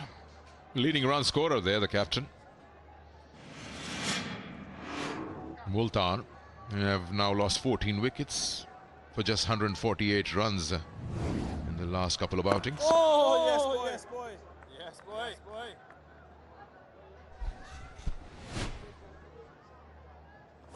Yeah, Kampfer thinks he's going to get a ball to drive, and it lands so far away from in terms of length. He's a really, really good bowler, is Mohamed Nabi. For an orthodox off spinner, finger spinner, relies very heavily on changes in flight and in trajectory.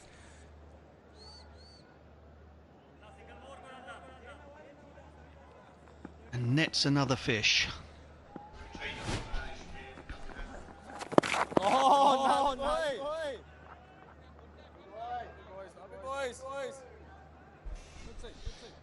Yep. Make sure that you dress well, because you have an opportunity to get a gift hamper from the official styling partner, J. Dot, and to go with those shades. Stolen them off Erin, surely.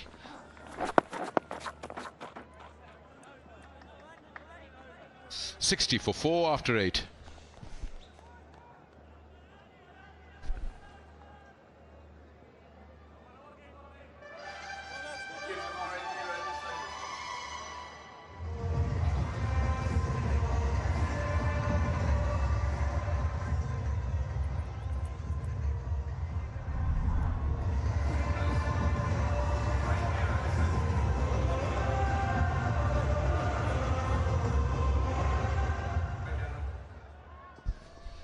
A good work done by Vince. After he lost the two openers, he understood what has to be done, and he played right till the end.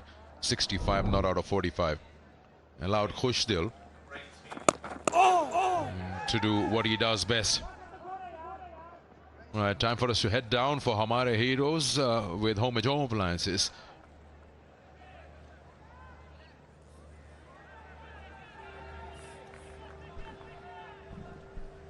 Yeah, thank you, Sikandar. Just here with the 19-year-old Syed Abu Huraira Shah, taekwondo player. He started at the age of 12, runs in his family. ये बताएं कि आपने मुझे बताया अब्बू भी आपके taekwondo के मास्टर है. कहाँ से बचपन में कोई पिटाई हुई थी जिसके सेल्फ डिफेंस में सीखा कि शौक था? जी अस्सलाम वालेकुम, मेरा नाम सैयद अबू हुरैरा शाह है, इंटरनेशनल ताइक्वांडो गोल्ड मेडलिस्ट हूँ। जी जैसे आपने सवाल किया, तो जो मेरे फादर है मास्टर सैयद रहमान शाह, वो ख़ुद मास्टर इंटरनेशनल मास्टर इंस्ट्रक्टर हैं, तो उन्हीं को देख के मुझे शौक़ हुआ। उनके साथ में बचपन में क्लब में जाया करता था, जिसकी वजह से मेरा शौक़ और बढ़ा और मैंने इस गेम में मतलब इस तरीके से आगे किया। आप अपने साथ मेडल्स लाएँ यहाँ पर सारे, इसमें से सबसे यादगार फ़ाइट कौन सी थी, किसके साथ थी, कुछ बता सकते हैं? जी मेरी सारी फ़ाइट्स अच्छी हैं, लेकिन जो मेरी यादगार फ़ाइट है, जो रिसेंटली मैंने फ्रांस में भी फ़ाइट की और उससे पहले जो मलेशिया में, ये दोनों इवेंट मेरे यादगार हैं। जी इन दोनों इवेंट्स की वजह से मेरी पहचान और आगे बढ़ गई। अगला कौन सा टूर्नामेंट है जिसके लिए प्रैक्टिस कर रहे हैं? कोई आने वाले टूर्नामेंट्स हैं जिसको आप आए करें इस वक्त? जी पिछले साल मैंने मलेशिया में गोल्ड मेडल जीता था, इस साल इंशाल्लाह दोबारा मेरी मलेशिया में फ़ाइट होगी। चलें हुरैरा, जाते जाते शर्ट साइन करने से पहले एक मूव दिखा दें। आपने मुझे प्रैक्टिस में दिखाई थी कि आप इस माइक के ऊपर इस तरीके कर सकते हैं। Oh, brilliant, brilliant. We keep continue celebrating our Hamare heroes. जाते जाते अपना shirt sign करते चले जाएं, please. International gold medalist in Taekwondo. What were you doing, Butch, at the age of 15? Nothing that I can say on air. Well, I'm sure still a gold medalist.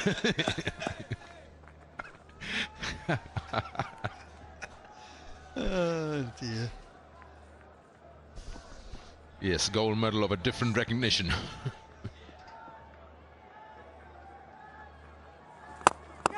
Oh yes, that's straight flat, one bounce, boundary to end the over. They go to 68 for 4 after 9.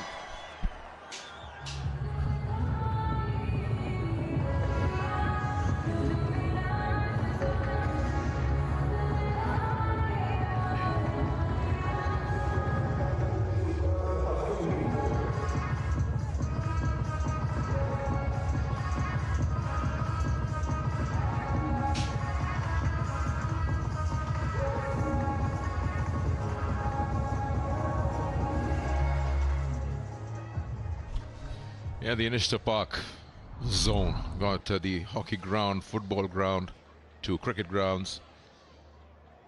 And the hockey ground is the largest in terms of capacity.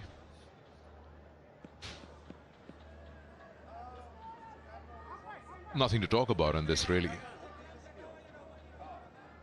What can be done now in the remaining 11 overs with the 137 to get. Ooh. The bounce saved Kamran Ghulam, otherwise would have been a camphor replay. Lovely boy, lovely boy, lovely boy.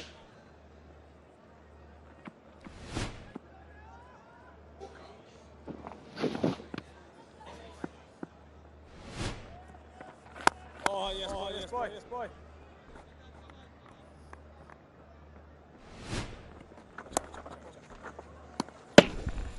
Yeah, 90. 81, 89, 83. Just the variation. And the thing with that is you've got all that variation in terms of speed and trajectory, but the ball is still landing in exactly the right area.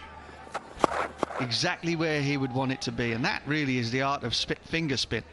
If you haven't got all of the tricks that a mystery spinner might have or a leg spinner might have, then as a finger spinner, your control of length plus the changes in trajectory and pace are your friend.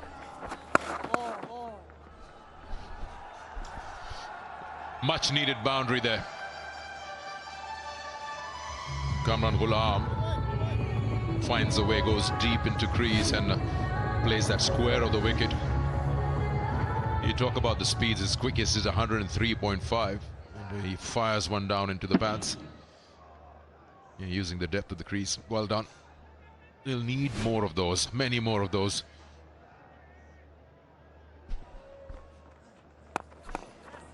Lovely boys, boys.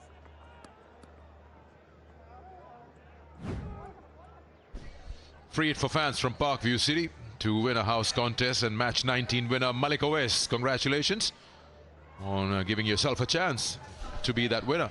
Yeah, don't go buying the furniture yet, though. That's all I'll say.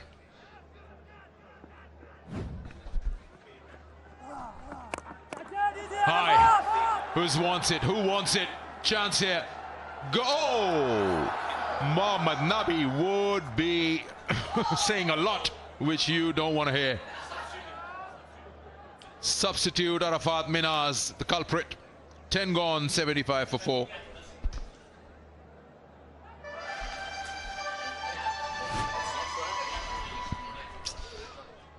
Well, again, tons of overspin on that delivery, which makes the ball kick off the surface. And this is pretty inexcusable. Having made the ground, having got there, wasn't a difficult catch. Oh dear. Call a sub for the sub.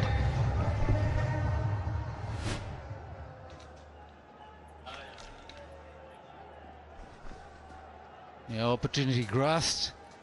Came in, dropped a catch, and he's been called back. 75 for 4. Required rate now up to 13th.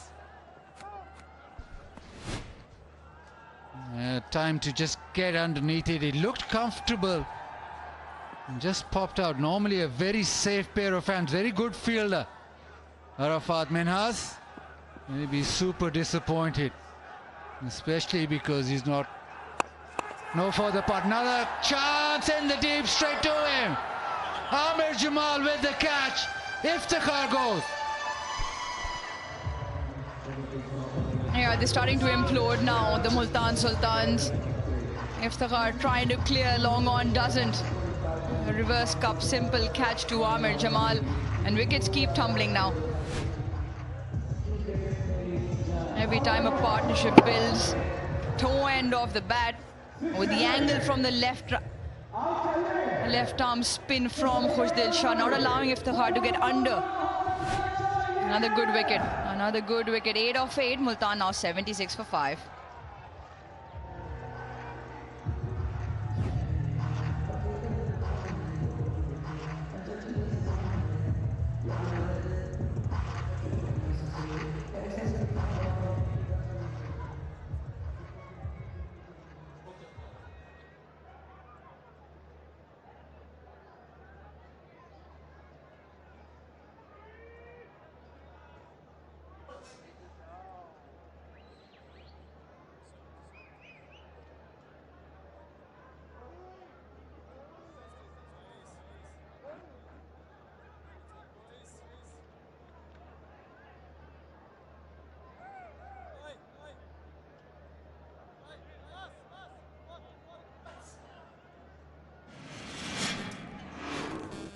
Michael Bracewell walks in at number 7.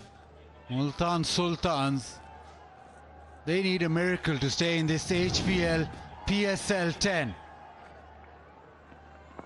Oh, boys. If they don't go at 13.342 the over, this will be it. They won't qualify for the playoffs. Oh, yes, boy. Downfall off Iftikhar, toe end off the bat, trying to muscle the ball. With his antics, Amir Jamal. Well, they picked him up as his first in the draft, Multan Sultans. If it's time for him to come good, Michael Bracewell, it is this evening. 128 off 55, the asking rate 14, and they gotta go. Excellent over from Khushdil.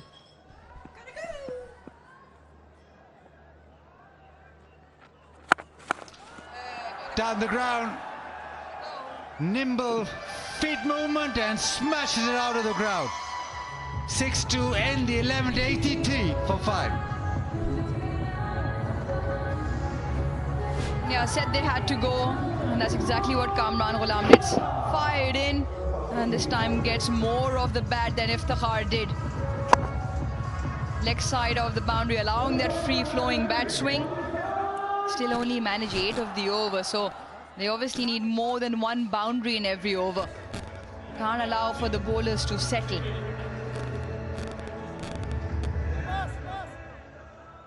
Last 30 balls only at a runner ball, and they've lost 2 important wickets as well.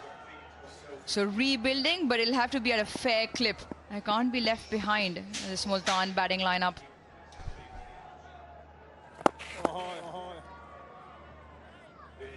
It's just been that kind of season for Multan Sultans. There's always time for the Vigotel selfie moment. Big smiles. Even the guy behind is posing. But they don't have him in the shot. Purposely done, I believe, between the naughty friends. Right, protection on the leg side. Backward square, mid-wicket, very square. Long on. Nabi to Ghulam. Yes, boy.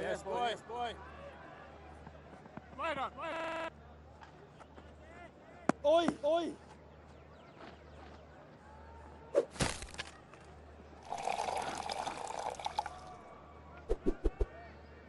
Just not been able to crack the code, Multan Sultans. Bowling's been an issue throughout.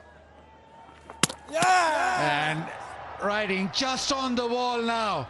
Nabi slows it up. Bracewell swings and misses. Now, smile that you have when you outfox the batter. A significant drop in pace. A loopy through the air just above the eye line of Michael Bracewell.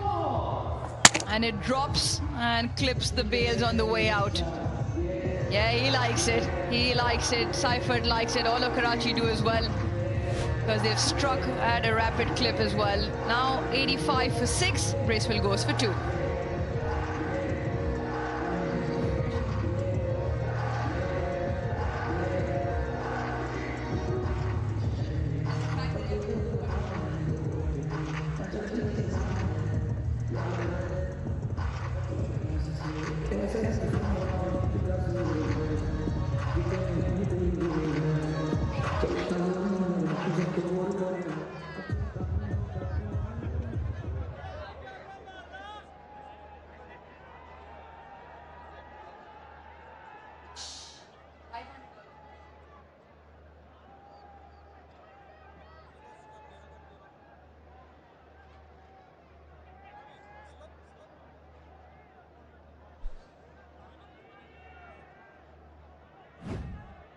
David Willey.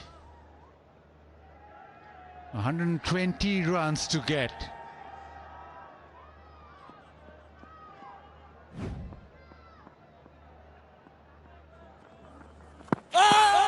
Onto the pads. Chance, oh, direct hit. I think this is Willey will have to walk back.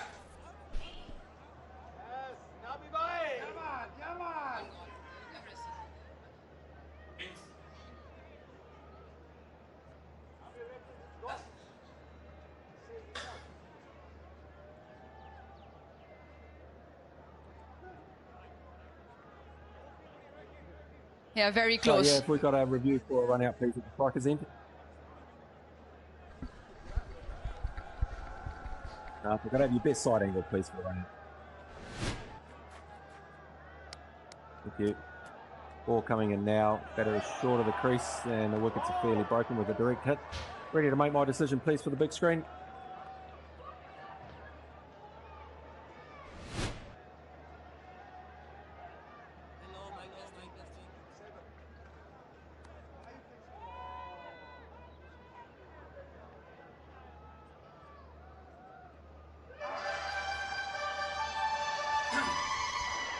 Multan Sultans crashing. David Willey goes without scoring. 85 for 7.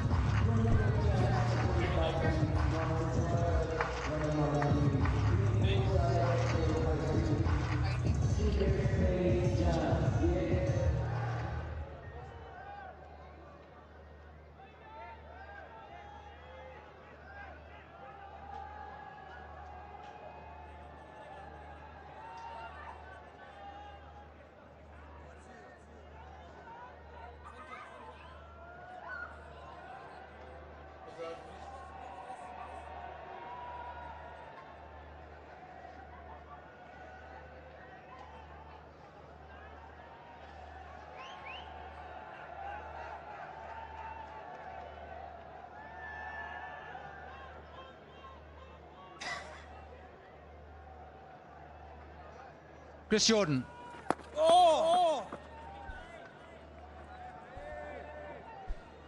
Karachi Kings just turning the screw.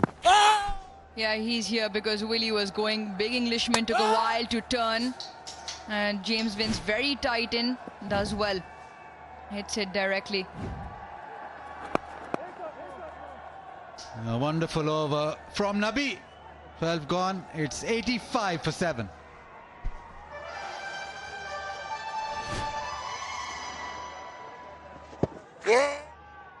Yeah, not sure if there was a single there. I was a little bit hesitant running himself. And I wasn't going to get back in time. Required a direct hit. A good low arm pick up and flick back onto the stumps from Vince. So self-inflicting damage continues for the Multan Sultans.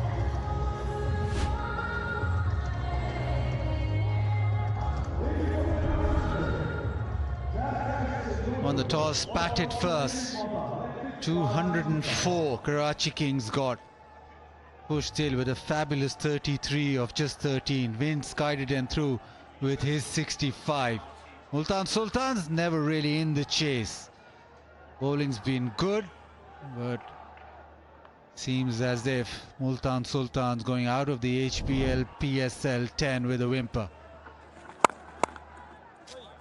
Thumped away, but just be the single. 5 years they've been in the playoffs. It seems as if that sequence is going to end. And 4-year running, they played finals. Won one of them. And it's quite a significant feat. And today, when they were required to pick up the pieces and string a great performance, they faltered again. Bowled out for 89 in the previous game, albeit batting first. Yeah, it's been rather disappointing for a team that has done really well in the recent years.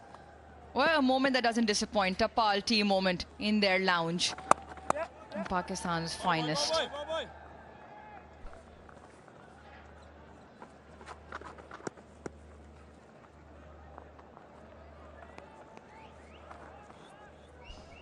I talk about Karachi on the other side. In particular, Khujdil Shah makes the move from Multan to Karachi.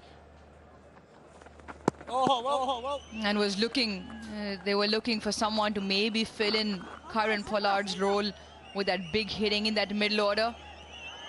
A Tapal tea moment again in the Tapal tea lounge, Pakistan's finest. Straight down the skipper's throat, and the skipper obliges. He was pushed wide because of the left arm angle across from Khujdil Shah. Kamran Ghulam only manages 29 because he's been holed out as well. Yeah, very clever bowling. Slowed it up outside off stump. Previous delivery was given a wide because maybe slightly too wide. This one just 76. That's why he couldn't hit over David Warner, placed on a very wide long off. The resistance from Kamran Ghulam comes to an end. He's out for 29. Multan Sultans 88 for 8.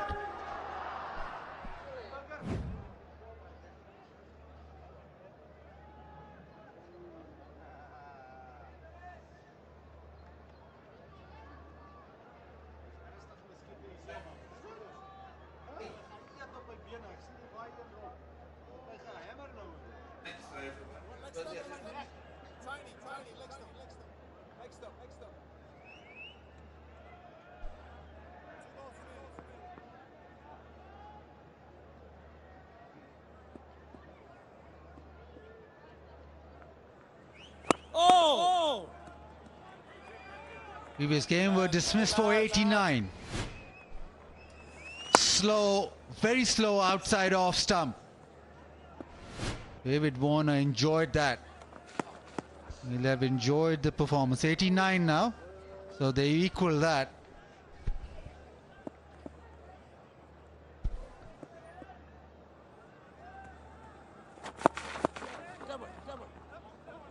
And the single into the leg side.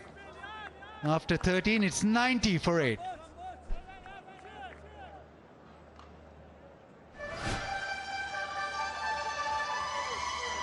Yeah, bowling slow, tossing the ball up and wide outside Kamran Ghulam's off stump, who decides to take it on. Yeah, happy campers, the Karachi Kings side this evening. And why not? They are at the brink of a very big victory.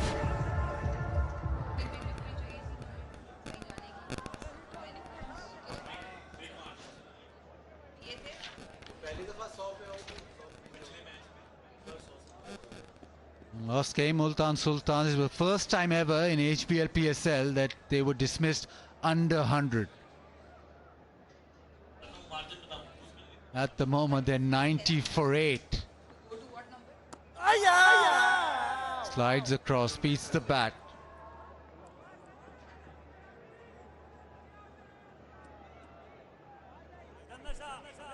But they've got the pattern right, Karachi Kings. win-loss, win-loss, win-loss. And the pattern might just continue with a W tonight. How's that? No. The other thing they also required was to win by a pretty hefty margin in order to take that second position on run rate. Will equal on points. And they're in line to do that as well. Yeah, Seifert knew. Easy.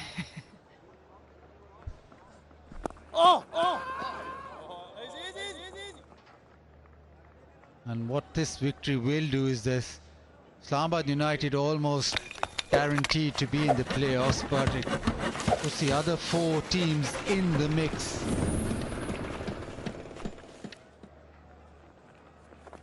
Gone. Came down the track, Nabi too good, just angles it across, misses it, and Osama made his stump. Osama Mir is done, and with that Multan Sultans nearly done as well. This side angle, please. Still will have a look.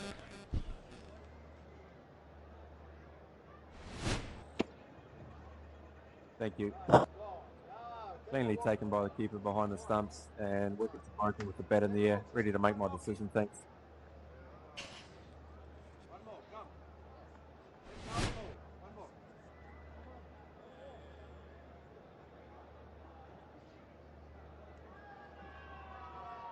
Yeah, nothing but fresh air.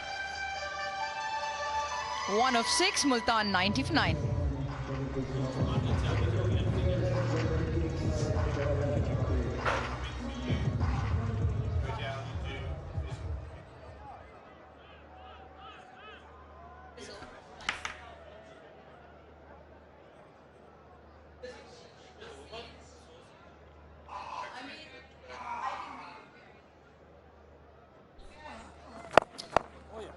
In the air, just gets it over the top, so a single, but the end is near.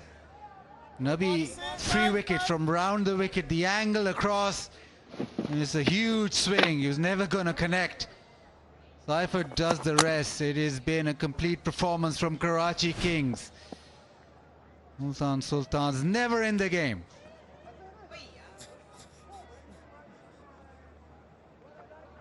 It has been a spell again from Nabi. The last delivery of his spell, he's got 3 for 12.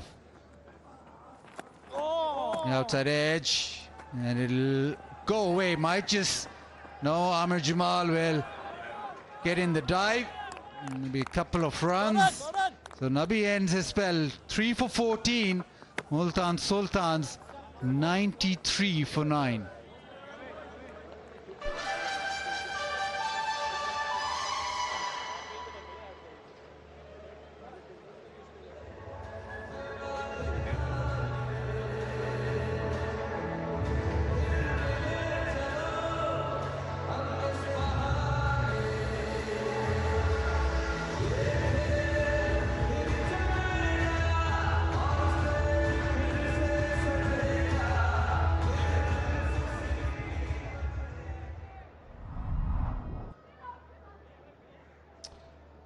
Complete dominating the proceedings are Karachi Kings. Just 1 wicket left, 112 runs required. Multan Sultans, well, their campaign has just lost steam. Whatever steam there was, last couple of games they've been outplayed completely. Amir Jamal.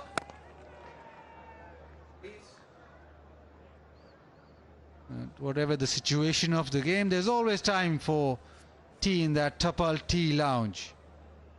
Pakistan's #1 brand.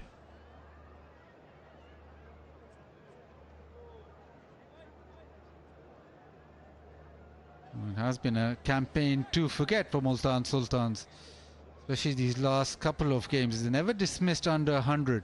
Previous game dismissed for 89, now 94 for 9, so the wheels well and truly off.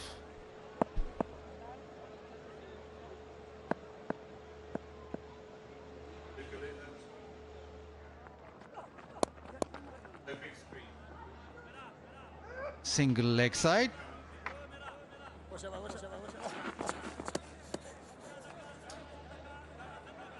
scan the QR code, download GoLootlo app and enter into the lucky draw. Get a chance to win a motorcycle at every match game.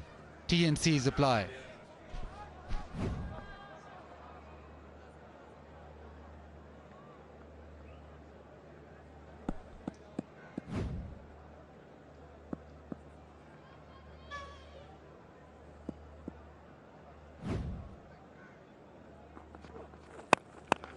Oh, smashes it and gets all of it. That is hammered over the top, brings up the 100.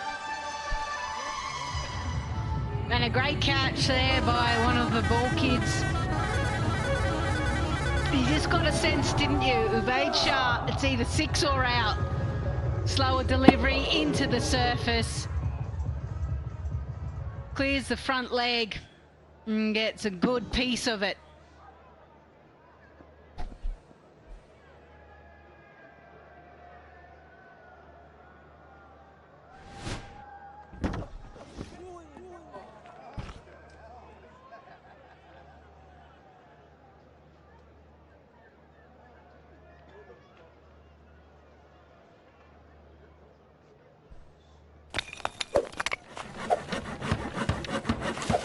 Will do wonders for the net run rate for Karachi Kings. It just seems as if this will be a massive victory. Anything over 100 in a T20 game, that is almost follow-on category.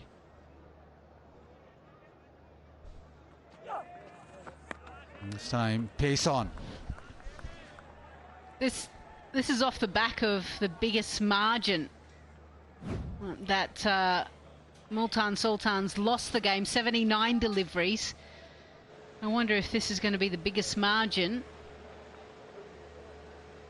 These are not records that Multan Sultans want to achieve, given how successful they have been over the last 5 years and always making it into the finals. It's very strange to see them down at the bottom at number 6.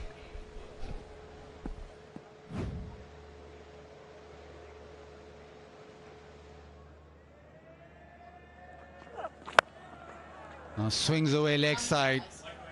It'll be a single. 15 overs. Multan Sultans have reached 102. And now it'll just be the time for the Tapal strategic timeout.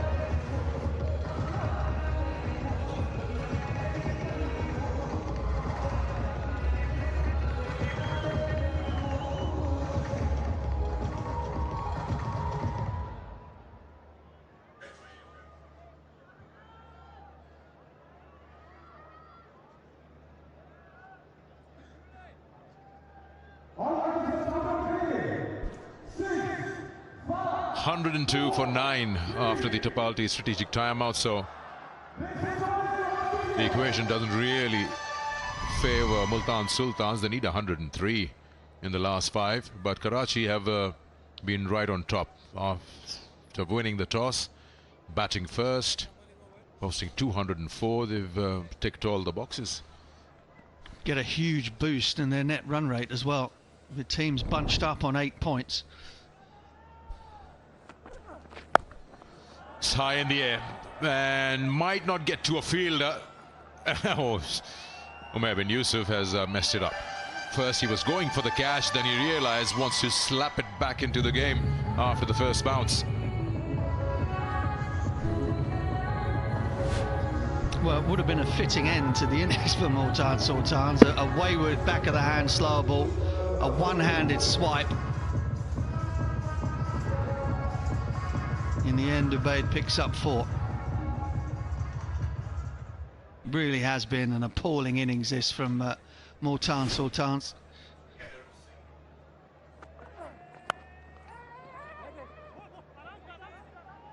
It's just a team completely devoid of spirit. It's a bat like this, 2 games in the trot. Nothing wrong with the surface whatsoever. A total on a pitch that actually shouldn't have been out of reach.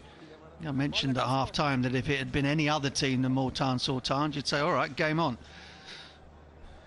But they are so lacking in any sort of confidence, any sort of cohesiveness as a unit, that this was a likely outcome. Yeah, that should be an opportunity, and almost tag team that. Mohammad Nabi pops it out. Irfan tries to do the cleaning job. One more wicket is what they need. Another back of the hand slower ball, the 3rd on the trot in the over, right off the toe from Ubaid. Nabi should have done better. Oh, and almost rescued by Irfan. And at the end of all of that, they ran 1. That's a good hit. Nice and clean, straight to the boundary. Well, at least Jordan is enjoying this. 2 boundaries in the over. Yeah, well, that's all that's left to do. Go out there and have some fun. Jordan just stretching the hamstrings there. It might be a bit of cramp knocking around late on in the piece.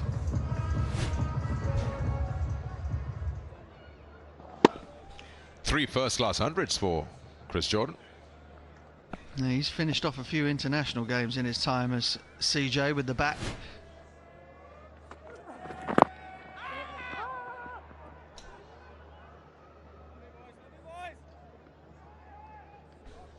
Well, Pakistan Cricket Board's talent hunt program is underway, and 1,847 schools and colleges across Pakistan have already registered to be a part of this notable program. And there's still time. The deadline is the 10th of May. So once registered, the educational institutes will have a month to nominate their cricketing talent. And who knows, you can represent Pakistan, maybe part of this league. So show your skills, live your dream. And there's the address right there where you can register.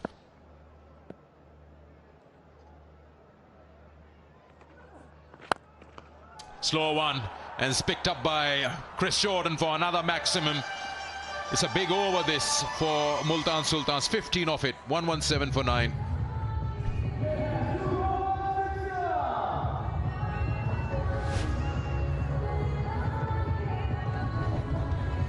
Well, it looks as though Abbas Afridi is practicing that back of the hand slower ball for another day. Plenty of them in that over. And it fooled Chris Jordan not one jot.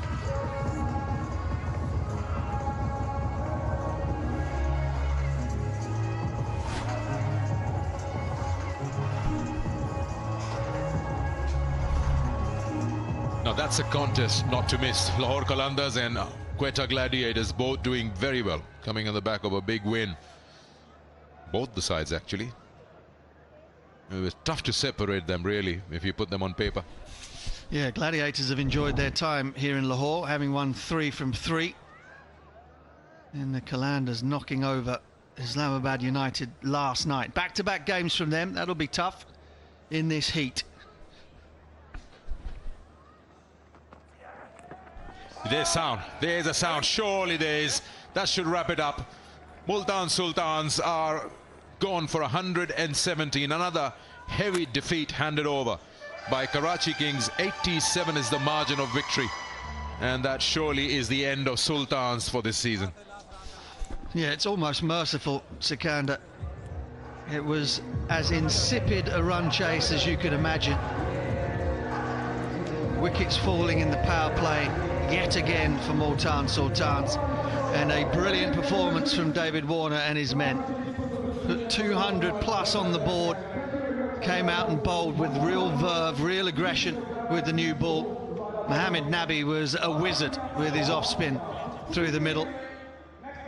And that, ladies and gentlemen, and supporters of Multan Sultans, will be that for PSL 10. Still 2 games to go, and a bit of pride perhaps to be salvaged, but that'll be all. They won't be making the playoffs this year. Karachi Kings, though, will be up there on 8 points, along with the Gladiators and the Qalandars, and that net run rate will have been given a huge spike from an 87-run victory. In fact, it's Karachi's biggest margin of victory in terms of runs in PSL history. And that, gentlemen, is a job well done.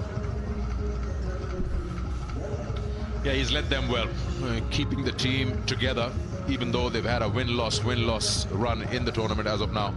But David Warner is now getting a hang of it. He has now understood what's the 11 for these surfaces, and they've come very, very positive in this game. That's the last and final wicket. Feather edge. Seifert heard it. It was the end of Multan Sultan's campaign this year. Under edge from Ubaid Shah's bat. 117 all out. That leaves us with 5 teams and 4 berths for the playoffs. Yes, Peshawar Zalmi will have to really bring their A game in their remaining games. But Multan Sultans have entertained us for 4 seasons coming into the finals, and this season's not been theirs. Karachi Kings, really the far superior side tonight. Rizwan still the leading scorer with the bat as of now in the tournament, having the Hanif Mohammad cap. But he'll be a disappointed captain surely after this performance. They were never in the game after being hit for many in the power play, and the last 5 also conceding quite a few runs. Multan Sultans, when they came out to chase, they were never in the chase. They started losing wickets early up front, 3 in the power play, and then regular intervals kept losing them, 29 being their highest from Kamran Ghulam. And they were bowled out in 16.1 overs.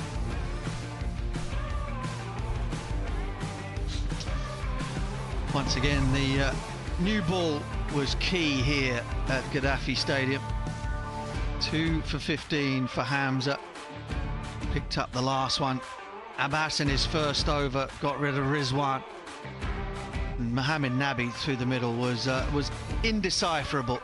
Changes of flight and pace doing for that middle order. And 𝐄𝐍𝐆𝐋𝐈𝐒𝐇 chipped in with 2 for 26 to go along with his 33 for 13. A strong performance from the all-rounder. All right, time for us to head down and join Uruj Mumtaz with the captain. या Mohammad Rizwan Multan Sultan skipper alongside. Rizwan, आपने पिछले match में कहा था कि आप नहीं rely करते दूसरों के फेट के ऊपर. आज ऑल इम्पोर्टेंट गेम में फिर से बैटिंग चूक गई.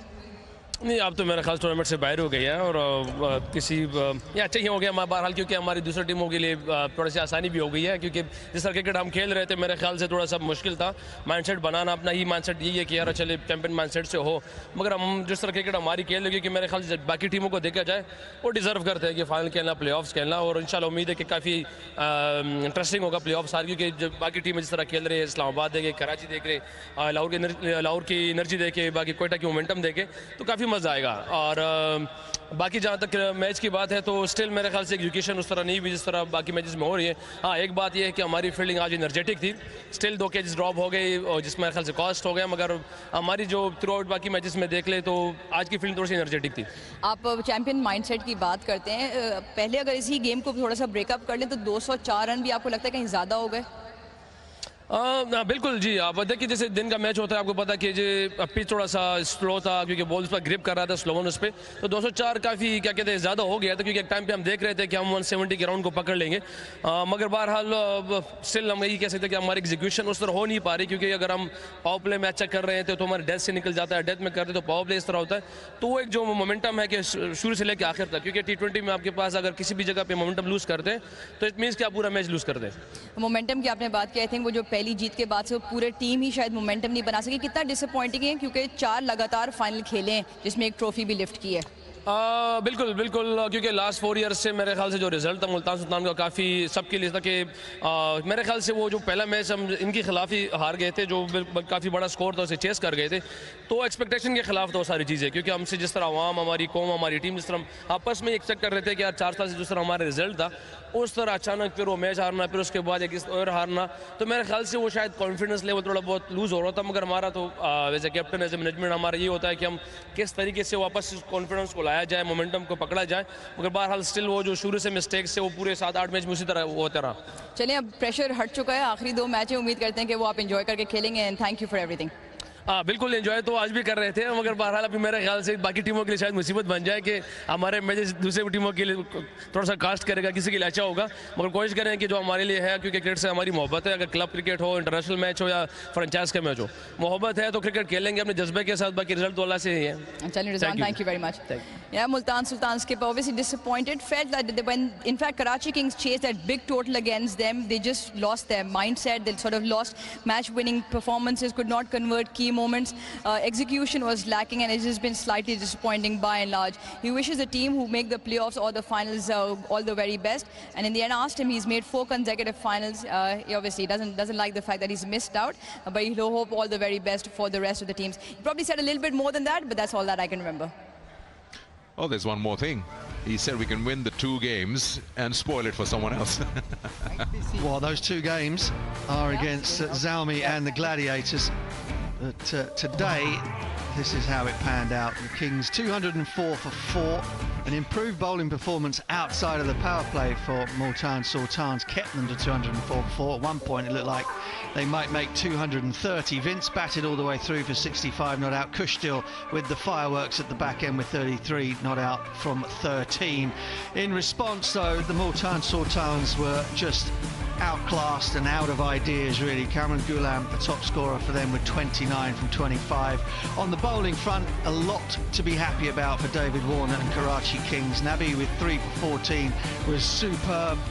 Mir Hamza bowled with real fire and aggression, and not some skill as well with 2 for 15 from 2. 𝐄𝐍𝐆𝐋𝐈𝐒𝐇 picked up a couple as well to go along with his runs, and Ahmed Jamal bowled with some aggression as well to pick up 1 for 14. Karachi register their biggest win by runs in the PSL. 87-run win for them, 2 more points puts them on 8. And that net run rate also has been boosted.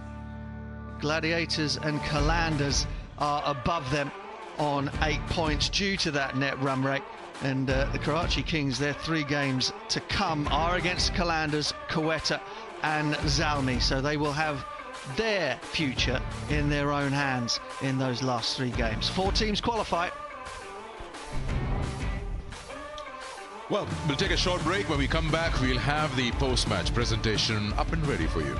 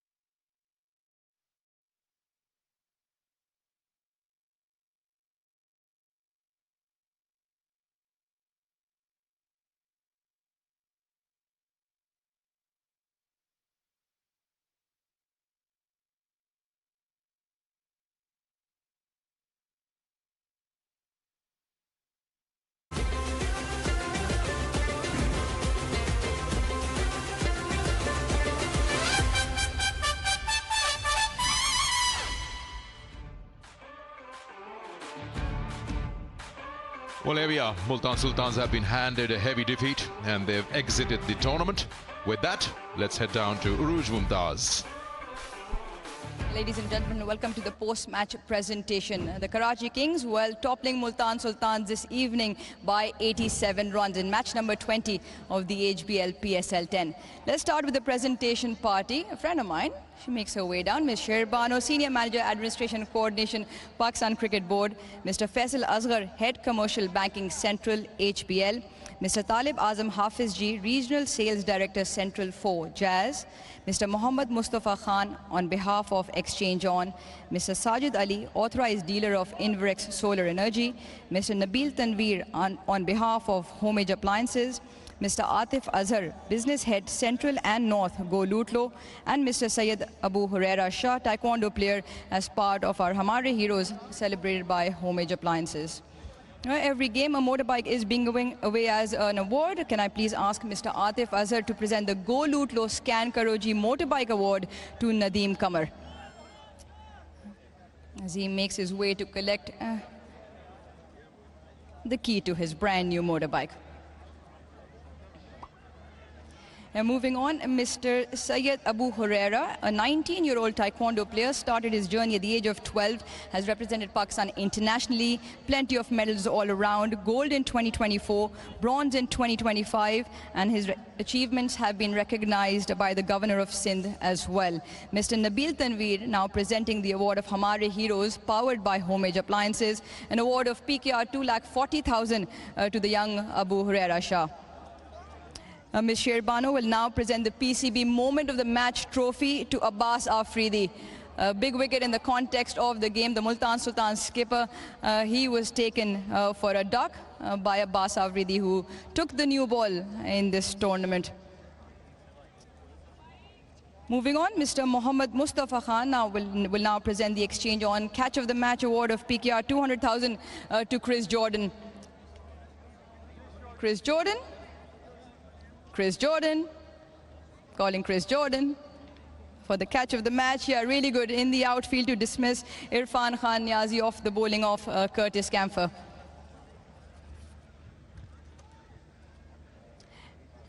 Next award then, Mr. Sajid Ali will present the Inverex Solar Energy Energetic Batter of the Match award, rupees PKR 200,000, David Warner. Blasted the innings off to a fiery start, 30 of 13, 4 fours, 2 sixes. Provided all that impetus in the power play that he talks about. We'll be speaking to him later on as well. Mr. Talib Azam Hafizji now will now present the Jazz Superpower of the Day Cash Award of PKR 300,000 to Khushdil Shah. 33 of 13, big partnerships at the end with James Vince. 3 big hits as well, along with the 2 boundaries and wickets later on also. Now HBL celebrating a decade of HBL PSL with Zabardast Khel. Joining us today to present the Player of the Match award is Mr. Faisal Asghar, Head Commercial Banking, Central HBL. He will present the HBL PSL Player of the Match trophy and cash award, 500,000 rupees, to James Vince. Continuing off from where the openers left, James Vince with 65 of 45, 2 sixes, struck it at 144. It's not the first of many Player of the Match awards, and he'll wish for them to continue. Good to be back in form and in runs up the order.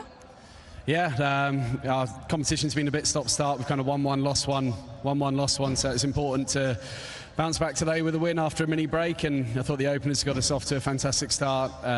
When the ball got older, felt a little bit more tricky. I didn't find it that easy, but yeah, posting 200 on that pitch was always going to be a tough chase, and the bowlers did the job. Yeah, you spoke to Aaron in the halfway mark, saying when the ball got soft, it became difficult. It was similar because their spinner just pegged it back out of the power play. To get into 2 big partnerships for that big score, credit to the guys in front of you as well, along with your form.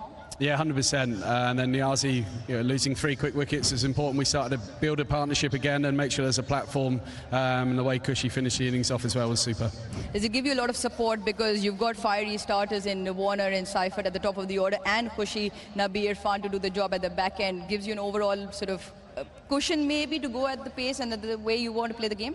Yeah, I think, in certain games you've got to sum up the wicket and decide whether it's going to be, 200 wicket or whether it is going to be a bit tricky and, not let them in the game. So constantly trying to summarise conditions and make a plan, what's best for that particular day. James, great innings today, and then I hope you go good for the next ones as well. Thank you. Right, moving on, the skipper will join me, David Warner. Saw him collect a prize earlier on for his efforts with the bat. Firstly, it must be good to get in amongst the form. You talk about the power play, you provide all that firepower up front. Yeah, look, now it's about putting back-to-back performances. It's always this win-loss, win-loss. So, look, I think, for us, it was crucial at the toss when I said we wanted to bat, wanted to start well, and me and Timmy are just going to keep doing what we do at the top of the order and keep that momentum going. And I think what you just alluded to there with Vincey is he can come out and play the way that he wants to play, and we've sort of got that role with us in the top four about feeding off each other and batting around each other. So, look, the way that they played through the middle period, the partnership with 𝐄𝐍𝐆𝐋𝐈𝐒𝐇, I was very, very proud of him. We told him to keep sticking at his game plan, keep playing with a positive attitude and mindset. And for today, we had those starts with everyone, but we didn't soak up too many balls, which was fantastic. Oh, you said win-loss, win-loss. We finally got 2 W's on the trot. You think it's all coming together, everyone dovetailing into it nicely come the playoffs? Yeah, look, it is. And, I think today was a much-needed day game for us, I think, just to slow that tempo down a bit and, to bat first and put a total on the board and give the bowlers something to sort of aim at, because we have bowled first quite a bit. So that's always good practice, but they keep executing. They keep doing what I ask of them, and power play wickets, that's crucial, and they've been doing that. It changes as well with the new bowler Abbas Afridi, Hassan Ali missing out, impacting the game in that first 6 overs. You must have been really happy with the way Abbas bowled. Yeah, I am most definitely, and I think the good thing about Abbas is he's always transparent with what he wants to bowl. And I said to him, if it's not swinging, you can bowl your change-ups, and he's so receptive like that. And I'm proud of the way the guys are responding to what we're trying to achieve here as a whole and as a team. And I can't fault what's happening at the moment with this team. Also, lastly, 2 good wins chasing and 2 good wins setting a score. You think in terms of an overarching team's performance, given the toss can play a part at some games, that gives you a little bit of comfort? Yeah, look, it's about just being positive and taking the game on. You can't sit and react. And, sometimes at night time when the ball is swinging and moving around, it's easy to go into your shell, or it's easier to over-attack with the ball. So for us, it's finding that balance, and at the moment we've got that, and we've got to keep working on that. Yeah, thanks for chatting to us. Go well for the next one, and good luck. Oh, good win today. Thank you. All right, so that's that with Multan Sultans out from the race of the playoffs. Up next, a great encounter is all set and ready for you. Lahore Qalandars versus 𝐄𝐍𝐆𝐋𝐈𝐒𝐇 Gladiators in match 21. We start our coverage on that at 7:50 p.m. local time. But we'll take a short break now and we'll come back with our pitchside studio.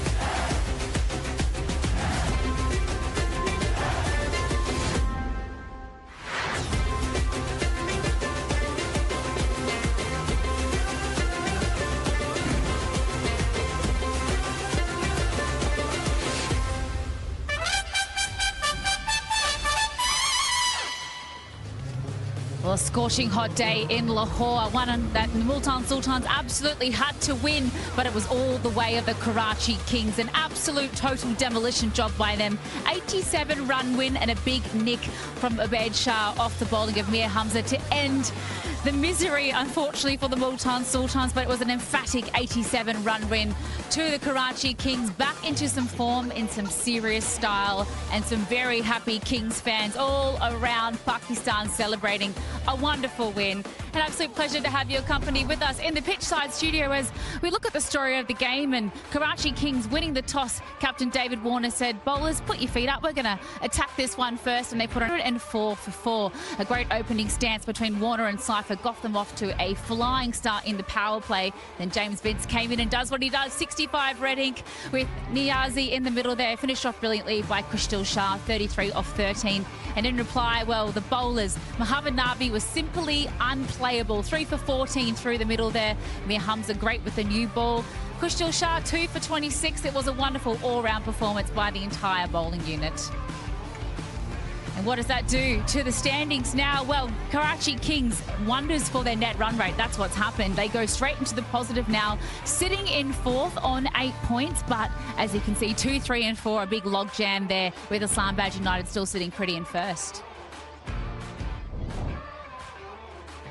Oh, what a win it was to the Karachi Kings, and what a pleasure to be able to unpack all of the action alongside David Warner, captain of Karachi Kings, and Mark Butcher. Davey, thank you so much for your time.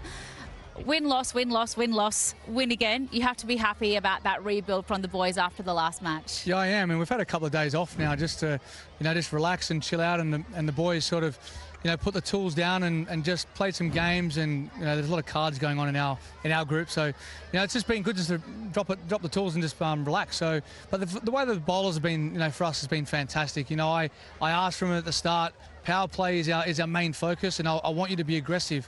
I don't want you going defensive if you start getting hit. I want you to still be that aggressive, or take that aggressive mindset and try and take wickets, because I think that's where the game is won or lost. And we know the stats of the game: 3 in the power play, you generally win most of the game. So look, the way that they've been going, I've absolutely enjoyed that. Oh no, I was going to say well done. I mean, what a performance. The bowling aside, batting wise, yourself and Tim Seifert came out flying in the power play. Slight disappointment perhaps for both of you to get out in a flash there, having got off to such a flyer. That's my pet hate in this game, is losing 2 wickets back to back, and I knew that as well, but we both just spoke about the wicket was so true, and it was in your zone to go after it, and that's what I mean by still taking that positive approach and mindset. And I spoke about it before with Uruj, is that Vincey, we know he's going to come in and play the way he does, and if we can set the tone for that, he can bat around the younger guys, and for them to come out the way that they played today was the group that I know. And I know Niazi's been in and out of the team, but we know what he can do. Kush has been all-round fantastic for us, and that last game, we know how much it hurt us as a group, and for them to come out and still have that positive approach, I was extremely proud. A lot of sways and momentum right throughout that innings as well. I want to ask you about the conditions, because in both sides we saw the middle overs be really important, the spinners, particularly you with Mohammad Nabi coming in and really taking the game away.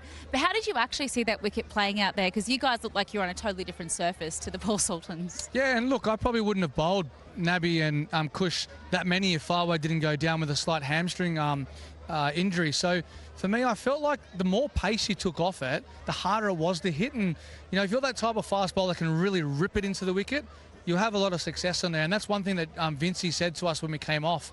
If you're going to bowl wide, it has to be really into the wicket. And I think Dave really did that early on to us, and it was hard to get that momentum of when the ball's into the wicket to try and hit pockets. So that was the hardest thing to do. And our spinners, they did the same thing. Like Nabi, I think he was bowling at 70 Ks at one stage, but he's so cagey. He's bowled on these type of wickets for so long. But the president and Kush, I felt, bowled outstanding. It was brilliant to watch them go about their business, actually, because tell us a little bit about Mohammad Nabi. I've seen him play all over the world. He's one of these finger spinners that has the art of being able to land the ball in the same place but get it there 4 or 5 different ways. What's his sort of vibe in the dressing room? He looks like he's a very relaxed character. No, he is, and it's like when I face him in the nets, he just laughs at me, because it's like you can't go after him. Like, you just can't. And statistically, his record against right-handers is phenomenal compared to left-handers. So I think just what he brings to the table is not just his experience, but his caginess. You don't have to tell him what field to set or what's a bowl. He just knows what he needs to do, and his figures at the moment through the tournament have been fantastic. And it doesn't matter how good the wicket is or how bad the wicket is, his economy rate's fantastic, and it's great. It's great to have up your sleeve. 3 for 14. You said Butch on comms he was indecipherable, and I think that was exactly the way to describe what he did today. He must be an absolute time to face in the nets. What does that mean? Big words from Butch. Oh, that's the English coming out of you, eh? Sorry, mate. Sorry. No, but that's exactly what he is, and that's how it's how he operates, and it's just the experience. He's played for so long, in international cricket for so long as well. Played in these franchise tournaments for so long, and as I said, just to have his experience there and work around this group as well, it helps me. It really helps me to have him, Haas, and even Shan Masood, the Pakistan captain as well. To have those guys here to help myself and the rest of the international guys is outstanding. Obviously, the language of the game is something that's well known, but how has it been with you with all the Pakistani guys and the Urdu bouncing around in the dressing room? How have you coped with captaining a team from this part of the world? Look, the good thing is everyone's very receptive with how we want to play the game, and we all come from the background of playing cricket, but so different of the way to play. And that's the interesting barrier I find is the way that people want to play the game. Not so much the English, in the translation. It's about how you want to play the game of cricket. That's where I find sort of the language is. It's how we play the game. And when you buy in as a team and coming over here and trying to, sort of take our kind of aggressive approach as an Australian and lift the spirits of the boys and say, no, this is what we need to do. The game is to score runs and take wickets. There's none of this defending stuff. We adapt. And you're a specialist, because I remember Ben Cutting, my husband, telling me when you guys were playing for Sunrisers, when you had the Fizz, Mustafa Rahman, for the first time, you come up and try and set a field, and you say problem or no problem, and he'd go problem or no problem, and you found a way to communicate no matter what. Exactly, and I see these memes as well with Fizz, is that I was pointing to my head, or what people didn't see, I was kicking my feet, and that was my saying to him, well, bowl a short ball or bowl at his toes, and that's where we were so skillful. So I think everyone was thinking that I'm saying to him, what are you doing?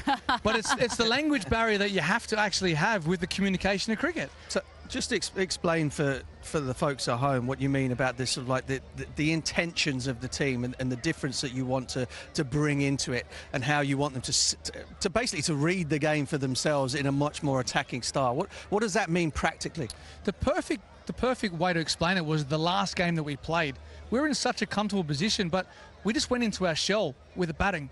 We didn't look to rotate strike. We sort of just, milked it around and lost wickets at those times that we didn't need to. So if you keep taking the game on and looking to score, putting pressure back on the bowlers, that's what I say about being positive. And with the ball, it's about looking for wickets, but not searching. It's bowling the zone that you need to bowl. If they hit you off a good length and a good ball, that's the game of cricket. It's going to happen. As a batsman, I want to put pressure back on the bowler, but I'd rather you stay there longer than change your mindset and change the field. Because in that first 6, you've only got 2 fielders. Yeah. And of course the batsman's trying to look outside that circle to hit. We're talking about putting pressure on the bowlers. That's exactly what you yourself did at the top of the order in the power play. Let's relive David Warner's boundaries.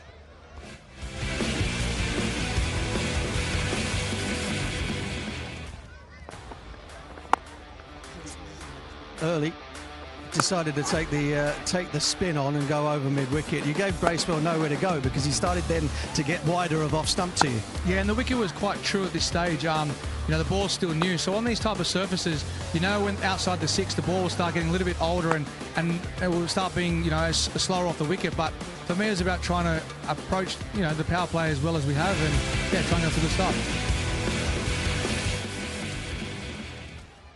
Perfect start. Then James Vince and Khushil Shah came in at the end and put the icing on the cake. I just wanted to ask you about Khushi, because Pakistan's been crying out for a power hitter, particularly in the back end, to try and finish the games for the national squad. And under your leadership, we've already seen him flourish. What's your communication been like with him, and what kind of confidence have you given him to be able to finish these games for you at the back end? Yeah, look, he's got such a unique swing of the bat as well. It's something that, as us left-handers, I couldn't do that. And when he's looking to hit straight, he's so powerful. And that's one thing I try and explain to the guys is, when you've got good wickets, if you're looking to hit straight, you end up hitting it to mid-wicket or square leg, right? So, but if you're looking to hit square of the wicket, you're probably not going to time the ball as well as you like. And the way that he's been playing, he's just taking that aggressive approach, and that's a mindset thing. And I think that's the difference between countries and how you go about the game. And if they don't come off 3 times or 4 times, they then try and go, all right, I need to try and score some runs, or I need to change the way that I play. You don't need to. Just attack it the way that you should.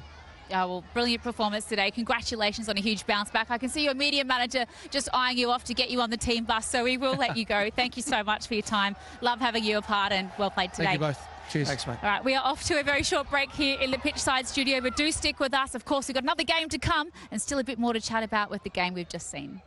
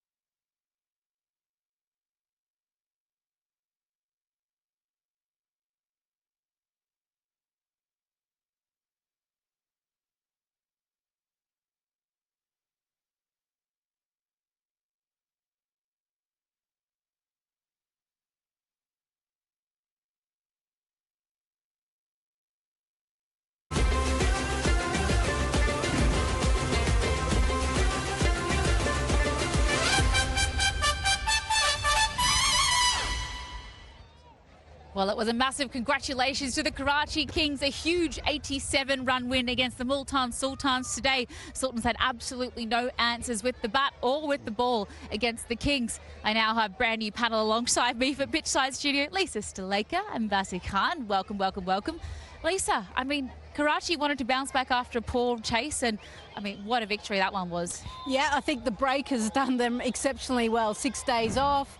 We heard David Warner talk about just getting away, tools down, and a chance just to forget about cricket for a change. And that's been probably the saving grace for them, because they've come out here and played extremely well. They won the toss and were able to put on a lot of runs, and that really put them in the front seat. Bazid, I think this Karachi Kings versus what we've seen in recent seasons is the ability to dig themselves out of holes of form. even though they've gone win, loss, win, loss, win, loss, win, they've managed to find a way to actually get back to winning ways, which has been so impressive. And also, I think that now the leadership is kicking in. It takes a little time once you come to a new franchise. Obviously, an overseas captain who's overall in the HBL PSL, apart from Darren Sammy, there's not been an overseas captain that has had an impact. This is a chance for Warner to make an impact, and maybe now with their rise and with that sort of iffy start, this might be something special for them. What do you think he's brought to the side that we haven't seen for the Kings in recent years? I reckon there's a lot more aggressive intent, and also the fact that he's quite stubborn and is speaking his mind. Stubborn in the way that he wants things done, and he's putting his foot down. He spoke his mind when they lost the previous day, and he said that they'd faltered. So the message is clear, and there's no stepping back from that. And sometimes I think Karachi Kings sort of beat around the bush too much, but there's no beating around the bush this time. It's just straight to the point. It's almost like Lisa Staliker when she gets straight to the point. I don't know. That's a cheap shot, I reckon. But I think there's no grey area. I think the one thing that you've noticed about us Australians, we're pretty straight to the fact, and there's an element of how they play their cricket, and David Warner has been very successful for a very long period of time of playing that type of format or brand of cricket, and he's trying to instill that in the rest of the group. We saw what he did during the Big Bash League with a flailing Sydney Thunder, who somehow made the Big Bash final with a huge turn of form, so already having an impact, as you said, Buzzard. But for the Multan Sultans, not a lot of refreshing moments for them throughout the entire 40 overs, but there was one that caught Lisa Staliker's eye.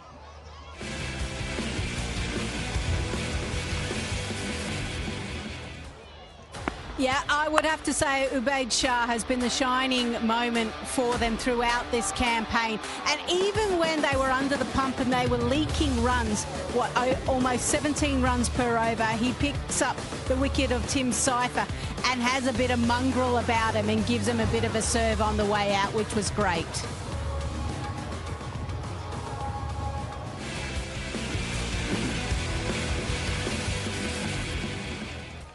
A little bit of aggro, a little bit of spice, Buzzard. You like a bit that